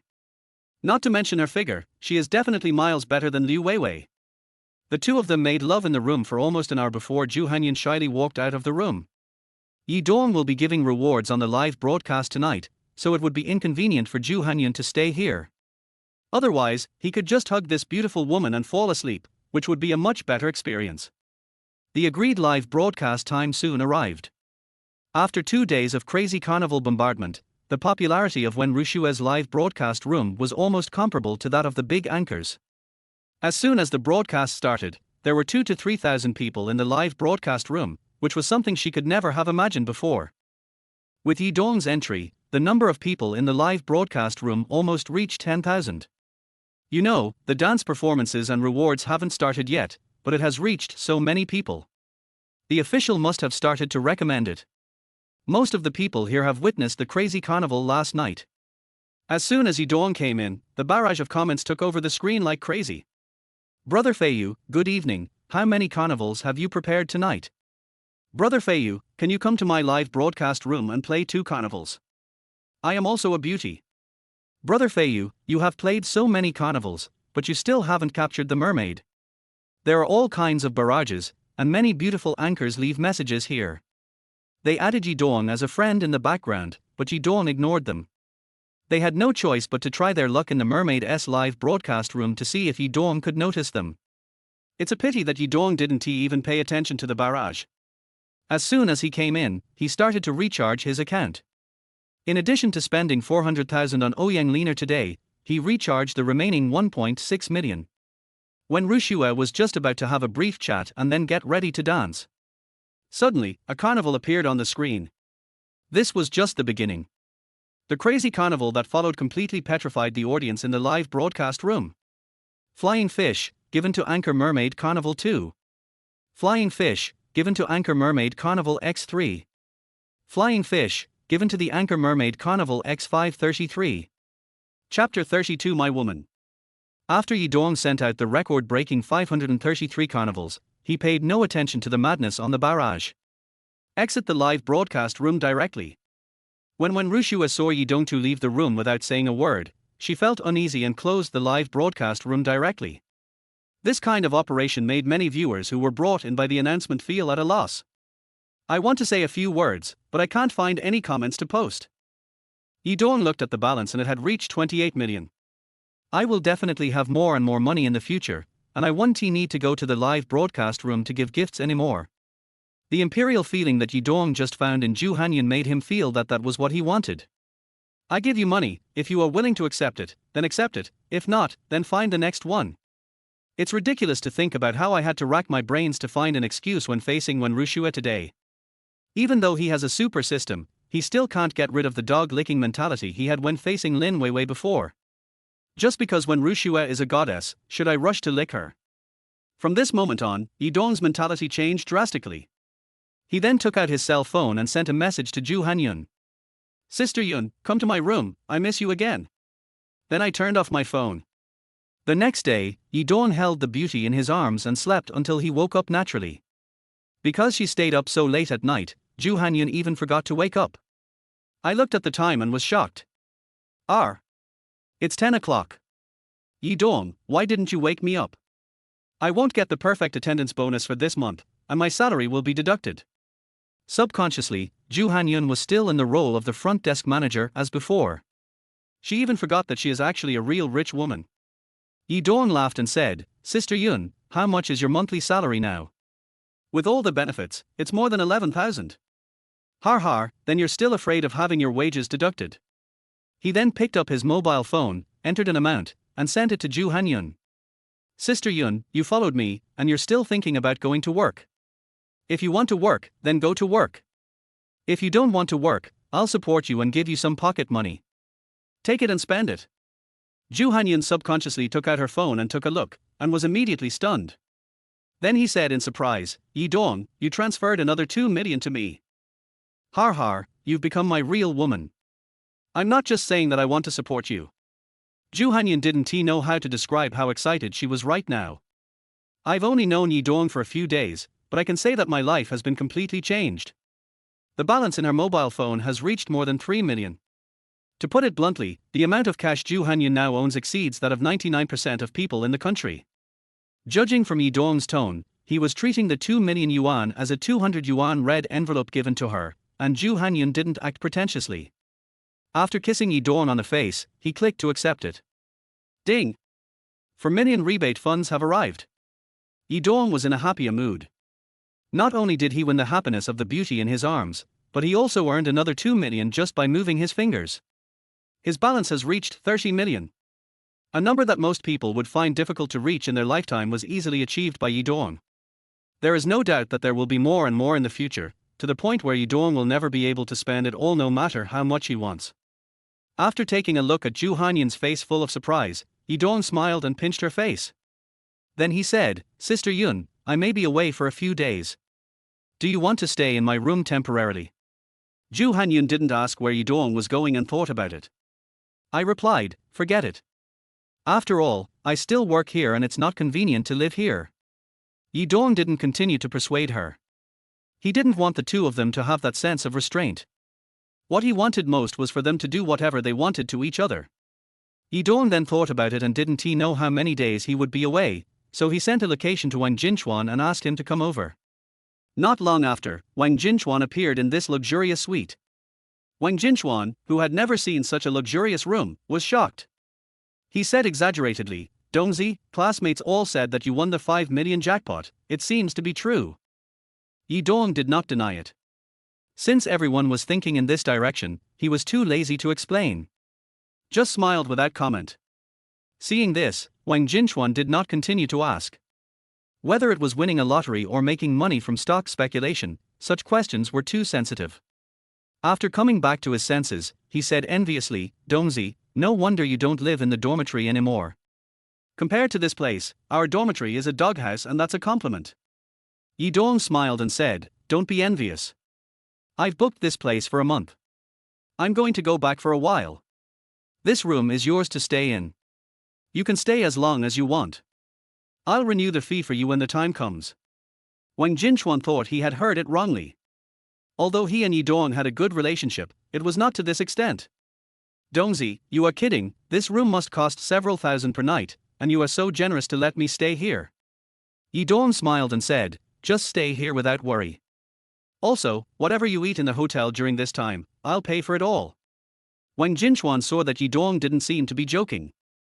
Then he said incoherently, "Dong, brother Dong, from now on you are my real brother, so thank you.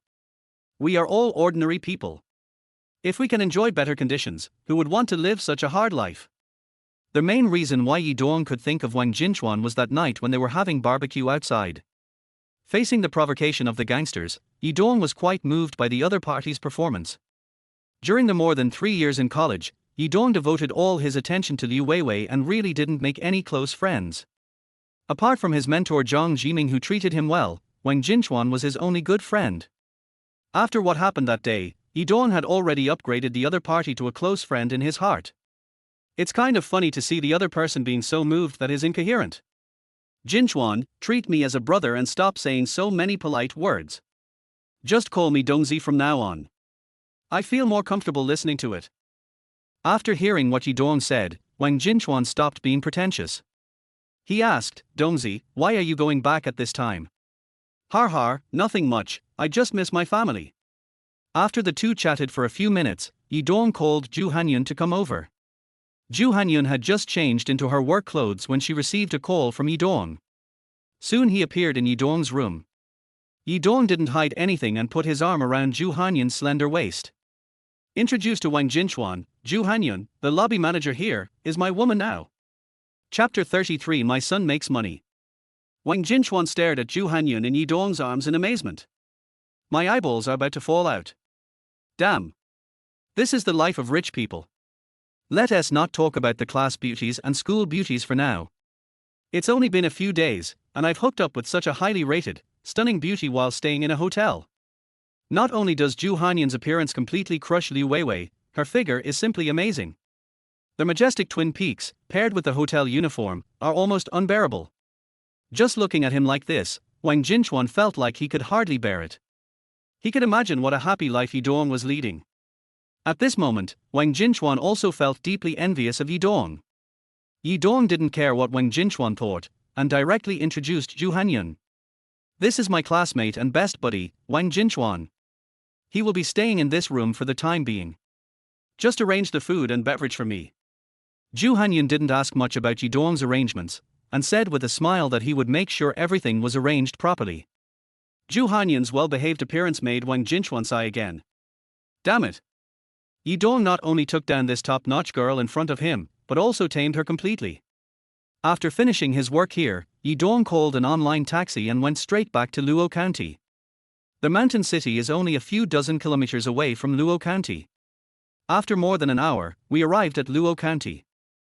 Yi Dong asked the driver to drive directly to the gate of number 1 middle school, to his own breakfast shop. Although it is advertised as a breakfast shop, it is also open for lunch. After getting off the car, Yi Dong happened to see his mother Qin Li wiping the table outside. It seemed that the guests had just finished their meal. When he looked up, he saw Yi Dong coming over and asked in surprise, "Yi Dong, why are you back now?" "Mom, I finished my schoolwork. I have nothing to do, so I came back to see you." "Oh, our store is about to close, your father is cleaning up inside, go in and help." Qin Li would definitely not be polite to her own son and directly ordered him around. Upon hearing this, Yi Dong also walked into their house with a smile. The store is not big. When Yi Dong was talking to Qin Li, Yi Daming already knew that Yi Dong was back. Seeing Yi Dong come into the room, he didn't let him work. Instead, he said, "Yi Dong, you haven't eaten yet, why don't I cook something for you in the store and eat a little?" "Dad, I've eaten. You don't have to clean up. Go home early." Yi Daming had actually almost finished cleaning up. It was almost 2 o'clock now, and there would basically be no customers. After a simple packing, the family returned to an ordinary residential building not far away. A small apartment of only 80 square meters rents for less than 10,000 yuan a year. Ever since his younger sister Yi Xiaoyu was admitted to the number 1 middle school in the county, Yi Dong's parents have always regarded this place as their home. Yi Dong looked at the dilapidated environment and thought that the first thing he would do when he returned was to move home. "I am living comfortably in a big hotel in the mountain city, so I definitely can't let my family live in this shabby house." Yi Daming suddenly asked, "Yi Dong, are you coming back this time for work after graduation?" After graduating from university, Yi Dong originally wanted to apply for the civil service exam and work in a financial unit. Qin Li's cousin-in-law Lei Zhengbor happened to work there. Although he was not a powerful figure, he at least had some connections. As long as Yi Dong does well in the written test, there is still hope for him. In Yi Daming and Qin Li's hearts, they also very much hope that Yi Dong will pursue a career as a civil servant. Of course, this is also the result that most ordinary families want most. Unless you want to work hard in a big city, being a civil servant is definitely the most ideal job in a small county like this. But Yi Dong would never take the civil service exam now. Even if he was offered the position of director of the finance bureau, he would not be interested at all. After hearing what Yi Daming said, he smiled and said, "Dad, you don't have to worry about work. I came back this time mainly to discuss buying a house." Yi Dong's words stunned Yi Daming and Qin Li. Qin Li came back to her senses and asked hesitantly, "Yi Dong, did Liu Weiwei ask you to buy a house?" Yi Dong's parents are quite familiar with Yi Dong's girlfriend Liu Weiwei. In the past few years, I have visited their home in Luo County several times. Yi Daming and Qin Li didn't have a very good impression of Liu Weiwei and thought that the girl was too vain. Every time I came to Yi Dong's house, although I didn't say that I disliked their rented house, the expression in my eyes couldn't lie. I am a girl from the countryside, and I was complaining about this and that. If I didn't see that my son really liked him, I would have persuaded him to give up long ago. Suddenly, when I heard Yi Dong talking about buying a house, the first thing that came to my mind was Liu Weiwei's idea. The money Yi Daming and Qin Li earned over the years was actually enough for a down payment on a house in the county town. But if Liu Weiwei had brought up this kind of thing, it would be unpleasant no matter how you think about it. When Yi Dong heard his mother mention Liu Weiwei, his expression was stunned for a moment. Then he smiled and said, "Mom, Liu Weiwei and I have broken up. I thought about buying a house on my own." Yi Daming and Qin Li were both shocked when they heard this. Seeing Yi Dong talking about the breakup with a smile on his face, he didn't look sad at all. Qin Li couldn't help but ask worriedly, "Yi Dong, when did you and Liu Weiwei break up? How come we didn't know anything about it?" "Mom, we broke up a long time ago. I didn't want to make you worry, so I didn't tell you." Yi Dong lied and said. Seeing that his mother was going to continue asking questions, Yi Dong quickly said, "Mom, just break up. Anyway, I know you don't like Liu Weiwei very much. After hearing what their son said, Qin Li and Yi Daming both sighed. Nowadays, it is not easy for a family with average conditions to find a good daughter-in-law. Although she and Yi Daming did not have a good impression of Liu Weiwei, she was a student from a prestigious university and was very beautiful. If I really become their daughter-in-law, it would be a proud thing. I suddenly heard that it was gone, and I felt a little sad. But seeing that Yi Dong didn't say anything, they certainly wouldn't talk about getting back together. Then, Yi Daming asked curiously, Yi Dong, why did you think of coming back to look for a house now? I feel that the housing prices in our county are falling. Why don't you wait until you graduate from university? After hearing what his father said, Yi Dong smiled and said, Dad, I will pay for the house this time, so you don't have to worry about the house price. After hearing what their son said, Yi Daming and Qin Li looked at Yi Dong in shock. Yi Daming asked uncertainly, Yi Dong, you said you paid for the house yourself, where did you get the money? Yi Dong smiled and explained, I've been doing financial investment recently and have made a lot of money. I came back this time to make sure you don't have to work so hard. I'm going to sell our breakfast shop tomorrow and then buy a better house. You and Mom should relax. Chapter 34, Buying a House and Meeting a High School Classmate. Yi Dong's words shocked and surprised Yi Daming and Qin Li. They didn't doubt what their son said at all. These days it's not uncommon for college students to start their own business and earn tens or hundreds of thousands. Yi Dong originally studied finance and was able to make a lot of money, which showed that his son was also a gifted child picked out of a million. Qin Li was the first to say happily, Yi Dong, you should save the money you earn first. As for the house, your father and I have saved some money over the years, which is definitely enough for the down payment and decoration. We will definitely not sell out the breakfast shop. After all, it is also a source of income. We are very pleased that you have such filial piety. In the minds of Qin Li and Yi Daming, as for what Yi Dong said about earning a lot of money, at most they guessed it was a few $100,000, so there was no way Yi Dong would spend money to buy a house. Seeing this, Yi Dong stopped explaining and simply took out his mobile phone and clicked on the cash balance. Dad, Mom, this is the money I've earned during this period. I'm sure it will increase in the future. There's really no need for you to open that breakfast shop anymore. Yi Dong said as he handed the phone to his mother. Qin Li took the phone and looked at the numbers displayed on it, which made her feel dizzy. After counting carefully several times, I found that it actually reached 8 digits, and it started with 3 characters. Seeing Qin Li's shocked expression, Yi Daming, who was standing next to her, took the phone and took a look. Suddenly, the two of them looked at each other, and both felt as if they were in a trance and dreaming. After a long while, Qin Li asked hesitantly, Yi Dong, what kind of financial investment are you doing? How did you make so much money? Nothing will happen, right? Mom, don't worry. Every penny earned here is legal and legitimate. Nothing will happen to you. Yi Dong certainly knew his parents' worries. If anyone suddenly saw such a large sum of money, it would be inevitable to worry. Yi Daming, who had come to his senses, also asked worriedly, Yi Dong, financial investment must be very risky, right? You have already made so much money anyway, can you let go now? Yi Dong smiled and replied, Dad, everything you do is risky. I usually invest a few $100,000 now. If I see that the situation is not right, I will definitely let go in time. Since he couldn't tell anyone about the system, Yi Dong had to explain it slowly to his parents. Afterwards, Yi Daming and Qin Li asked a few more questions, and Yi Dong slowly explained them one by one. Anyway, relying on the professional knowledge I learned and a little bit of fabrication, I managed to get away with making so much money. After Yi Dong's strong persuasion, the two agreed to open the breakfast shop tomorrow. His son is so promising now.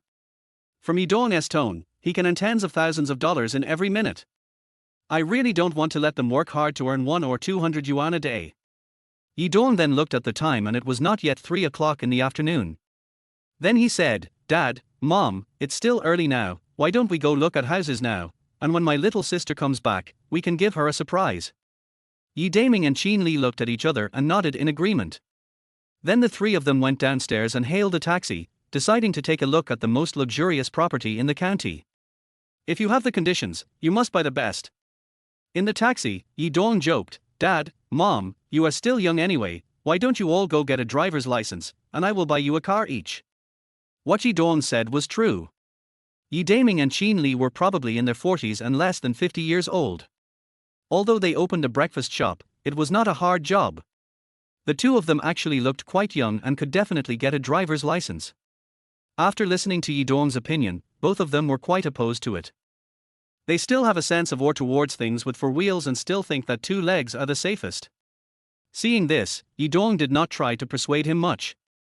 At most, he would wait until he made more money in the future and hire two drivers to take care of his parents. Soon we arrived at a newly opened real estate project in the county, Xingchen Garden.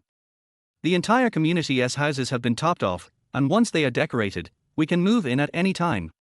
However, the main feature of this community is luxury, and the housing prices are nearly half as expensive as those in other communities. Other new residential areas only cost around 5,000 to 6,000 yuan per square meter, but the price of Xingchen Garden is nearly 10,000 yuan per square meter. This developer may have overestimated the wealthy families in Luo County.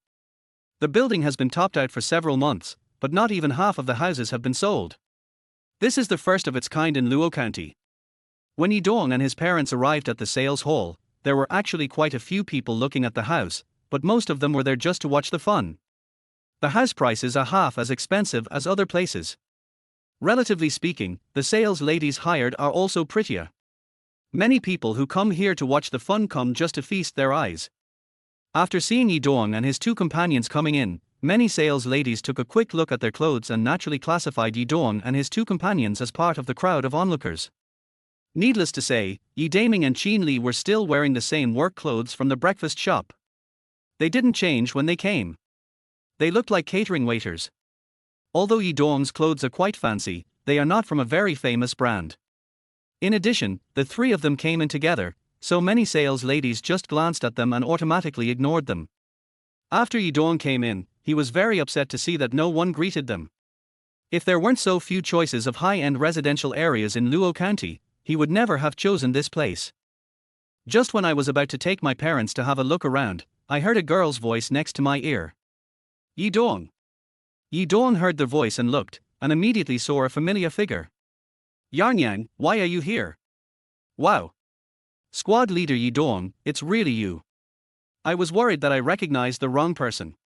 Yi Dong didn't expect that when he came to see the house, he would actually run into his former high school classmate. Judging from the other person's dress, she should be the sales lady here. I felt a little strange and asked, Yang, why are you working here? Aren't you studying at university? After hearing Yi Dong's question, the girl named Yang immediately looked at Yi Dong with a resentful look. Class monitor, do you think everyone can afford to go to a key university like you? I just went to a junior college and graduated last year. I feel like this college education is useless. Even this job as a sales lady was only obtained through connections. Yi Dong was a little embarrassed after hearing this. He thought what he said just now was careless. Then he changed the subject and said, it's a good thing that you work here. I just happened to bring my parents here to look at houses today. You can introduce them to them. Hearing Yi Dong say this, Yang's eyes suddenly lit up. Chapter 35. Do you think I'm making fun of you? Due to the poor sales of the houses in Xingchen Garden, the developer has offered a very large sales commission. The sales lady can get a very large return by selling any ordinary suite. Although Yang felt that Yi Dong was probably just asking, she still introduced him enthusiastically. The rooms here are basically duplexes, and there are basically no small units, usually around 200 square meters. The largest apartment is even more than 400 square meters. Of course, this type of apartment is also the hardest to sell. There are a total of 8 units of this type in this community, and only 2 have been sold so far. Since this type of apartment also comes with a sky garden, the price is even more expensive than that of a small apartment. If calculated at 10,000 yuan per square meter, each of these large duplex apartments would cost 4 million yuan. After hearing about the market situation, Yi Dong finally understood why this community had been capped for so long and yet there were still so many houses that could not be sold. Even if you buy a small apartment of 200 square meters in this community, you can buy 3 or 4 apartments in other communities. Of course, there is a reason why it is so expensive. Before they entered the sales hall, they went to the residential area for a stroll. Whether it is the community environment or the facilities, Xingchen Garden is far better than other communities. After listening to Yang's introduction, Yi Dong turned to his parents and asked, Dad, Mom, why don't we just look at the larger apartment? Of course Yi Daming and Qin Li had no objections. After all, it was their son's money, so they let him make his own decision. Yi Dong then said to Yarn Yang, "There's no need to look at the small apartment.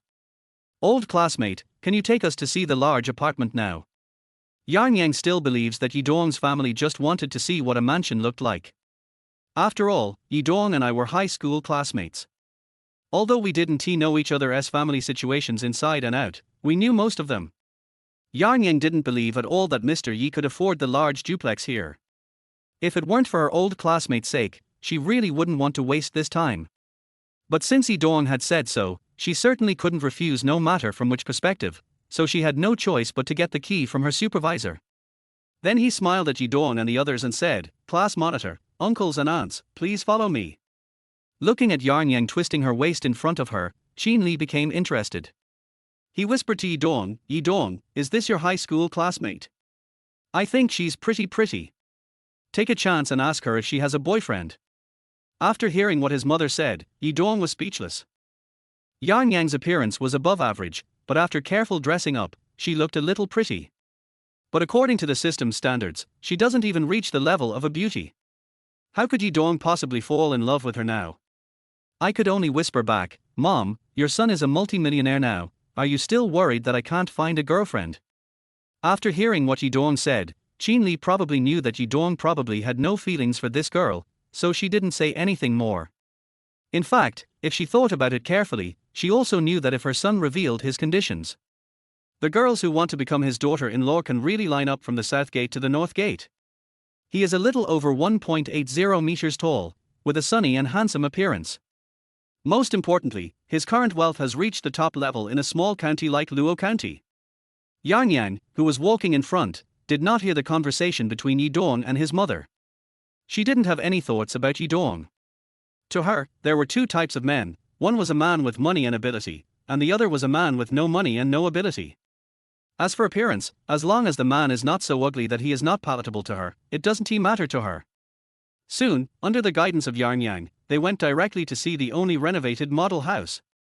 Yi Dong has been living in a luxurious suite these days and doesn't feel anything about the model house in front of him. But Yi Daming and Qin Li had never seen such a luxurious room. There are 2 floors, each covering 200 square meters, and the decoration is very luxurious. The staircase is also beautifully designed, and it looks no different from an ordinary villa.